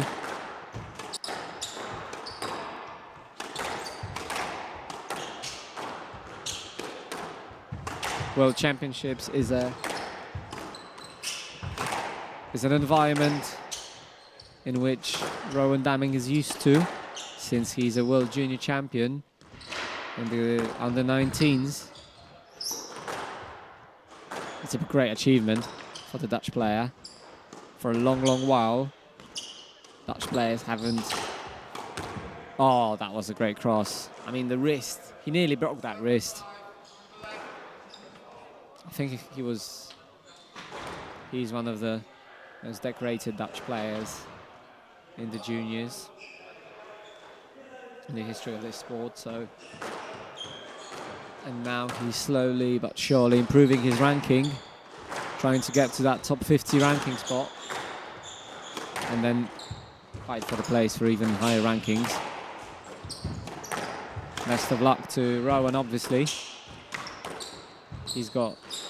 Oh, that's a nice rally. He has some great players to live up to, like LJ Onyema, Tony Burden, or... Oh, Chung seemed to try to play a similar kind of a flick wrist cross on the backhand as Rowan did earlier, but didn't get the quality right.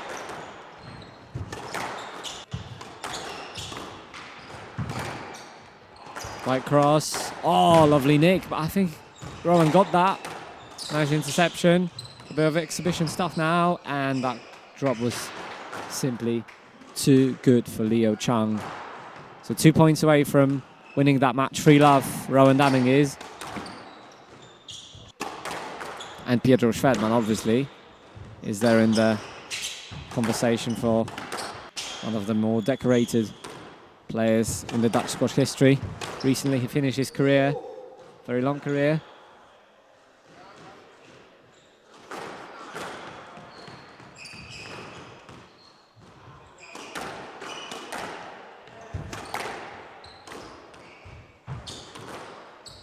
And another error from Chung. And it's 10-6 for Rowan Damming.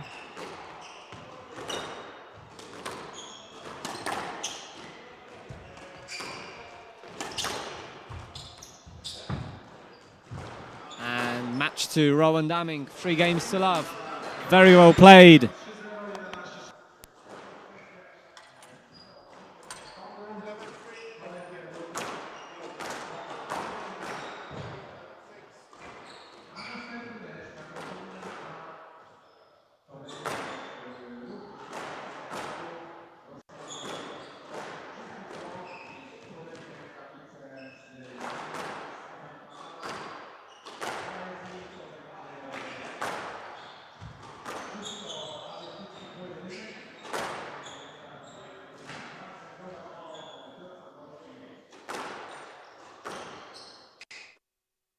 Right, we are back in the post-match studio. Here with me is Rowan Damming. I mean, impressive performance from you. Free love. This is what you want to get in the second round. Rowan, first question that I've got. I haven't seen you play for a while. I think last time I've watched you play was in Karachi. And since then, I think you've improved a lot on the front game. And could you give us a small insight? First question is that true? What my assumption? And second of all, what you've been doing to get your front game a little bit sharper? I try to improve it a lot at home because it was not one of my strengths. And right now, I thought that if you play a bit more in the front, then you can push your opponent more and more physically. Not really to make points, but more to push my opponents. That's what I've been trying to practice on. And that's. Okay. So, for example, when you are playing a short drop, you are not thinking of scoring a point. You are more thinking of moving your opponent up and down. But obviously, and so my second question to that is, when you are playing some of the drops, are you aiming for the nick, or are you aiming for a softer ball or a tighter ball? What's in your mind when you play that drop? Yeah, it depends what situation. If most of the time I try to play it tight, because that's the most important, because then it's more difficult for your opponent to pick it up, and all of us are fast enough to get the balls, even if it's in the nick, even if it's tight. So the best thing to do is play it tight, because then you have more chance to hit the winner in the next shot. So that's what I'm aiming for. Okay, and last question is about your time in Poland. It's not the first time you've been here in Poznań. It's not the first time you've been here in Poland. What's your outlook on how you are being treated here in Poland? Are you enjoying it? And what do you think of the squash scene here, as you've been visiting that place for some time now? Yeah, it's good. It's the third time that I'm here, so that makes sense that I like it to be here. And yeah, it's always organized very, very well with post-match interviews, live stream, pictures, very good communication. So everything here is so good organized. And also that it was the first time I came here, the tournament was a 3K, next year was 6K, and now it's a 9K. So that's that proves that also the Polish squash is improving, and that's good. I mean, yeah, you improve in the rankings, so we are trying to catch you up with the prize money. So hopefully, if you get to the top 10, we are going to organize a Gold or Diamond event. Lastly, Rowan, you've got to get yourself prepared for the quarterfinal. And I want to ask you, what do you do usually when you prepare yourself for the next match? Are you trying to spend a lot of time studying your opponent's game, or are you focusing more on yourself, get yourself prepared, recovered, and fresh for the match? Mostly prepare for the opponent, but that doesn't take like hours of work. That just takes like, depending how long the match is, and a small talk about it, but then not think about it too much and just focus on myself, because that's the only thing I can control. I think these are wise words. Rowan, thanks for the chat. Well played. I hope to see you again on that chair. Well played.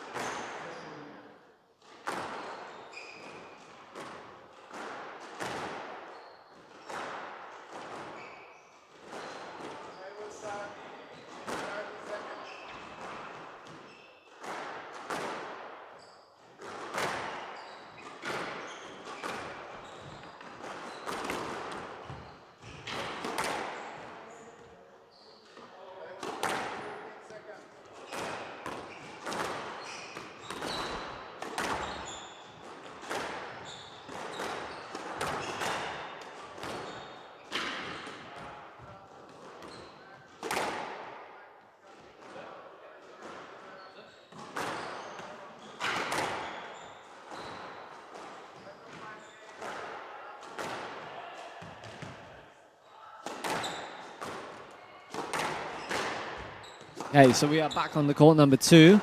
The break wasn't too long because we are slightly behind the schedule due to very, very lengthy matches there. Lengthy and interesting affairs. And now, as mentioned by Dariusz Filipowski, the manager of this club, it's an all-Asian affair. Mr. Wong of Hong Kong and Siafik Kamal of Malaysia. Oh, that was a cheeky shot. Great improvisation from the Malaysian. Mohamed Siafik Kamal yesterday managed to win against the Polish national champion Leon Krysiak in straight games. Very confident and steady performance. Even managed to win a game 11-love. It was nearly perfect performance from the Malaysian. Chi Hin Wong is making his debut here in Poland. He's not the first player from Hong Kong to play in this event. Last year, There were, I think, 2 or 3 players from Hong Kong. This year there are 2 of them. One of them has unfortunately got knocked out of the tournament just a moment ago. That was a bit sluggish, that finish.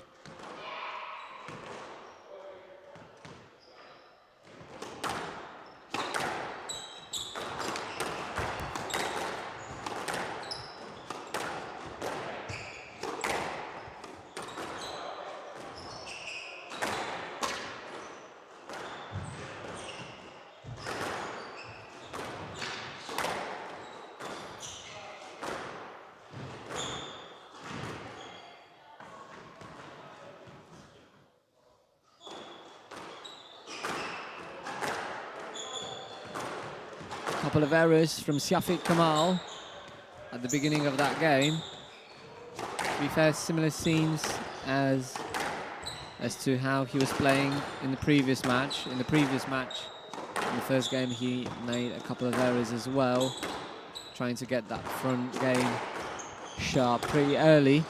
Kamal is. So he's regulating his aim at the start of the game, and we'll see he will get sharper and sharper as the match goes on. Now it was a lovely switch from Wong. Didn't expect that, Kamal.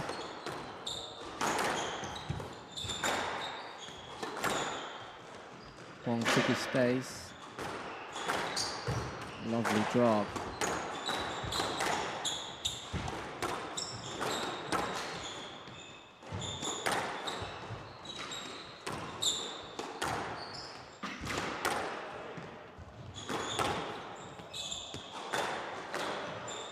Let ball, safety reasons.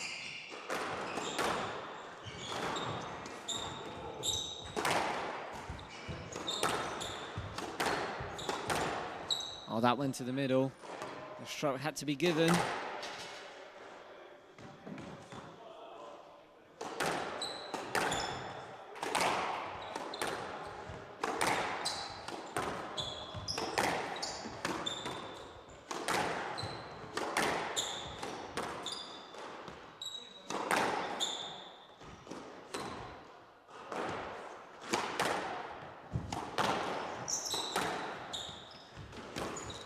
Oh, lovely boast, lovely 2-all boast.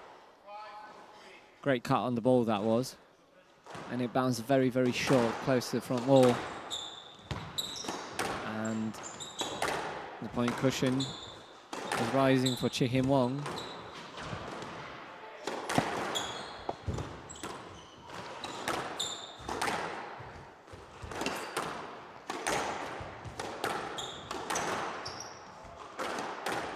So far, Wong is controlling the tee slightly more than Kamal.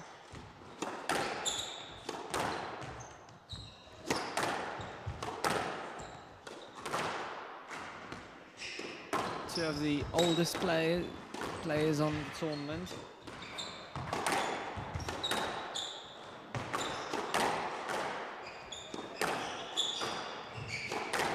Wong is already 15 years on tour. His highest world ranking he reached in 2017. That ranking was 79. Kamal this year will turn 30. So both very, very experienced. So I think at the latter stages of the games, when the game will get tight, both of them will show maturity in their game. I think it's a very good thing that we have a very diverse pack of players here in Poznań. Ooh, that was a taxi and a half. Because we've got plenty of young players, to name a few: Martin Szczepan, Daoud, or other Polish players like Jan Samborski or Leon Krysiak. And we've got players who are in their prime, like Moran, Ibrahim El Kabbani, or Amishan Chandaran. Prime years, obviously, not at the prime of their abilities, hopefully, for all of them. But at the best years, like from that age of 24, 25, and we have a couple of very experienced players like Solnicky and the players that we are now having the pleasure to watch play together. A bit of pressure from Kamal. The no let was given. That's a harsh decision, I think.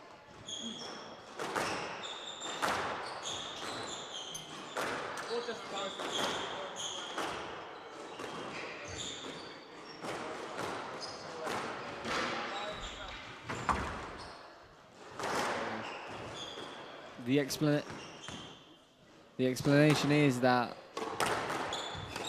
Wong took the wrong line and created the interference for himself.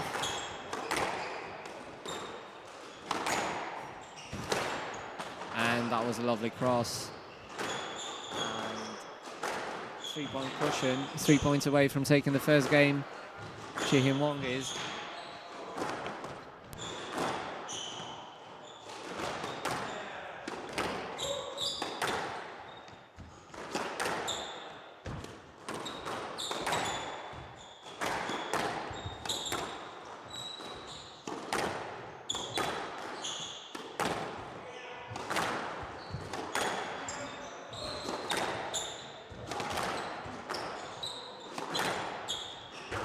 One of the longer rallies so far in this match.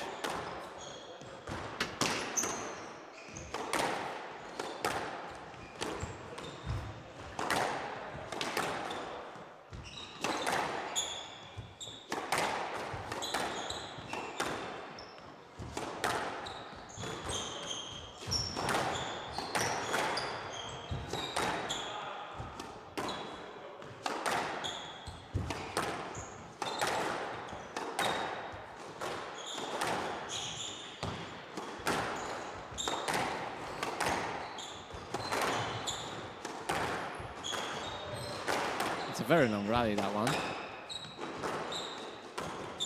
So far, none of the players got complete control over the rally. The initiative is going back and forth between the player to player.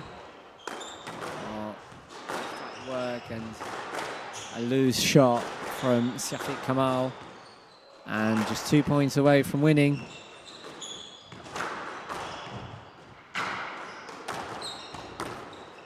Lovely return. He surprised him with that drop.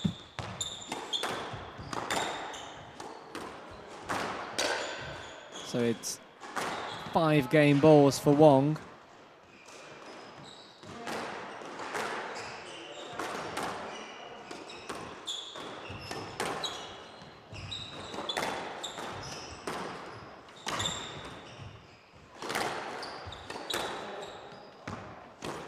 Oh, lovely both again. Kamal got that, he read that. Tight work now. Oh, lovely draw. Oh, wow, that return was perfect. Dobra. The ref was not sure about it. So, in the end, no let's been given. The ball was perfect, and Wong takes that first game.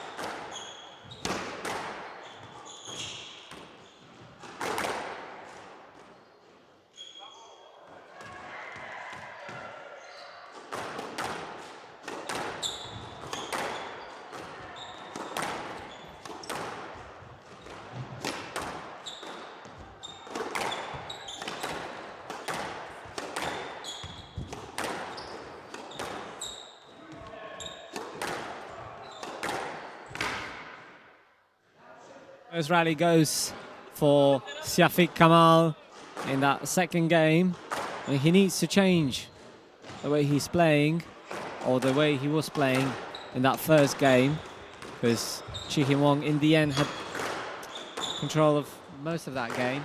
There were a couple of rallies where both players were on equal terms. That was a fortunate bounce there.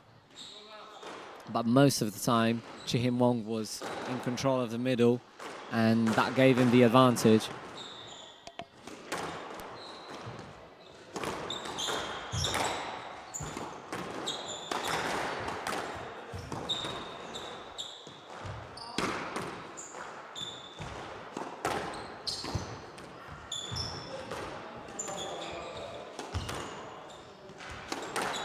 Nice changes of pace there.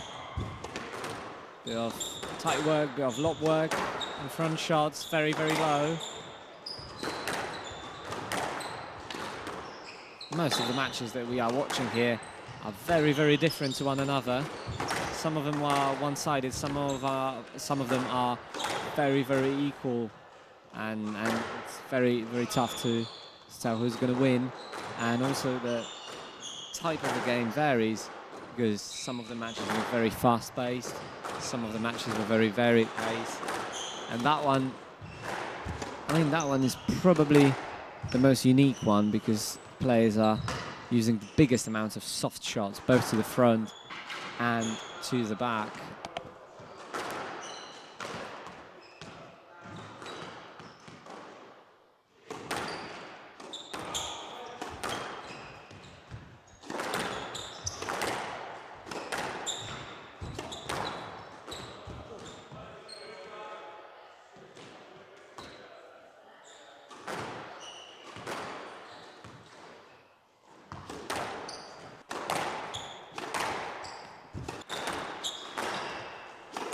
Bit of an opening for Wong now. Oh, he got that. He had to take that before the glass. It wouldn't bounce off the glass. That drive from Kamal. A bit of a miss that was. That was a good shot, but it wasn't perfect. So a positive start from Siafik Kamal there.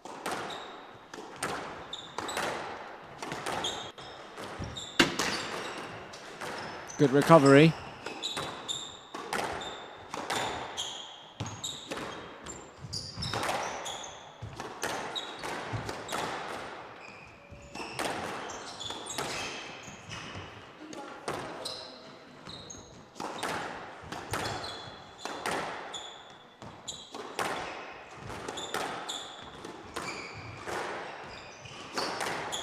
Lots of lobs there.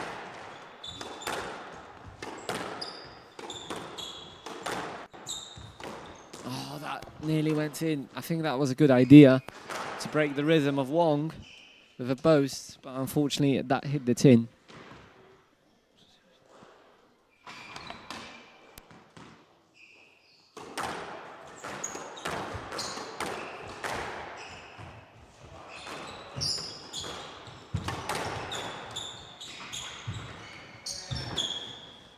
Lovely work in the front of the court.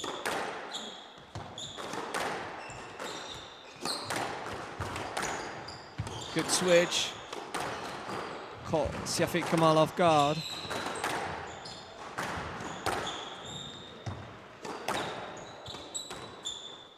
Another great lift.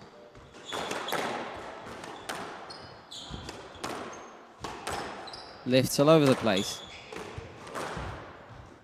Ah, that hit the tin. I mean, it was a good idea to play that drop using a top spin.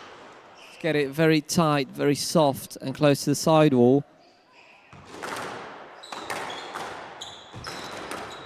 That didn't do it quite right, Siafik Kamal.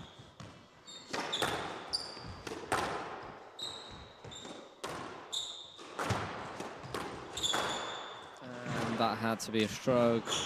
He waited long enough, Siafik Kamal. Wong a bit frustrated. So a small lead for Siafik Kamal now.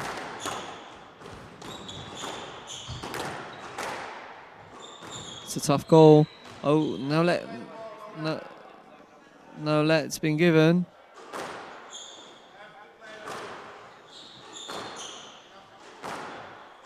Kamal shocked with that call. I mean, in my opinion, there was room to play. Both players chatting, smiling.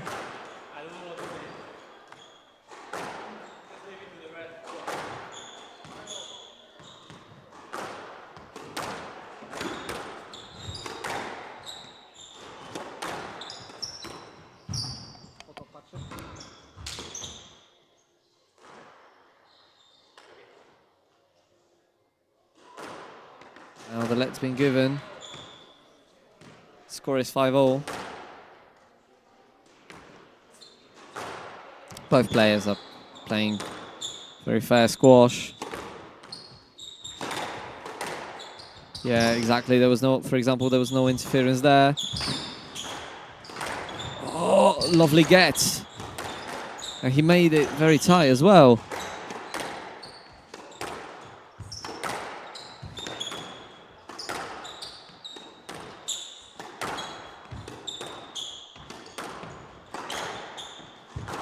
Nice switch from that volley from Kamal. Oh, that lift. Oh, wow.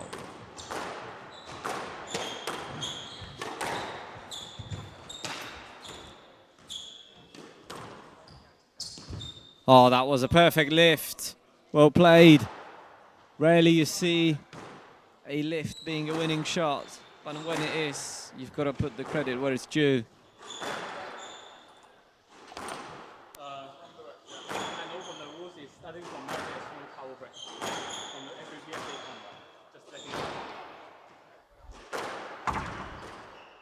Okay, so something interesting there. Wong said that from now on there should not be tower breaks at any point. Didn't know that. Maybe that's true. Seems like. But that conversation with the ref didn't make Wong lose concentration. He still keeps the lead.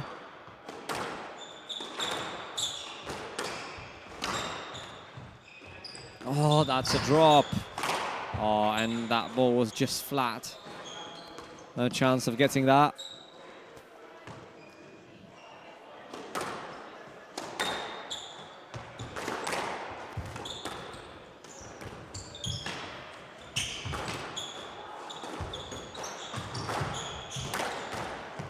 Well played. He used his opportunity to play that dying length drive and executed it perfectly.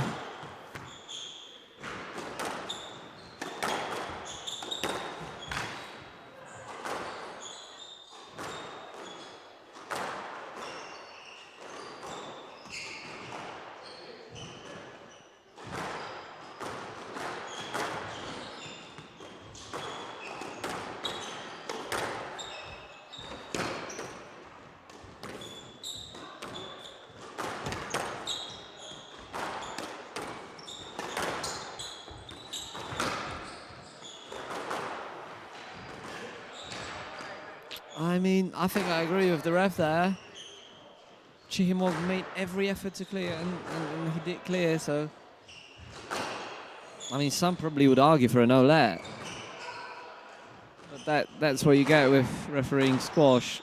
I mean, the margins between a let and a stroke and a no-let are so narrow and small that if Wong was moving slightly quicker, that would surely be a no-let. If Wong was slightly slower on that clearance, that would definitely be a stroke. So, gotta appreciate the work of the refs sometimes as well. Although obviously there is a lot of room for improvement in general. To keep the game clean and free-flowing, because that's That's in the rules as well. The aim of refereeing is to encourage fair play. A nice and smooth game.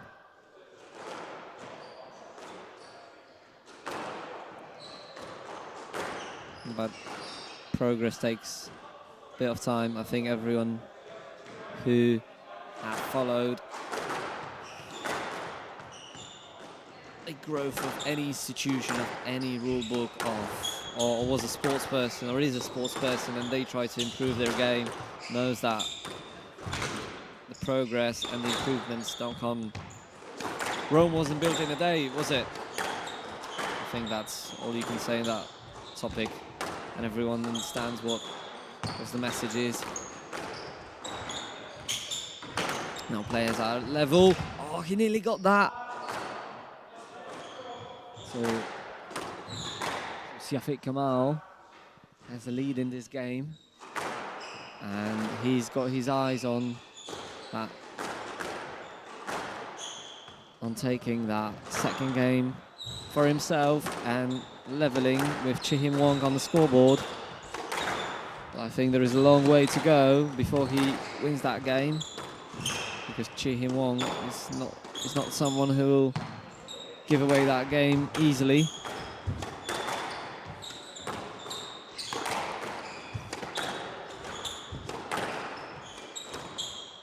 The pace grew a little bit now. Oh, that was so tight. That's so soft. An opening chance for Chihim Wong. Another great drop, another great lift. Tight work. Tight work again.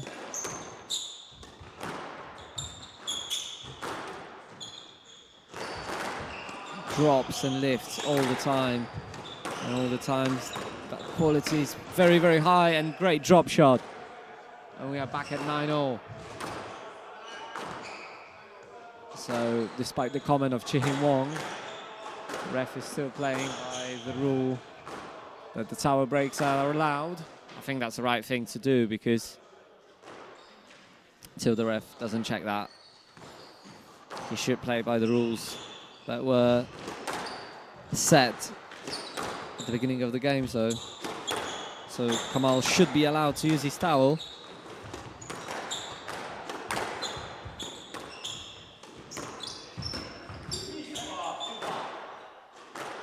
And stroke to Chihim Wong. Kamal is frustrated. He's looking at the crowd. He seems frustrated with that decision, with that call. But he has to move on. I mean, again, I think I'd agree with the ref. I see Amishan Chandaran also agreeing with the ref. Amishan Chandaran, just to clarify, fellow Malaysian player who was helping out Siafik Kamal during the breaks. So he's got it accepted. Oh, and a tight work from Chihim Wong. There was a bit of contact. Siafik Kamal not happy, but he played through. So it's 2 games to love for Wong.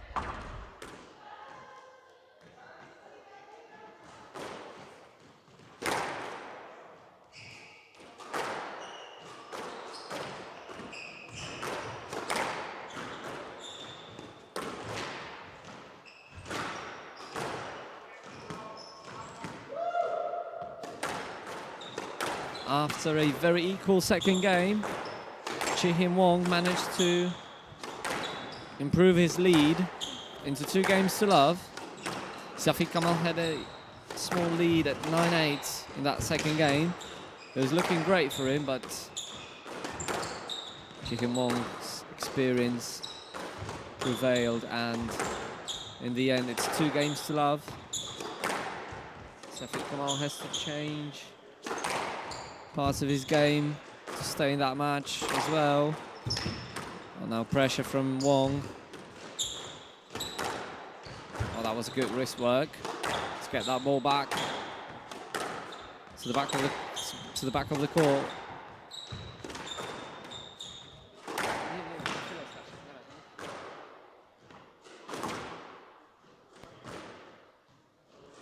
So the first point goes to Wong.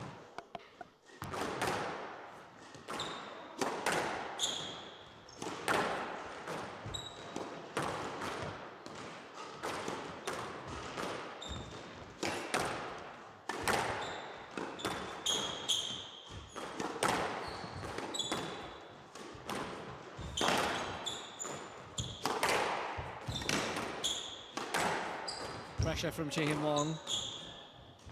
Oh, tight drop and a very wide cross to get out of trouble. Oh, that was lovely. He's still under pressure. Kamal. Another reset with a lob. Another great lob there.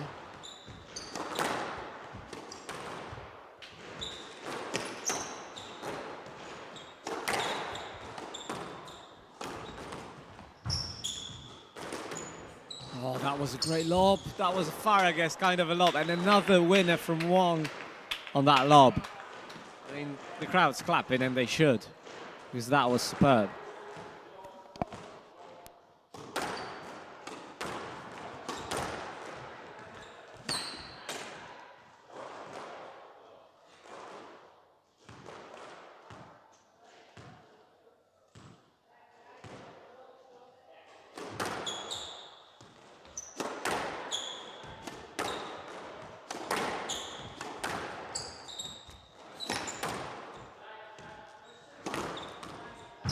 Lovely boast.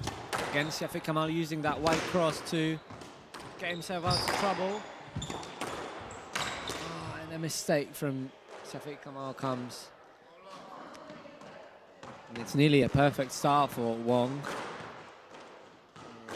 His plan is to finish that game in straight games, and he's doing a good job.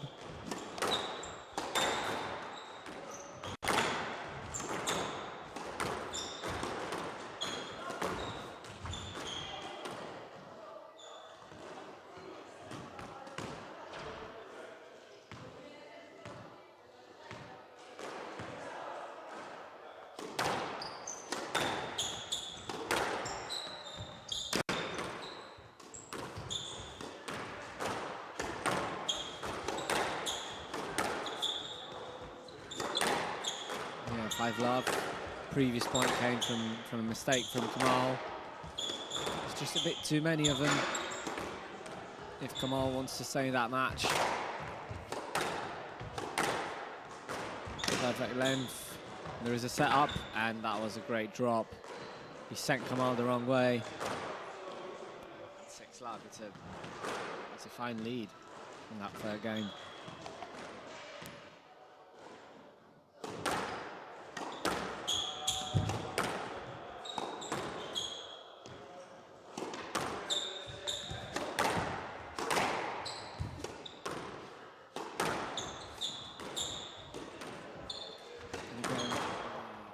Stayed in. I was thinking that it wasn't going to stay in, but fortunately for Kamal, it did.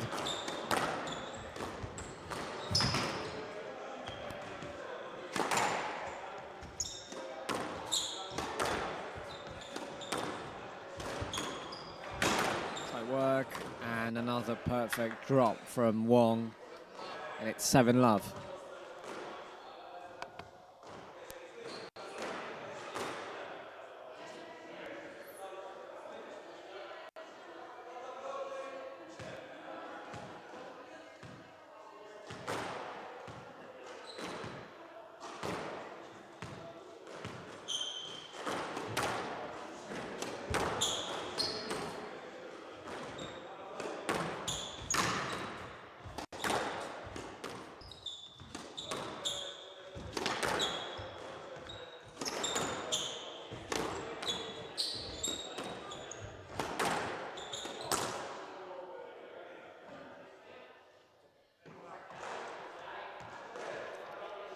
Very difficult times for Siafiq Kamal. Another error. 8-love. Not my. Oh, that was perfect. I mean, Chi-Him Wong. It's a perfect performance, that third game from him. Siafiq Kamal is playing well. He's playing well. Apart from those couple of errors, he's playing very well.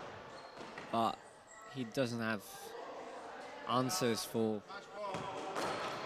Chi-Him Wong's perfect game, and it's 10-love. Serve to Nick, and Wong misses that ball. And if Kamal makes it and wins that game, that would be one of the greatest comebacks in the history of squash. Is it possible? Mathematically it is, but given the way that both players are, it's a little bit unlikely.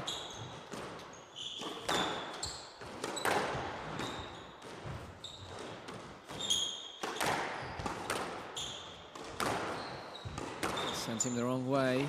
Kamal went to the front, the ball went to the back.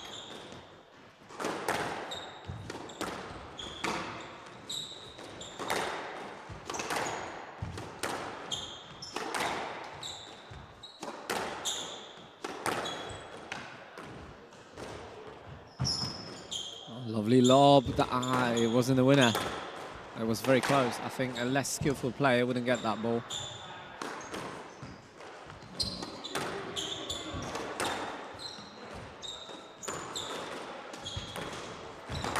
And strokes being given, yes. And 3 games to love to Wong. Absolute masterclass, especially in that third game. Respect between the players. I invite you for the interview with Wong.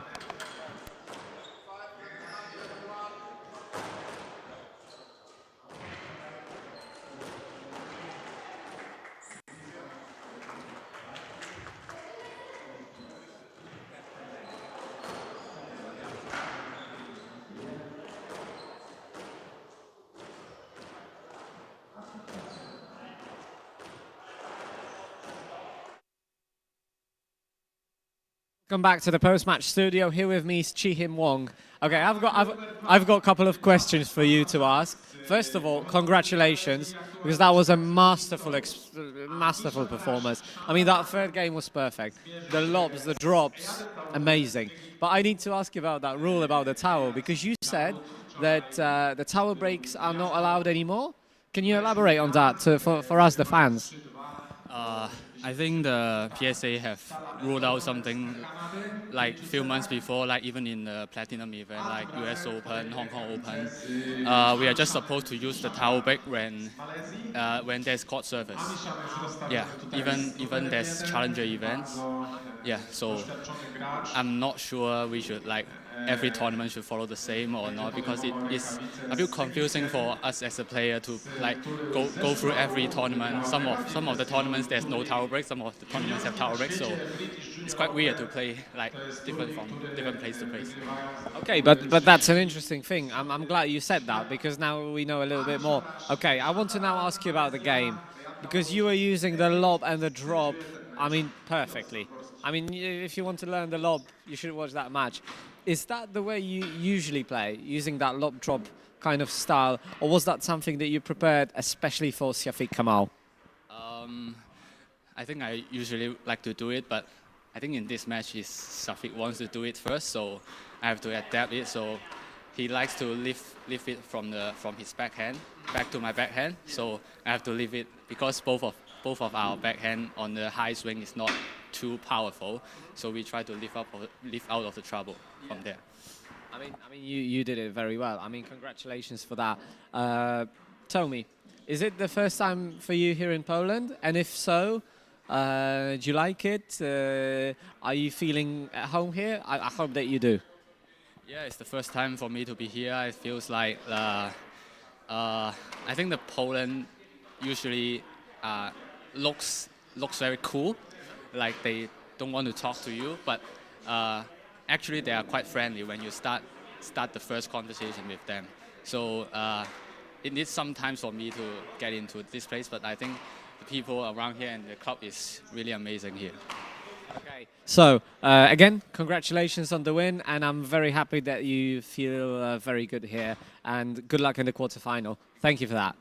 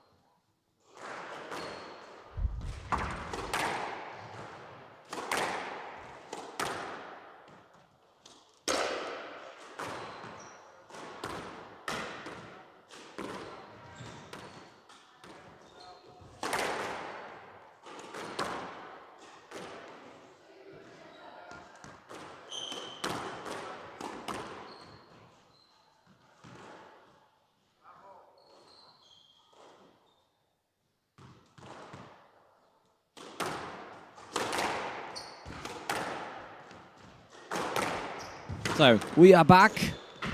It's the second to last match on the court number 2 here in Poznań. Chandaran, the number 1 seed for this event, is taking Daoud, who gave us yesterday the match of the day against Salah El Torkman. 3 games to 2, 14-12 in the 5th. Can you ask for more, really? I think no. There was everything in that match. And now already, Daoud is showing that his speed is up there, and he's ready for another match where he's going to run a lot. Chandaran, the number 1 seed from Malaysia, based in Bristol. Training under John Welton's eye and Hadrian Stiff. His sparring partners are from all over the world, including Poland. Players like Łukasz and Mateusz Marcinkowski, famous Polish brothers, twins, and Franek Michniewicz. Sending besos to those guys, hoping that they are pushing Amishan hard so that he can perform now on the highest level here in Poznań. So far, both players showing that they are very, very explosive and quick. Oh, that's a shot. Below me.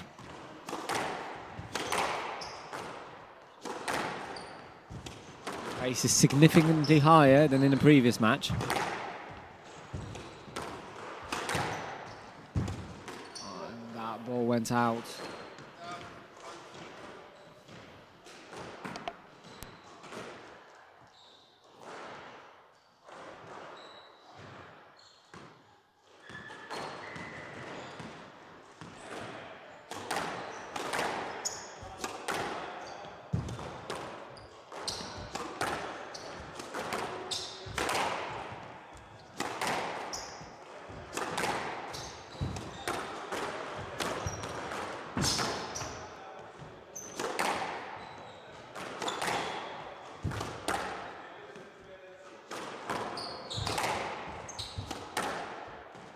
Pace is ridiculous. And the shot quality as well.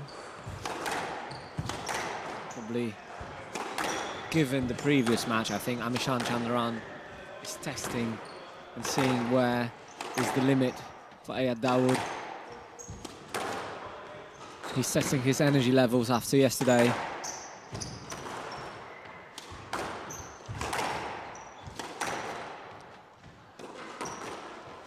So far, Daoud's looking sharp.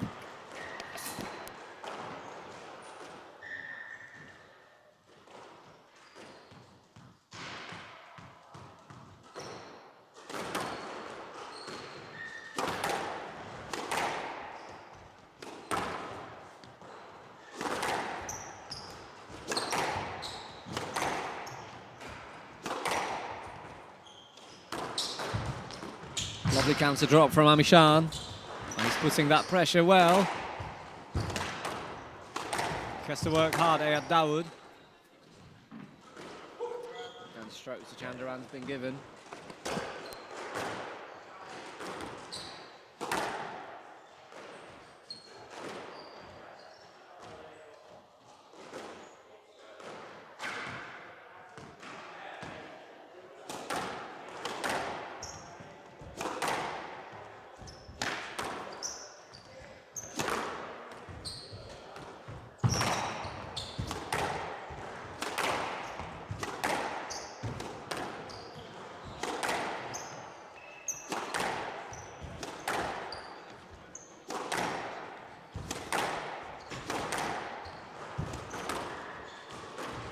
Good reset from Daoud now. He's controlling that pace on the right side. Worth to mention is that the backhand side usually is the side where we are not able to hit the ball as strong as on the forehand side. So now it's a clash on that right, on both sides. It's going to be a clash of fast-paced forehand and a more technical, softer and tighter backhand.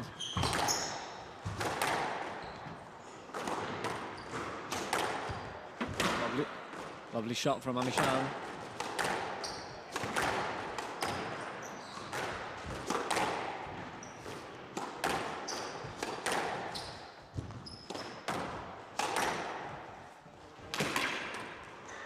Lovely right cross that was.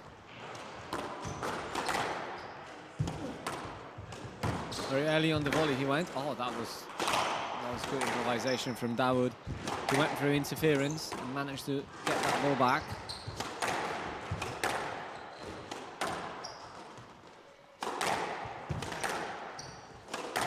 Riley's a long. Riley's a fierce. Oh, that was out of the Marcinkowski textbook, that leisure centre boast. And he didn't benefit from that boast.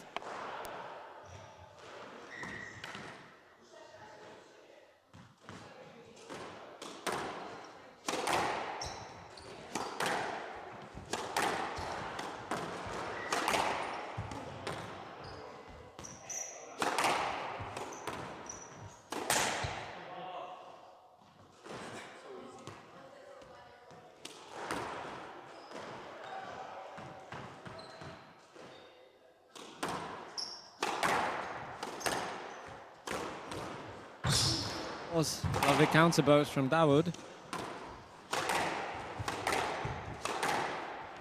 They don't stop. Amishan so high on the tee, getting that volley very, very early. Must be demanding physically for Daoud. Lovely shot. Oh, and he hit the tin, Amishan. Not happy with the fact that he's playing well, but the points go mostly for Daoud.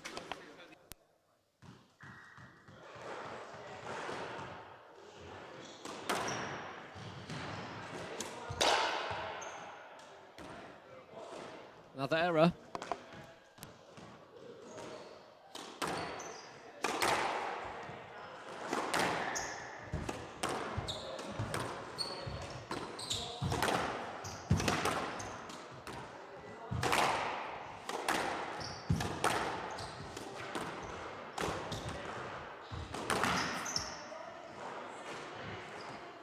That was a great hold. And he sent Amishan the wrong way completely. And that's a stroke.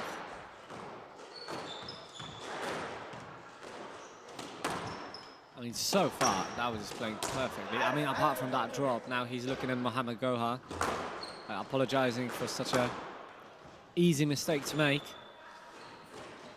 He's looking fresh to me, even though he played for so long yesterday.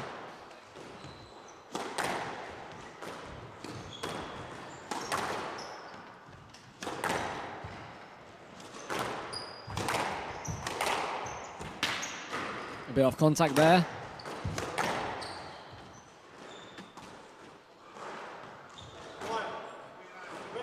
Both players disappointed with the decision. Daoud wanted the stroke.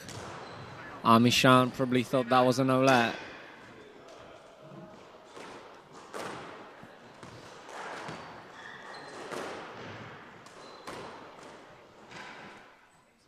Go over break now.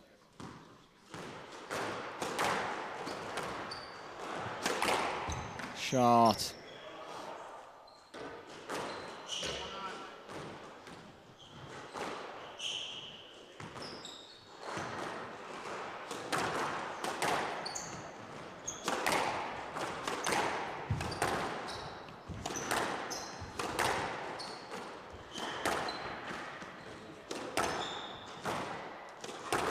Tight work by the right side.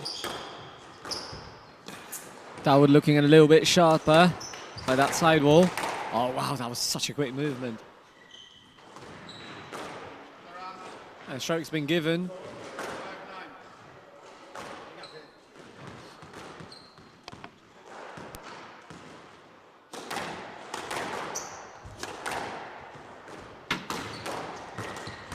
Oh, that's a lovely shot. He has shown that he was going to play to the left front corner, but then with a wrist, that side spin, he used to take that ball to the right corner. Great skills. Daoud on the ropes. Something that he's used to. He's used to retrieving the ball and playing a counter-attacking kind of squash. So it's 7-9. So I think wait, I think now Amishan scored 5 points in a row. Play to the middle. Bit of contact. Amishan probably is going to talk to the ref.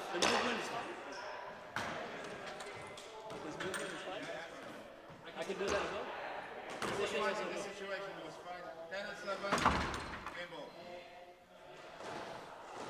Amishan asking if the movement of Daoud was fine for the ref. Now Amishan still conversing with the ref. Not sure if that's going to help his cause.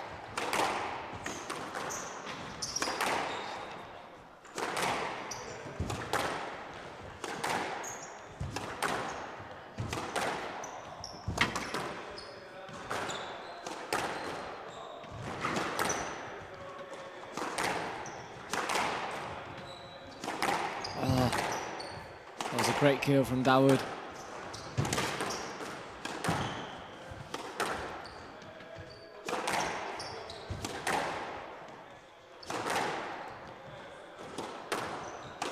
He's there on the volley.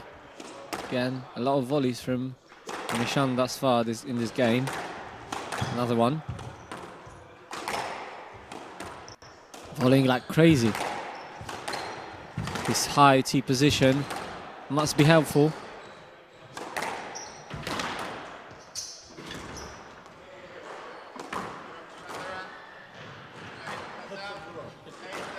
No other decision could be given in that situation. Ball bounced straight into Daoud's body.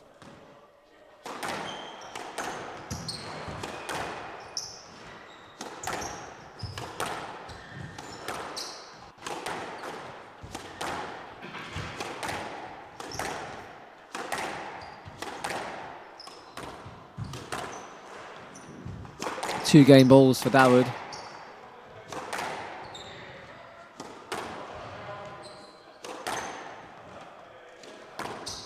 Tight drop, a bit of trouble for Chandaran.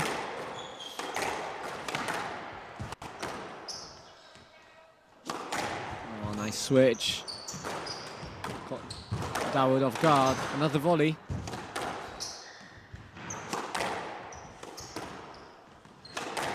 Daoud is defending himself very well.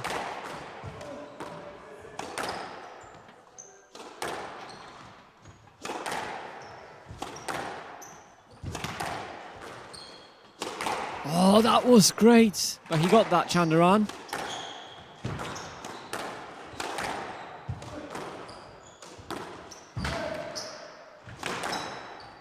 Signs of fatigue on Daoud's side. Grunting, I think that's the word. And now the switch to his backhand from Chandaran. Bit of a hold work. A lovely drop. He's so much on the ropes. Not up. And another game ball defended by Chandaran.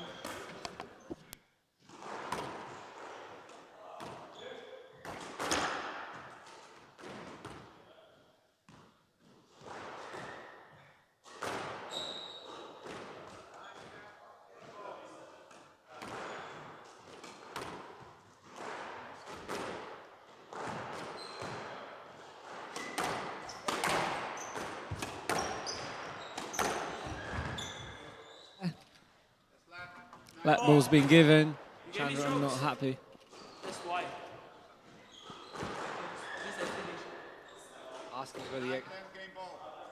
for the explanation.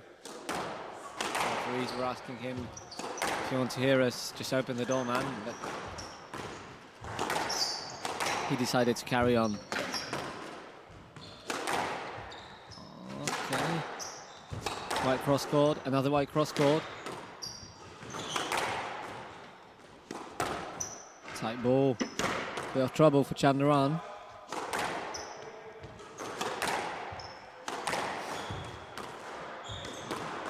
Another tight ball from Daoud.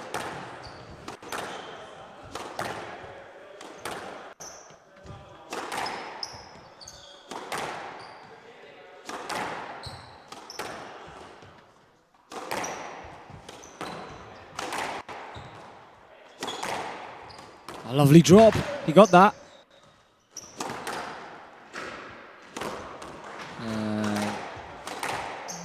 He had a chance. If that ball was a little bit more dying. He took his space. And he can't believe it that he missed it. So, Chandaran, an impressive comeback that is. He was losing 9-2. He was 9-2 down. And he's back on the level. 10-all.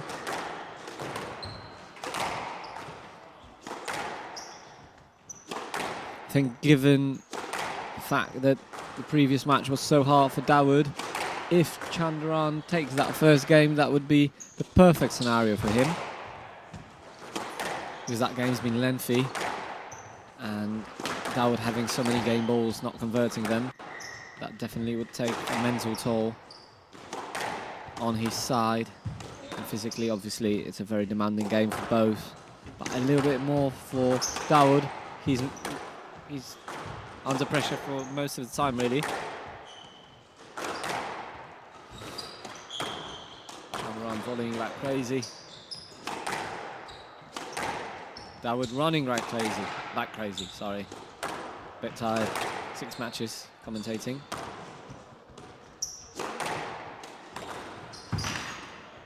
Chung is a master as well. Oh, that was a great... Oh, he got that! This rally goes on. I mean, they are doing a good job entertaining us, I think.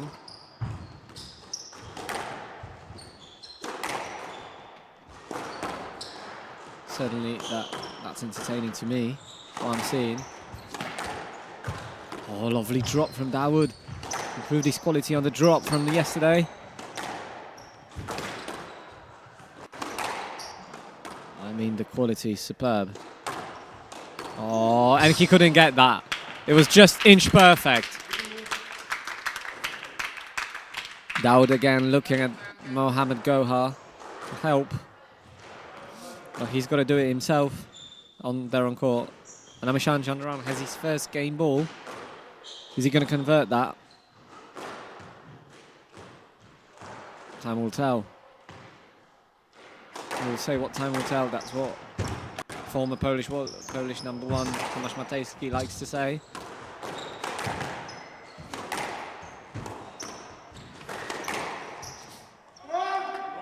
Yeah, that had to be an all-out. I mean, there was interference, but the ball was... the winning shot.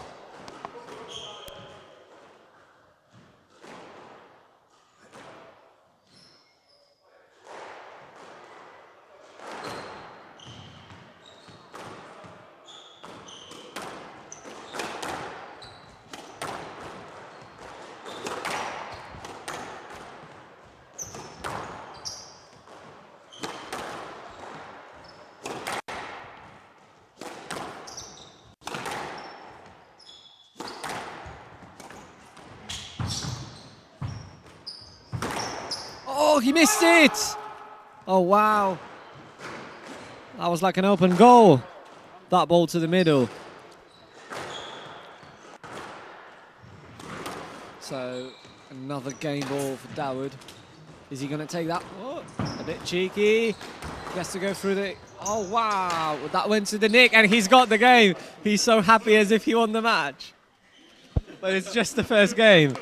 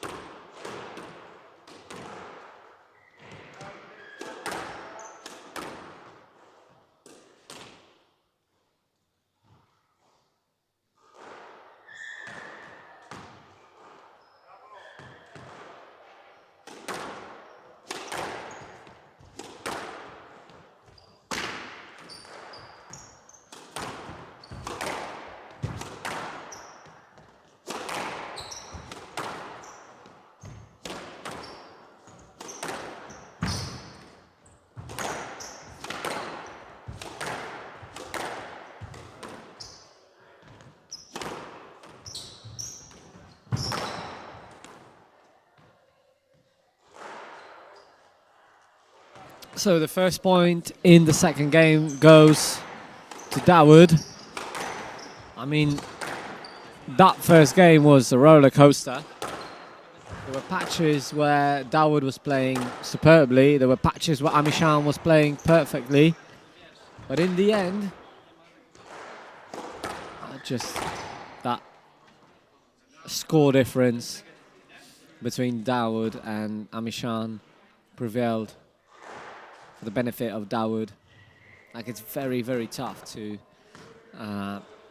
be able to keep that focus for so long because Amishan had to be very, very focused. He was 9-2 down. He defended multiple game balls. So eventually,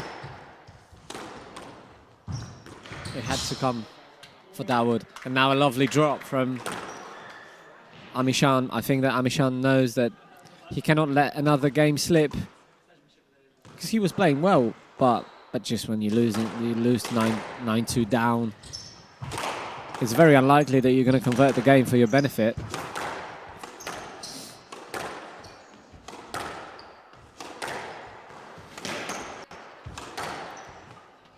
So far, the attacks of Amishan in this game are very, very sharp and very accurate, making Daoud run a lot.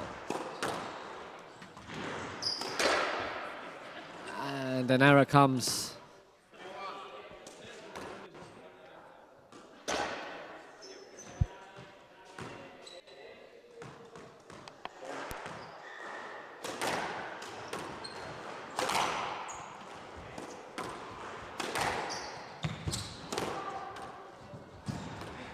Another lovely shot. Perfect start for Chandaran so far.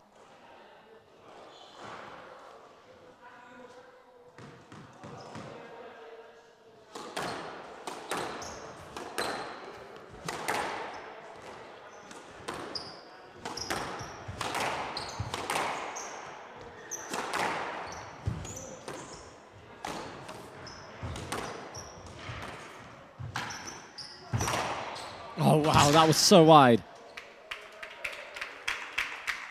But again, Daoud is just so quick. He nearly got that ball. He got to that ball before the second bounce, but the quality of that ball was slightly too high. Now the lift. Oh wow, for a moment, it looks as if we were watching the previous match. Oh, and Daoud starts guessing. This is not a good sign. Depending, obviously, for who you cheer. Because if you cheer for Daoud, it's not a good sign. If you cheer for Chandaran, then yeah. One of the things that during the previous tournament, Daniel Megbib of Czech Republic said that for him, when he starts seeing his opponent guessing, that gives him a bit of a kick. Because he knows that these are good signs. That this is a sign that he's doing a good job. Putting, oh wow, that's a drop. That's a lovely drop. So during one of those interviews, this is what Daniel Megbib, a three-time Czech champion, said. So that's maybe something we can all take from the experienced player of Czech Republic. When you see your opponent guessing, give yourself a nudge that you are doing a good job. The other way around. If you start guessing, that's a bad sign for you.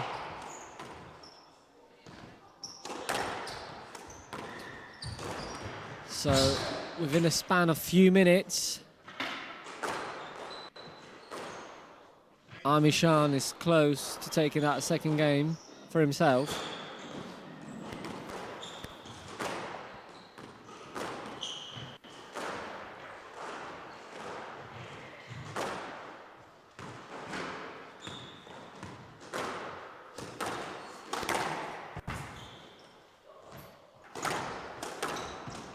He missed it. A bit unlucky.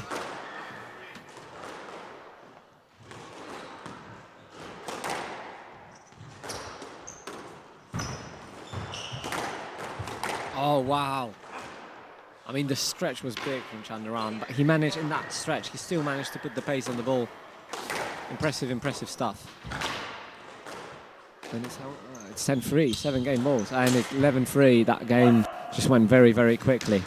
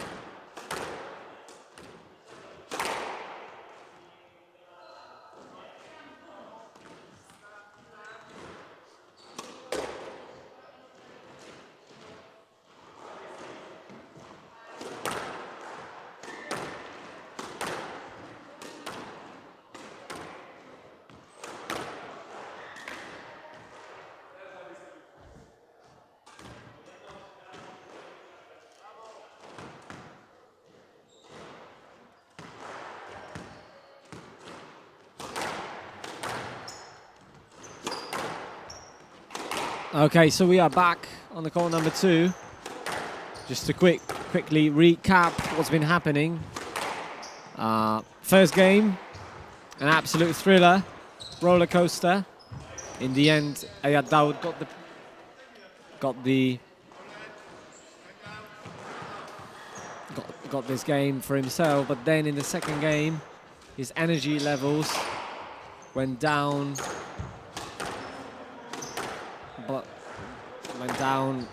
By a lot, and Chandaran putting the pace, injecting the pace, playing lovely shots to the front, attacking Daoud nearly all the time.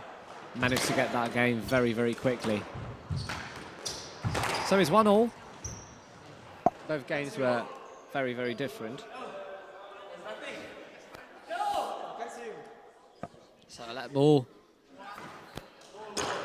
Chandaran not happy with the decision.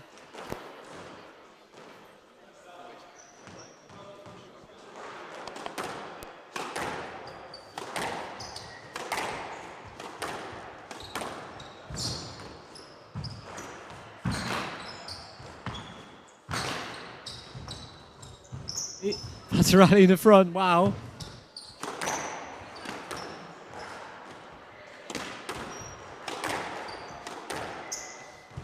So they are back to hitting the length after those exchanges in the front of the court.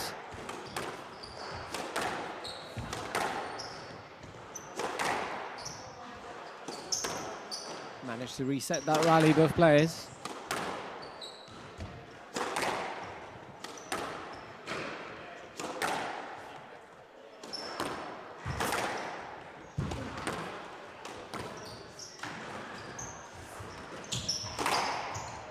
Oh, that's a good get.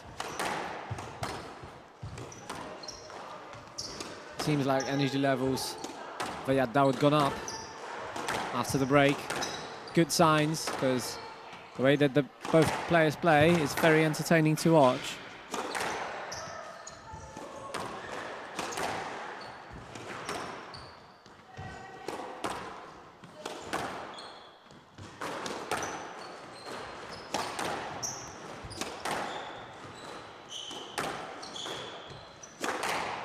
I think that's one of the lengthiest rallies of the match so far, and lovely finish. Backhand kill, straight to the nick.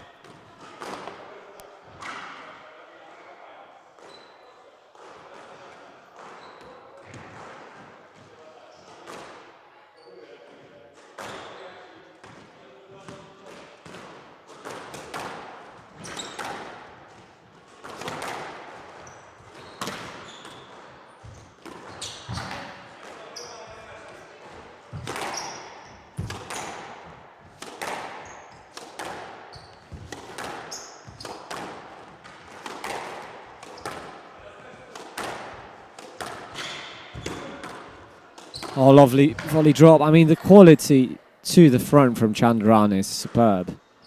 Although Daoud is a very, very quick player, very explosive, and still his energy levels look fine.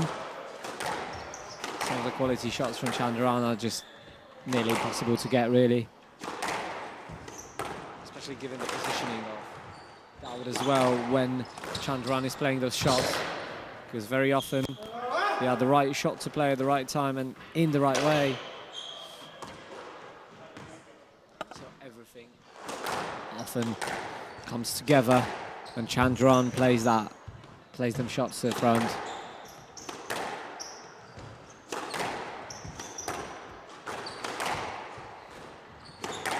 Nice switch of directions.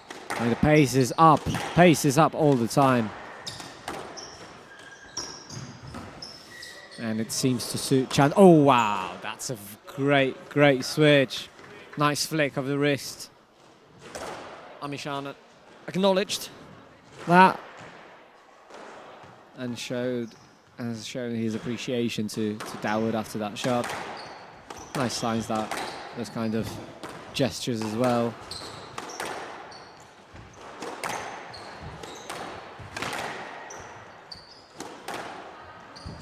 Oh, that's a shot.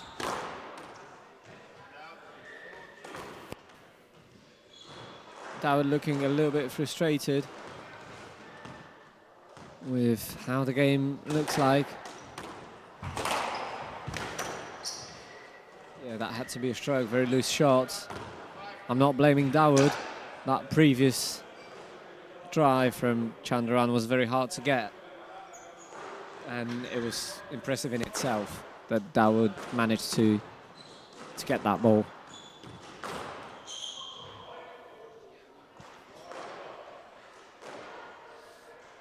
Daoud looking at his coach now. His coach is Ali Toba, player who yesterday lost to Luai Hafez of Switzerland. Tight work.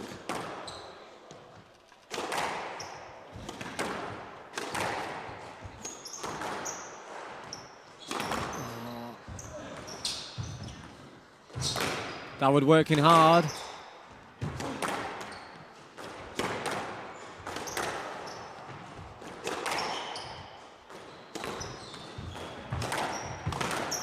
Oh, that's a shot.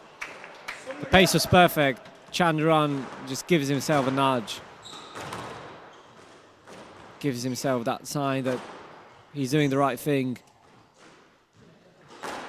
Chandaran not happy with the fact that Daoud's taking the time for himself between the rallies. I don't think that Daoud is taking that much of a time, but obviously that works as a bit of a mental game. Oh, he hit his leg, he hit his feet.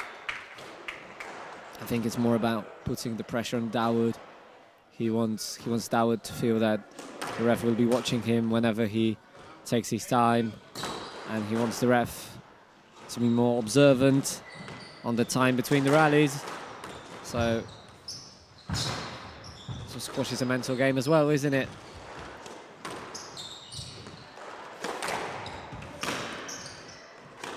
Heavy movement from Daoud now. Another tin.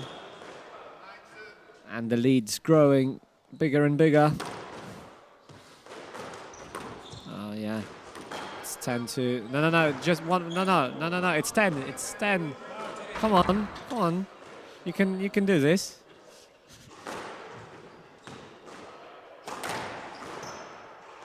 Oh, wow. That was good. And now you can come off.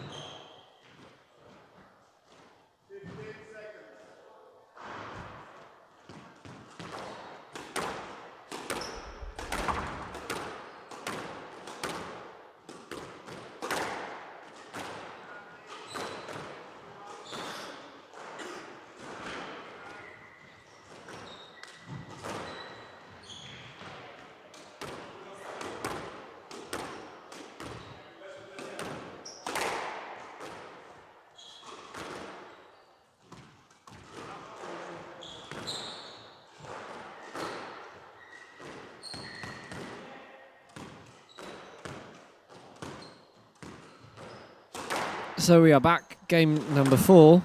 Amishan Chandaran starts with a serve to the right side of the court, to the backhand of Daoud. Oh, lovely drop from Daoud now. I think one of the things that he should be happy with in this match, in comparison to the to the match from yesterday, is that Daoud improved his front game from the span of a day. Oh, heavy movements from both.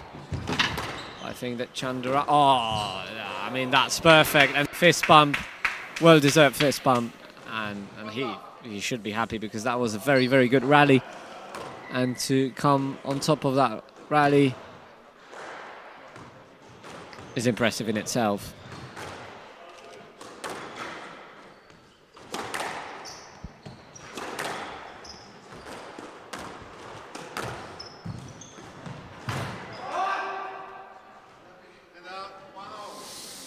I was curious whether Chandaran was going to complain to the refs about the movement, because there was some heavy contact there. I think that given what he was doing by the end of the previous game, he doesn't want to add any more stoppages to the game.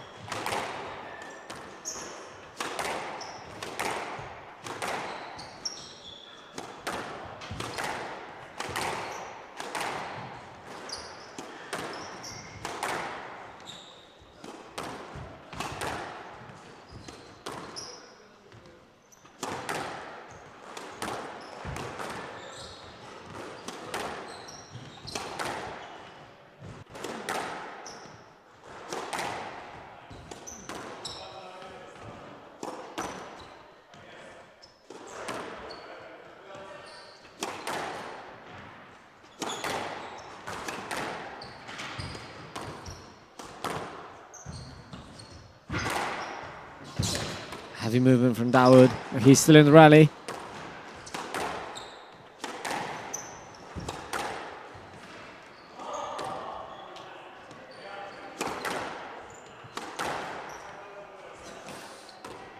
Yeah, Daoud trying to take the control over the rally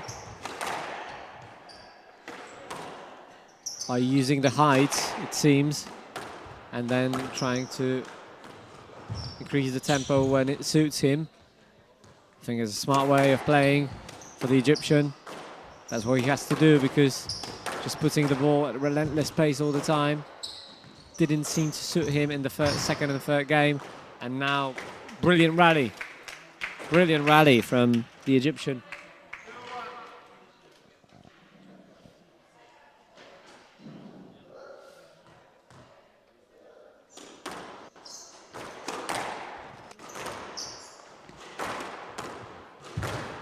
Lovely drop.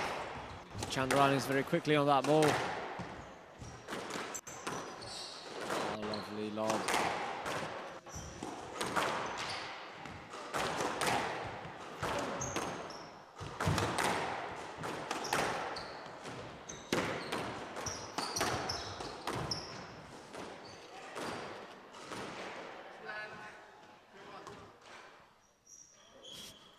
Nice header.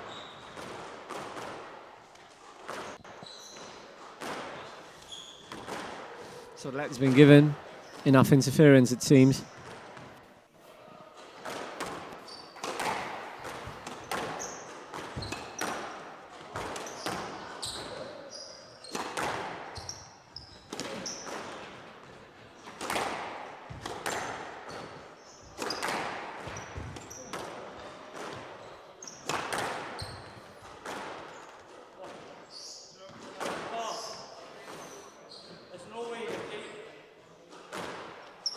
Chandaran not happy with that decision, and the lead of Daoud is growing.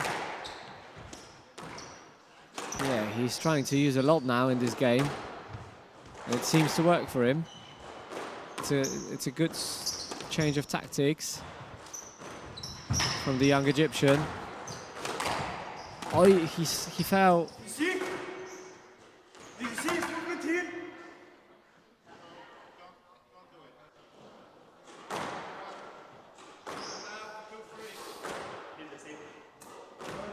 I think Daoud, the ref, did a good job of making Ayad Daoud calm down, because he was very, very animated after that stroke.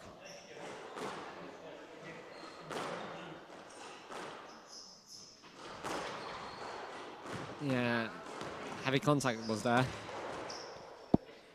First, Daoud tripped. That was an accident. And then Chandaran bumped into the Egyptian. Oh, lovely pose that was.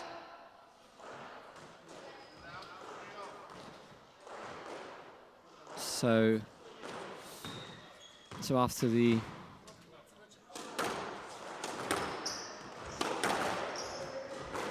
lead of Daoud, Chandaran managed to equalize.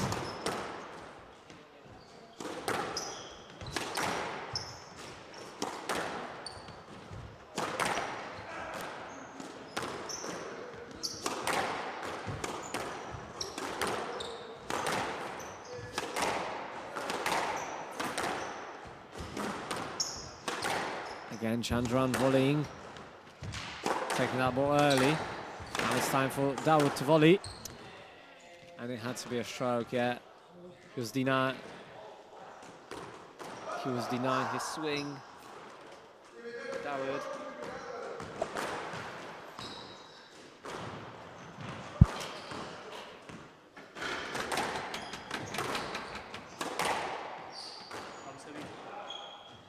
So Chandaran served from the wrong side.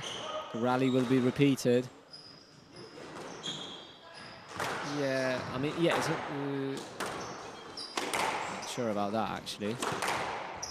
Chandaran won 3 points, and if he won 3 points, then he should serve from the side that he chose after the handout. and given the history of from where Chandaran was serving after a handout, I would assume that he was serving from the left side. So yeah, but not going to check that now.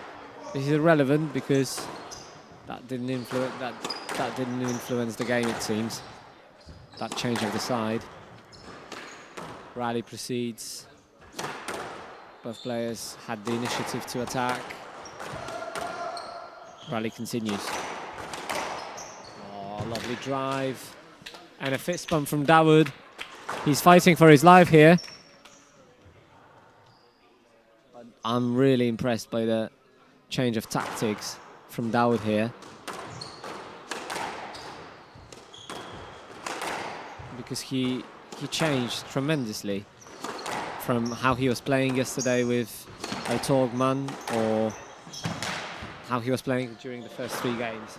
That ball was fair.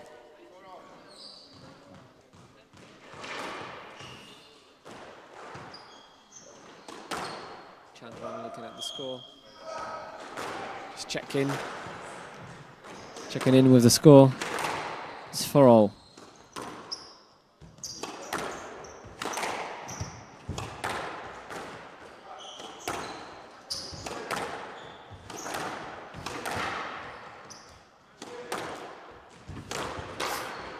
That's an error.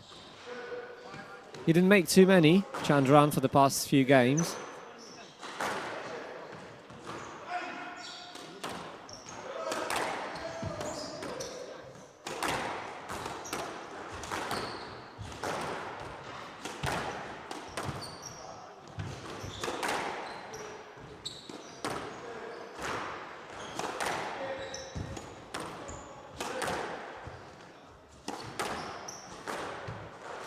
I'm really interested who is going to win that game, because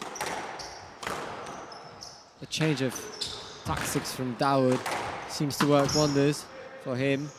And Chandaran, for the past 2 games and half of the first game, seemed very, very comfortable on the court. Very comfortable with the pace, attacking a lot to the front. And now he looks uneasy to me.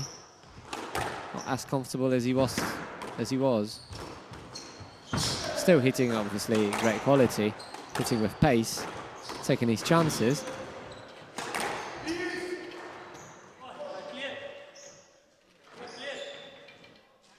So let balls given. I think there was enough room to play.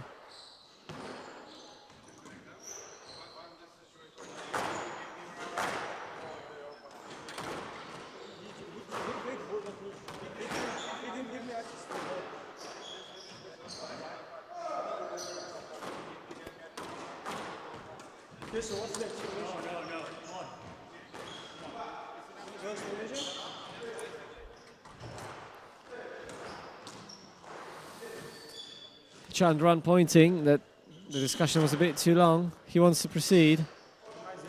How much time? Still pointing on the clock that he doesn't have on his right hand. But the sign is quite clear.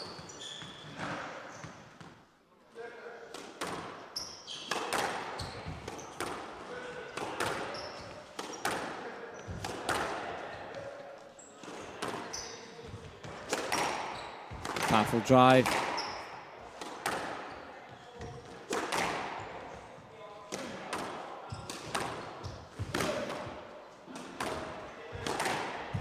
Oh, and now it had to be a stroke. A very loose shot to the middle. And these are interesting scenes.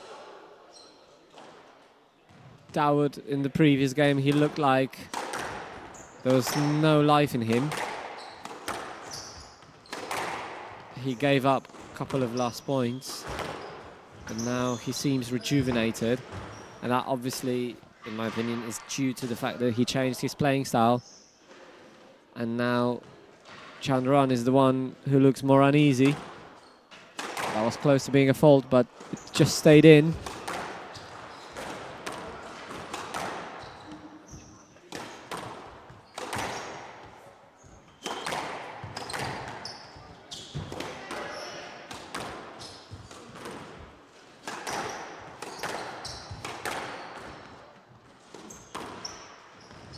And again, great reset. For a moment, it looked like Chandaran had complete control over that rally. But then came the lobs from Daoud. And Chandaran is no longer in control of the rally. He's still pressing on, but oh, that's a good bounce in the nick. So it's 5-7. The difference in points is not that big. So anything can happen in this game. There's no clear favourite to win that game, given the fact that Daoud seems fit enough to win that game.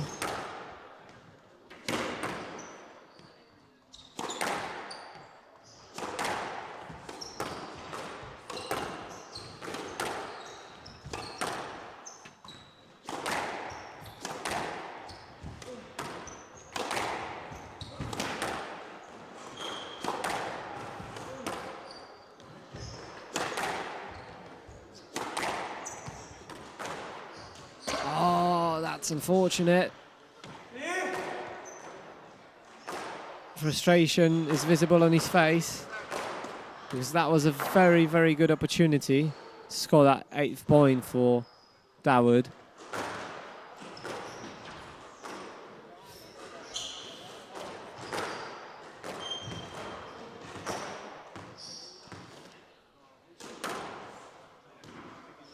Nice lob serve.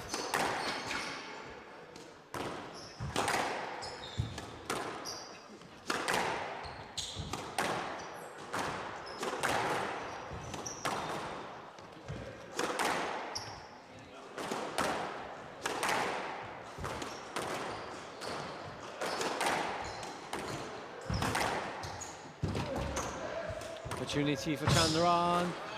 Not up, not up. And Chandaran manages to level. It's 7-0. Now we are starting to see signs of fatigue on Daoud. If that will be the case, then massive. Oh, that is a sign of a fatigue. Another mistake. In the past 3 rallies, 2 errors from Daoud. This must be a sign of fatigue, really.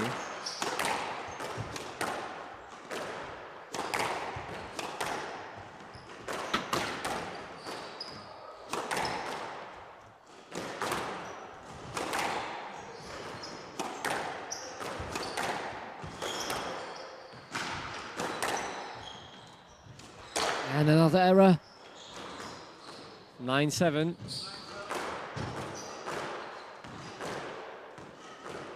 If Chandaran wins that game, that means that he managed to survive the toughest moments of that game. Got back to 7-all. Oh wow, oh wow, that's a great drop.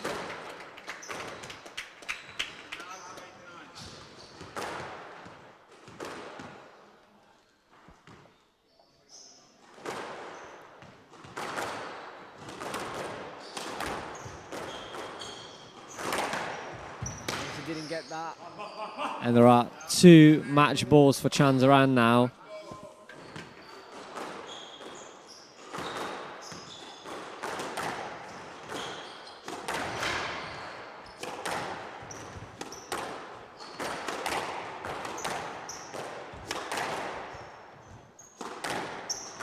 Two match balls for Chandaran.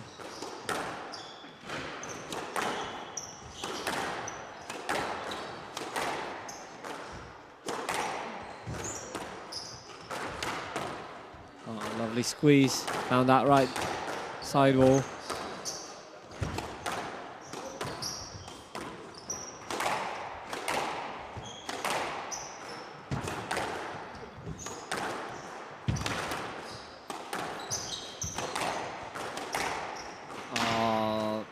I mean, that was a block, but that was a winning shot as well, I believe.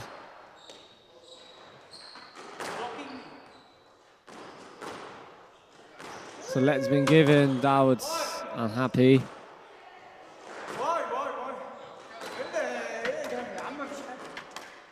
Daoud frustrated. Looking at his coaching staff. I think that was a good decision because those kinds of movements shouldn't be allowed. Oh, he missed it. So the first match ball is defended by Daoud. We are not done yet with this match, I believe.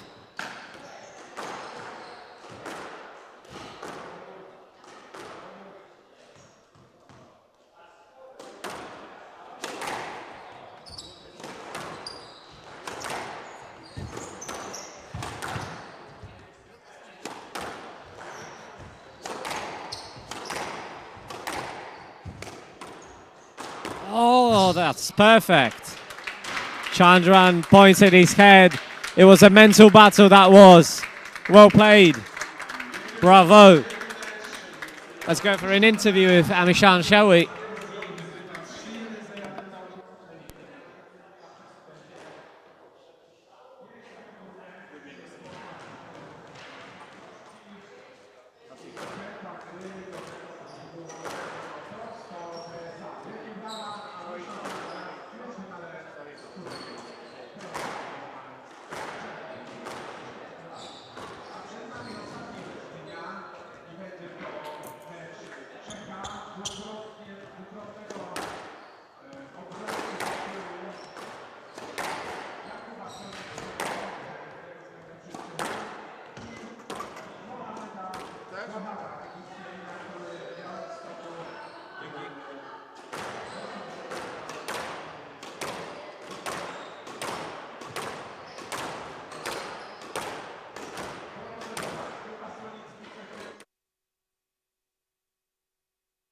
Welcome back to our post-match studio. Here with me is Amishan Chandaran.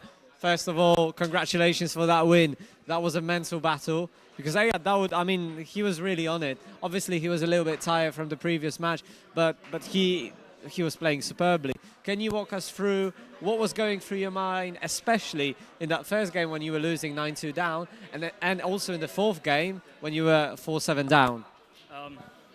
Yeah, I mean, credits to him.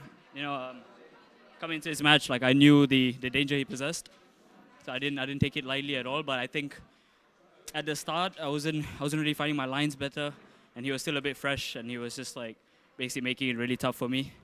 But yeah, I just told myself, you know what, I'm 9-2 down, it's all right. If I lose this set, I'm just gonna go out with, you know, just to put some more work on his legs. And you know, I felt fresh, so I said, you know what, losing is secondary. Let me invest in the next games.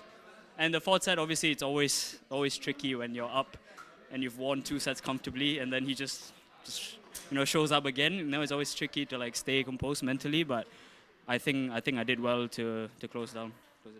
Yeah, I agree. I mean, in that fourth game, I think he changed a lot. He started to lob the ball, and you looked less comfortable. How did you feel? Because you looked less comfortable, you weren't attacking as much. So what was your plan then to kind of adjust to that change of pace from Daoud? Yeah, I mean, he was lobbing a lot to my backhand, and for me, I feel like on top of my backhand, I can generate quite a lot of speed with my snap.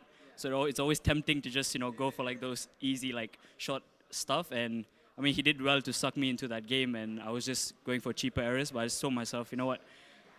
It's fine, let him do 20 more lobs. And, you know, I don't think he can do the 21st maybe, you know. I was just waiting, and then, yeah, that's how I did it, yeah. I mean that shows that mentally you were very, very strong today. And lastly, I've got to ask you this question because you obviously train with the Polish guys, the Marcinkowski brothers, Franek Michniewicz. Yeah. You've met Jorota as well. Now, finally, you're in Poland. Yeah. How do you like it? And secondly, from what they were telling you, earlier, is it similar kind of Poland from the vision, from their stories, and the Poland that you are visiting now?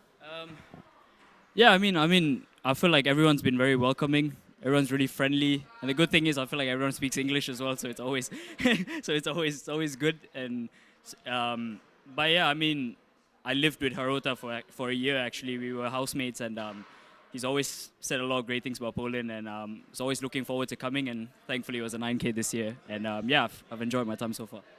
Amishan, so first of all, congratulations for the win. You played very well. It was a pleasure to watch. The accuracy of the attacks was superb, and I'm very happy that you feel very good in Poland. Welcome to Poland, my friend, and best of luck.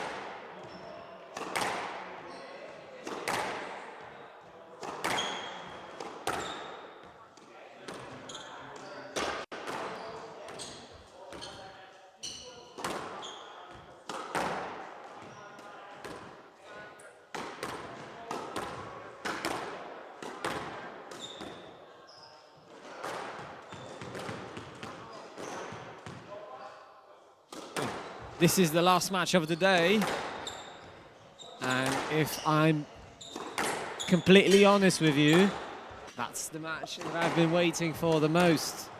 Jakub Solnicky, two-time Poznań Open champion, three-time Czech national champion, against Mohamed Gohar, up-and-coming player from Egypt, who has won his last title in Poland, in the lovely city of Białystok.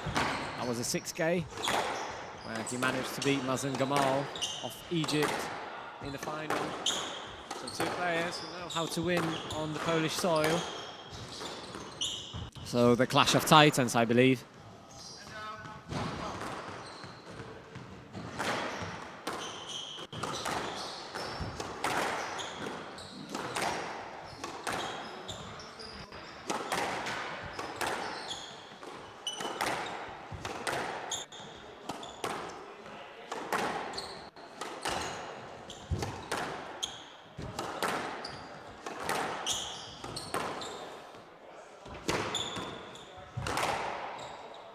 Mohamed Gohar, slightly younger than Jakub Solnicky. He's 23 years old, where Solnicky this year he's going to turn 32. So a bit of an age gap between those two. And so far, the more experienced one avoids hitting the tin. and leads the scoreline. Great hold now in the back from Solnicky.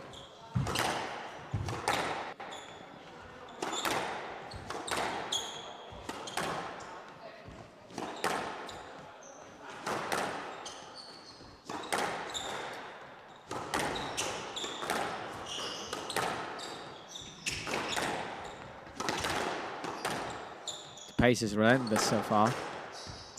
Most of the balls are being hit below the red serve line.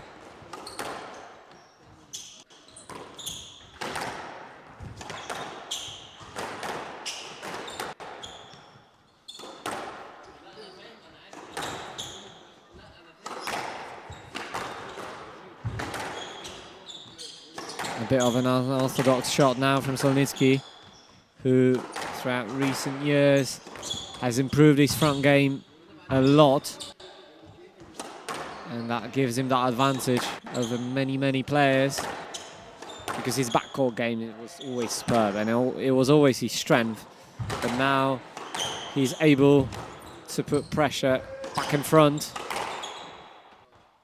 and convert those opportunities into points. Now the first point from Mohamed Gohar. Oh wow, that's a lift. But he got that. Is he going to get that? No, he didn't get that. Good pressure from Solnicky, that was.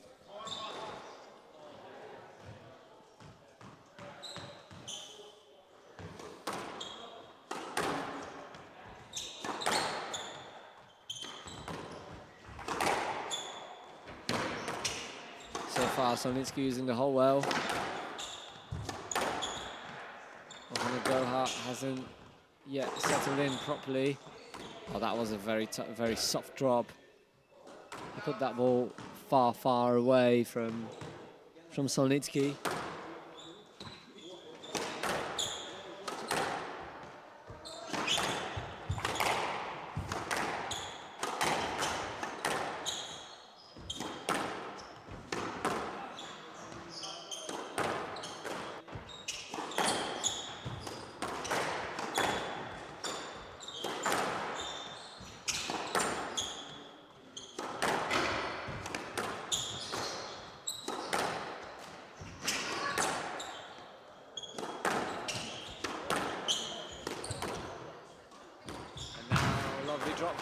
I think it was knocked up, but it's irrelevant now because the point goes to Solnicky. Oh, that was so soft and so accurate, that was.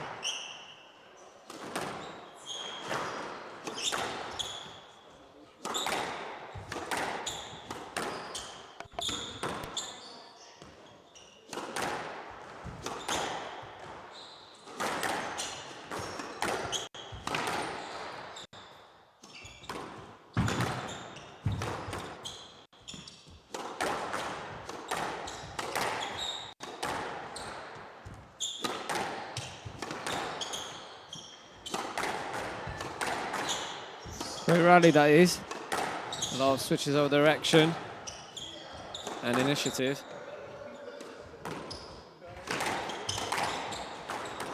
Now that cross was tough to react to, but Solnicky managed to.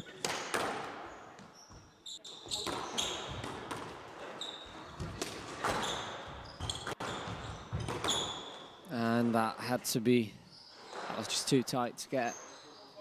So it's 4-5.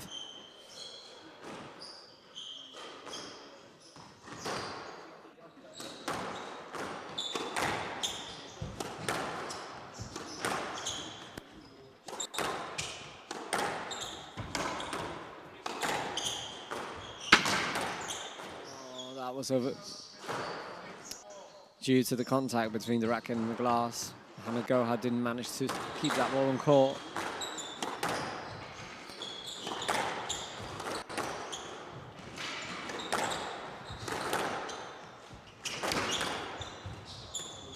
Again, that soft work from Gohar is pretty impressive. Again, that contact between the glass and the racket causes Gohar to make errors.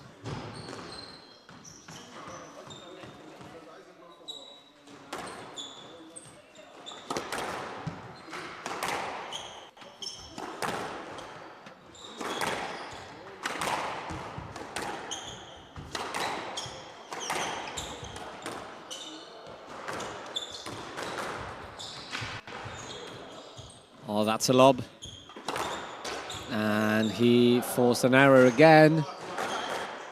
For a moment, it seemed like it was going to be a very, very equal game, but now Solnicky managed to extend his lead. And he's getting closer to getting that first game for himself.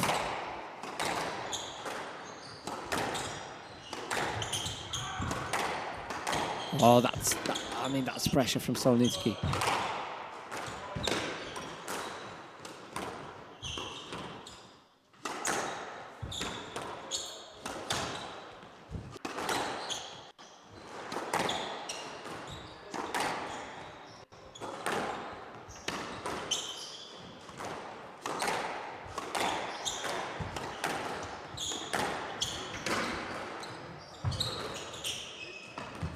Oh, soft work, soft hands from Gohar. Great shot that was.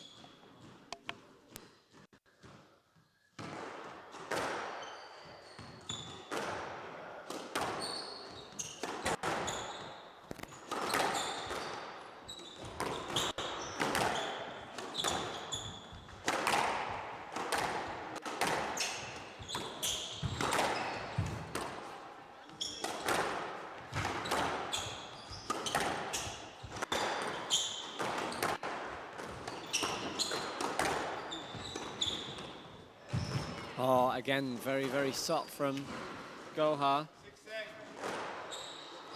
Sonia set him up a little bit with that bows there. Let's take that ball very, very short, Gohar. He did it very well. And the lead is decreasing. Oh, he slipped. I mean, I know he slipped, but I'm not sure if I agree with the call of the ref. I think there was some room to play. Some is the wrong word, I'd say enough. Oh, that's shot.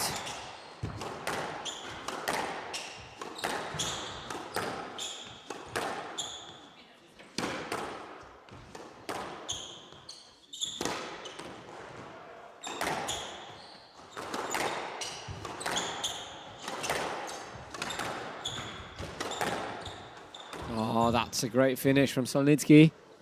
And he's got 4 game balls to his hand.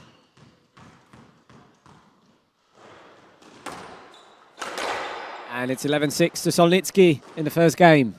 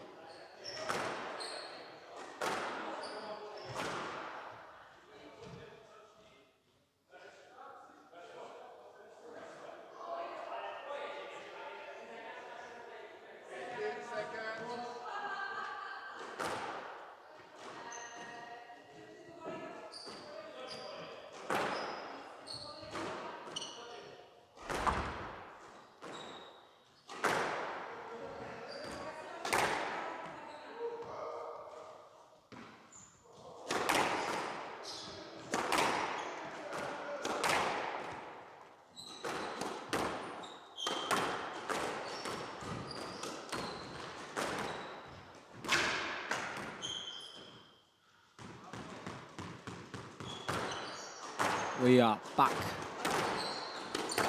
Going to take that time to thank our sponsors.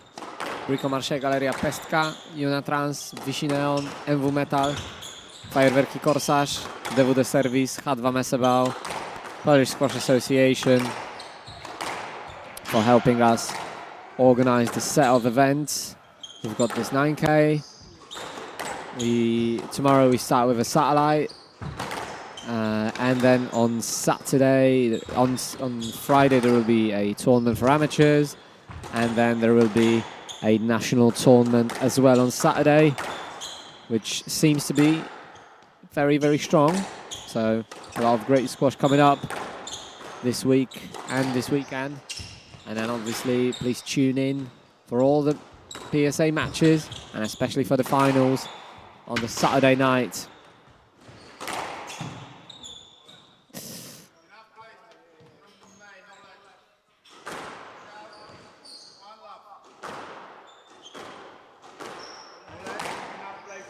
Solnicky not happy with that decision. His eyes are big. He's pretty surprised by that call. You really want me to play this one?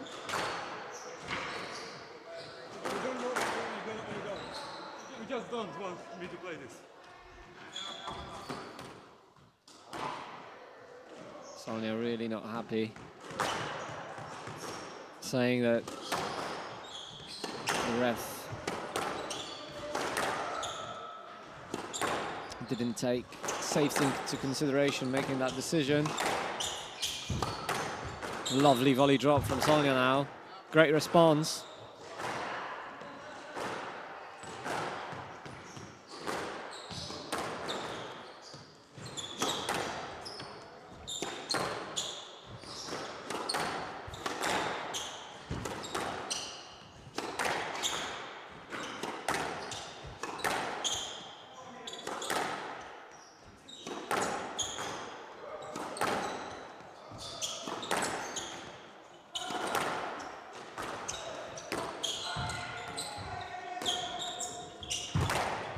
Oh, that's a counter. He took that volley very, very well, Solnicky. Great stretch. He was very quickly on that ball. So he manages to secure another point.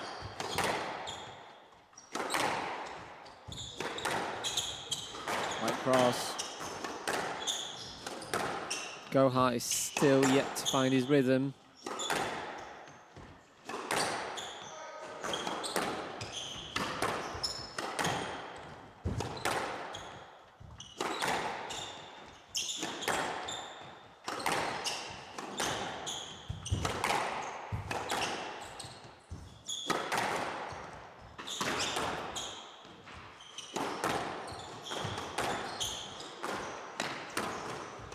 Solnicky in control of that rally. Spends most of the time on the middle of the court. But now he's in a bit of a trouble. Oh, that was a lovely kill. That forehand is deadly.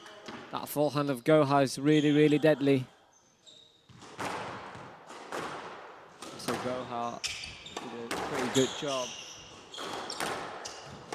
in setting himself up for that finish.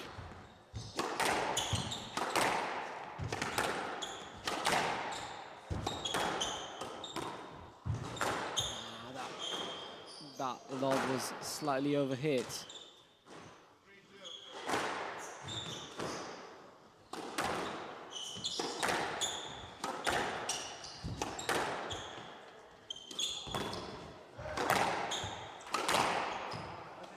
Again, lovely kill from Gohar, and he takes a bit of a lead at the beginning of that game.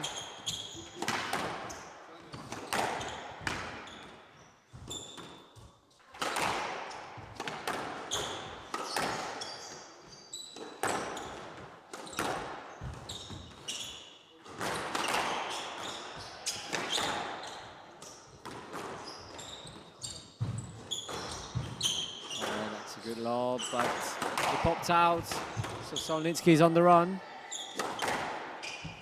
Oh, that was a lovely finish.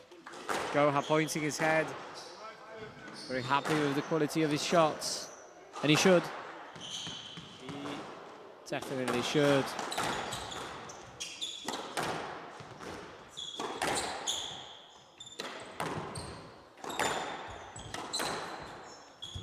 Oh, lovely hold. And hold drop. I think it was not tapped yet.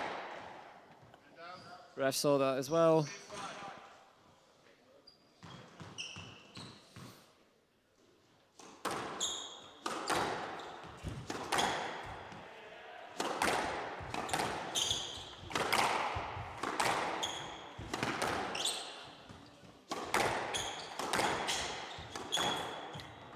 That kill from the glass from Solnicky.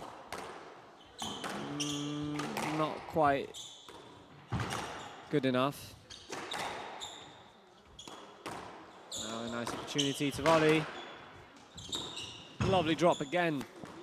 He's got that drop sorted. Solnicky, very, very soft. Hits that ball from a little bit below and then manages to catch it, and he gets it right. And now a bit of a cheap error from Gohar.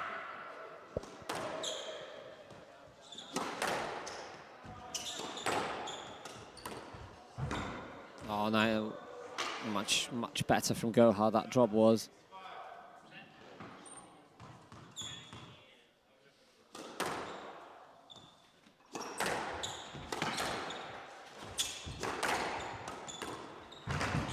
Solnicky got that. He's on the ropes. Clever way to get out of trouble. Got that ball very tight. Oh, lovely lob.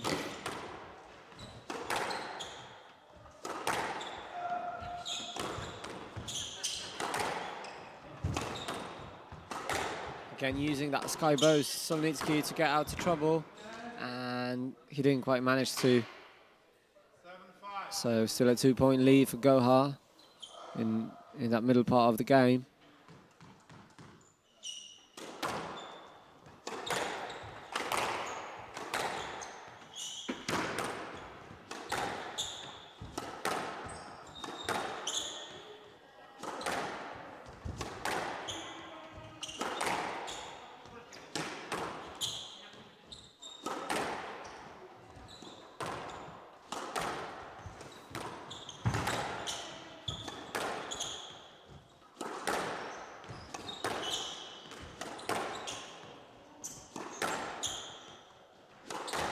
Another lengthy rally. Good switch from Solnicky. Caught Gohar off guard.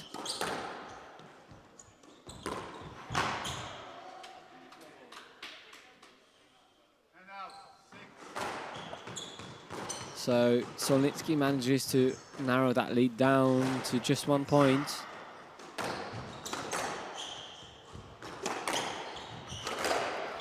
And a bit of a cheap of an error. Second one in that game from Gohar. And now Solnicky does more or less the same what Gohar did in the previous rally.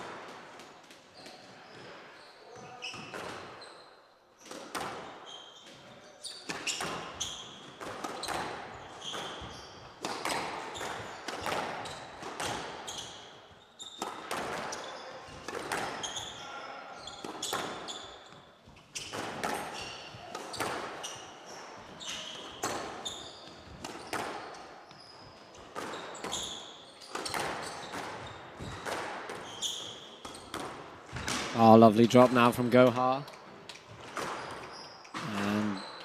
And he's again on the lead. On the 2-point lead, to be specific, if I may.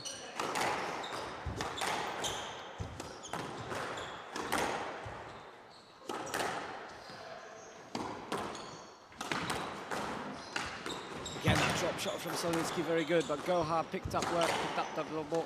Oh, sorry, my tongue is not working anymore. He picked it up well.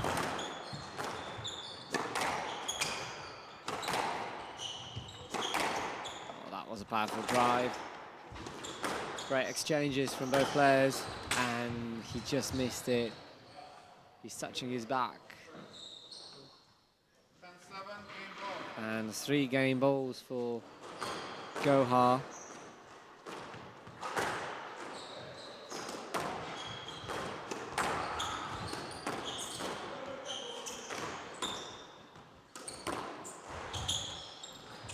And it's 11-7 to Gohar. 1 game all.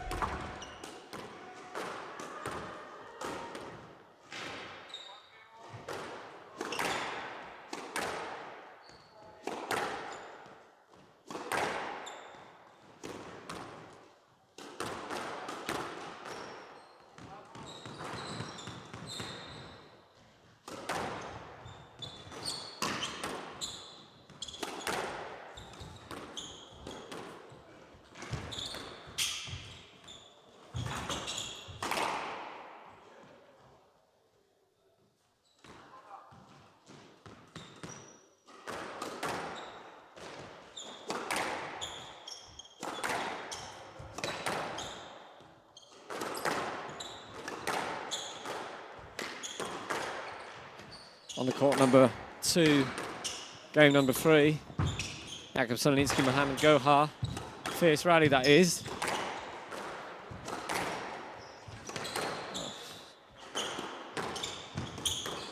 Oh, that's a lovely finish. So it's 1-1. Good response from Solnicky, that was. Making Gohar run, but didn't manage to play that ball away from his body, Solnicky. So the stroke's been given.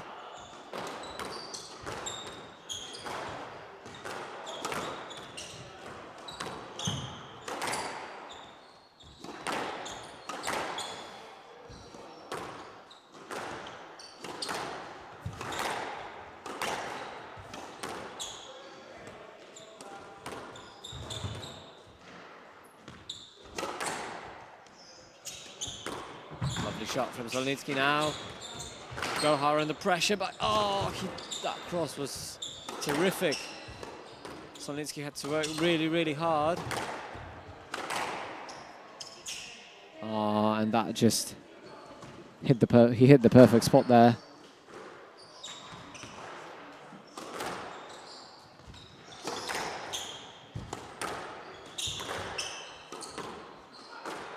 Lovely, lovely drive that was. Oh, great interception by Solnicky. Ball to the middle, he's got a chance. Gohar's, I mean, he just gets a perfect. Again, tight work from Solnicky there is. And he didn't read that cross there.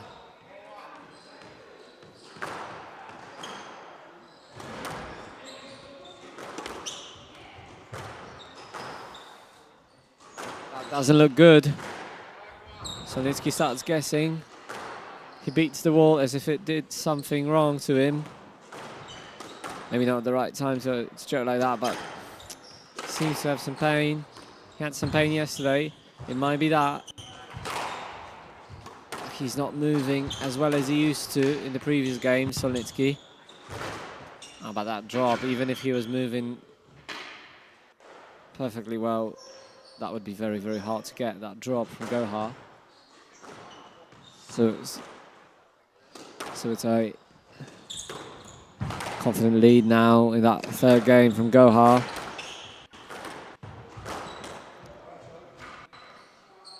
Yeah, Gohar knows that that was a bit of a silly mistake now.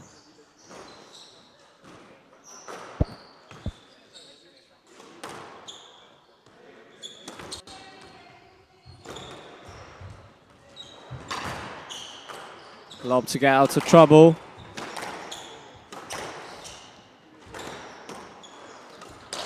And another error from Gohar.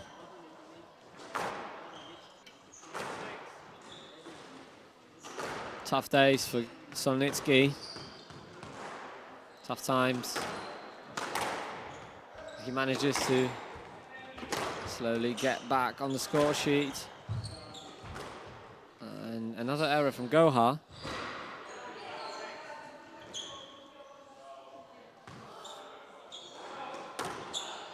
Lovely lob serve. It was difficult for Gohar to get that. Nice lob. Oh, lovely drop, and now a bit of a lucky bounce from Gohar. Solnicky's on it. Oh, that's a lob and a half. Wow. So it was 6-1, now it's 5-6. Solnicky bites back. Another great lob. Oh, that was nearly perfect.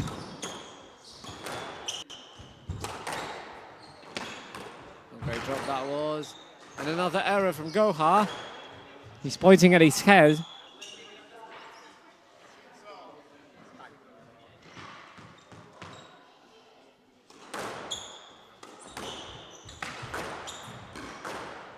Tight drop. Oh, he got that. Oh, is it going to be another? No, Gohar got that. Now what's a drop? I think Solnicky's playing well.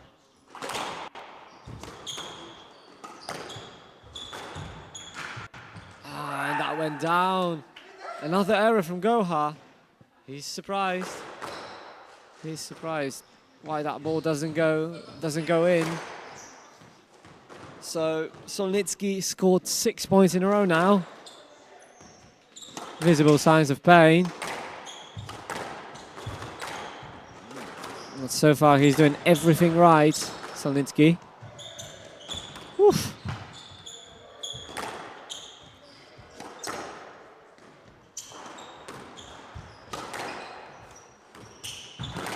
Gohar on the ropes.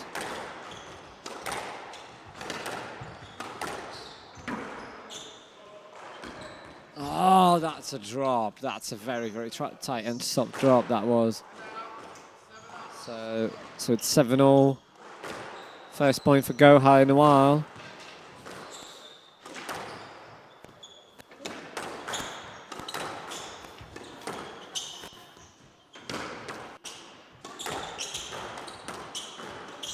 Oh, great shot. Great recovery. He's using that lob well, Solnicky, to get out of trouble.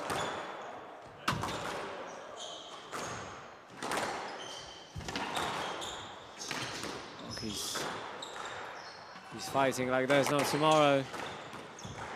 Oh, and that was just simply too good.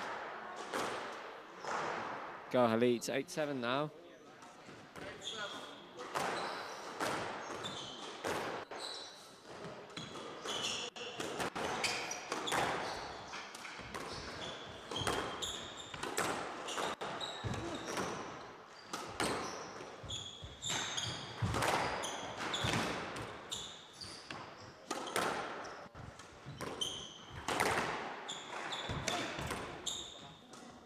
Gohar's making him run. Oh, is he gonna get that? He got that! He got that. And it's out! It's 8-all! Gohar's looking at his corner with disbelief. How did he manage to lose that rally? I can tell you why, because Solnicky, I said that in the previous match that Solnicky's defensive game is superb. But that is just a different level. Oh, it's 9-8. Perfect cross that was.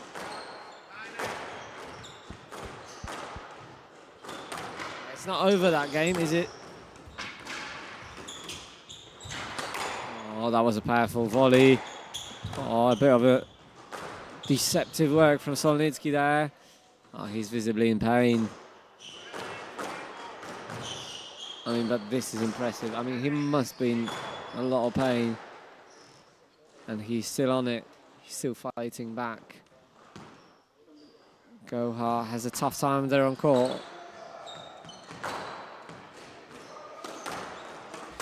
And it's 2-1 for Gohar. Solnicky frustrated. And we're approaching a 2-minute long break.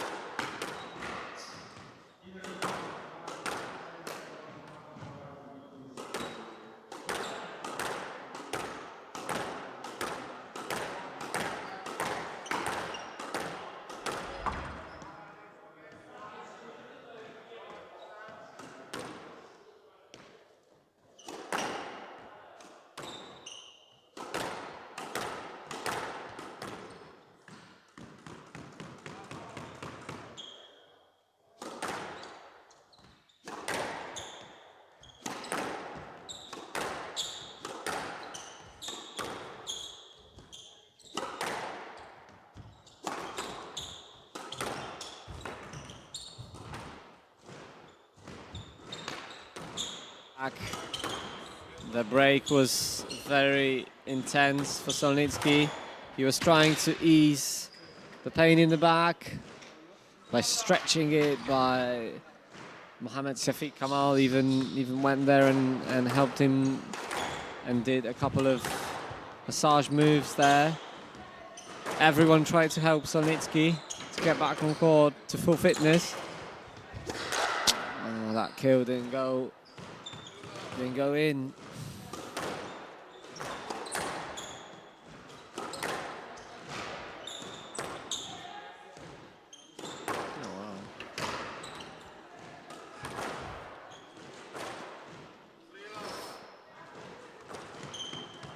So these are sad times, sad scenes for the fans of Solnicky, and I must say that I am in that group of people who are big fans of Jakub.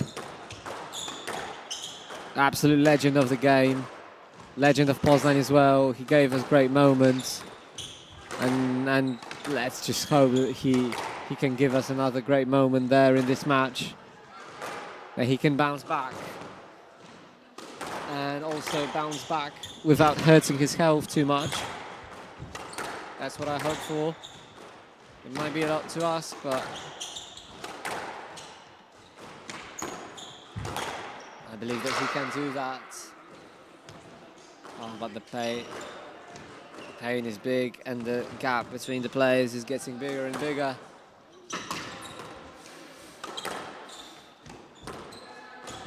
Oh, that was a superb volley finish.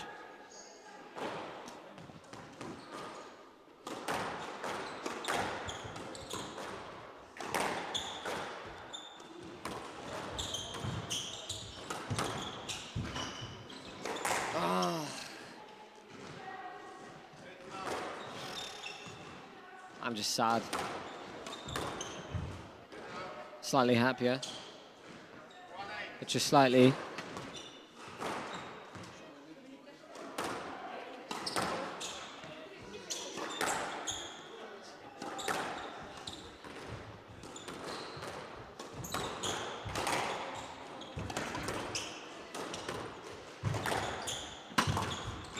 Oh, he got that. Lovely rally.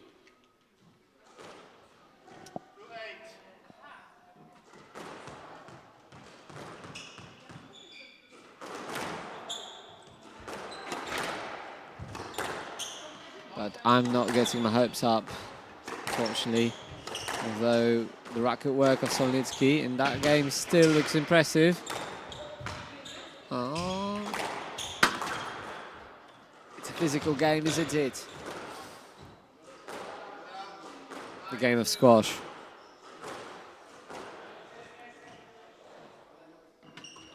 I mean, I'm speechless, really. I need to commentate now.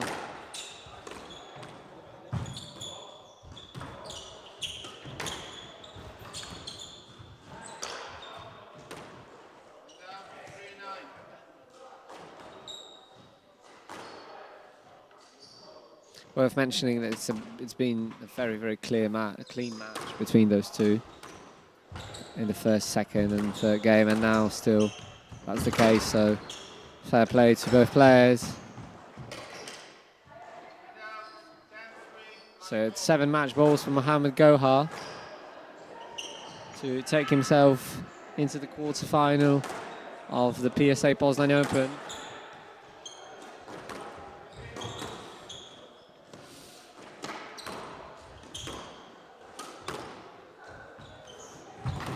And it's 11-3 to Gohar.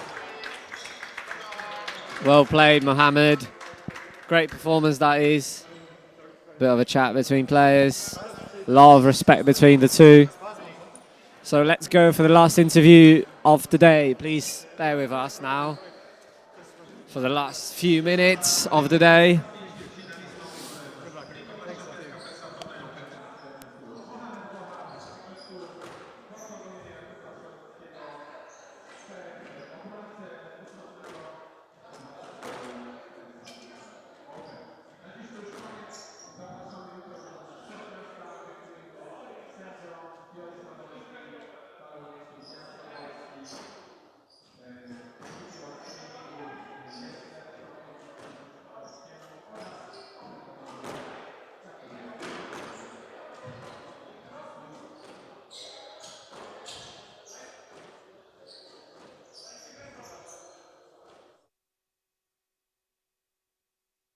Welcome back to the post-match studio. Here with me is Mohamed Gohar. Congratulations on your win.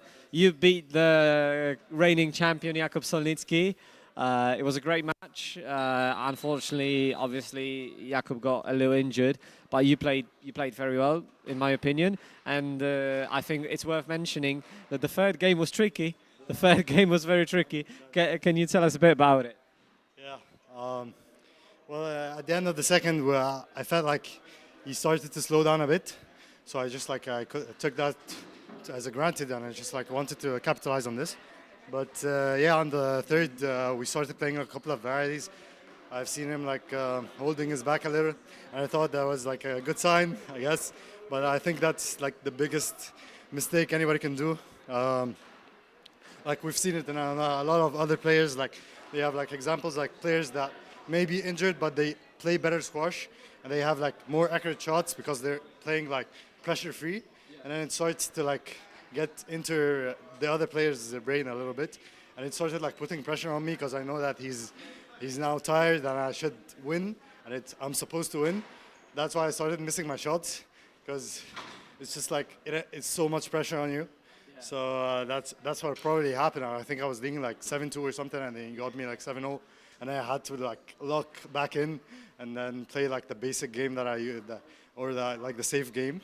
And then, of course, in the end, the physical thing that made the difference. But you have to stick to the plan and then just not change it at all. That's what happened. Yeah, I think it's worth mentioning that a good example of a player being injured and playing better is Ramya Shaw, who won the world title being injured. I think it was 2012 or 2012 or 2014. Now, second time in Poland. Last time you won the trophy. Now your eyes on the trophy. I got you there. How did you feel back here in Poland? Well, obviously Poland is my lucky charm. My first ever PSA event that I won was here. So of course I'm looking forward to it, man. I love this country. I love the people about it. So I'm looking forward to it, man. I just want to win. We'll see how it goes. We are happy to have you here. And last question. I mean, your forehand is very, very powerful, but I must ask you this. Who hits the ball harder, you or your sister? I think I've seen this one coming. Nah, man. What? I think the only one that is compared to my sister in power hitting is Mossad or something, even in the men's. So nah, no one's been hitting the ball this way for 13, 14, 15 years. I've only started hitting this power for maybe 2 years ago. So nah, definitely Nora, man. She has a swing no other one can have, man. You better not get, because I train with her a lot, so I know what it sounds like. Yeah. Mohamed, that was a great performance. It was a pleasure to chat with you. I hope to have you here tomorrow after the quarterfinals. So best of luck, Mohamed. Cheers for that. Cheers for that. Pleasure to have you. So before we let you go out of from the TV, from the screen of the computer, from the screen of the phone, let's do a quick recap of what happened today. So let's start from the bottom, shall we? We got tomorrow. We will have Chi-Him Wong. He will play against Rowan Damming, the number 2 seed from Netherlands. Both of them won in straight games. Tomorrow we are going to have an exciting quarterfinal against Bailey Malik of England and Ibrahim El Kabbani of Egypt. Then I'm looking forward to that one because it's going to be a clash of styles, because Will Salter, very, very steady player, and Nicolas is an absolute showman. So I'm looking forward to that one. And then on the top, we've got Amishan Rosh Chandaran and Mohamed Gohar of Egypt. So plenty to watch. Thank you that you've been here with us for so long, and see you tomorrow. Commentating was Jakub Pytlowane, playing were those great players that you see here on the screen. Cheers for that. Bye-bye.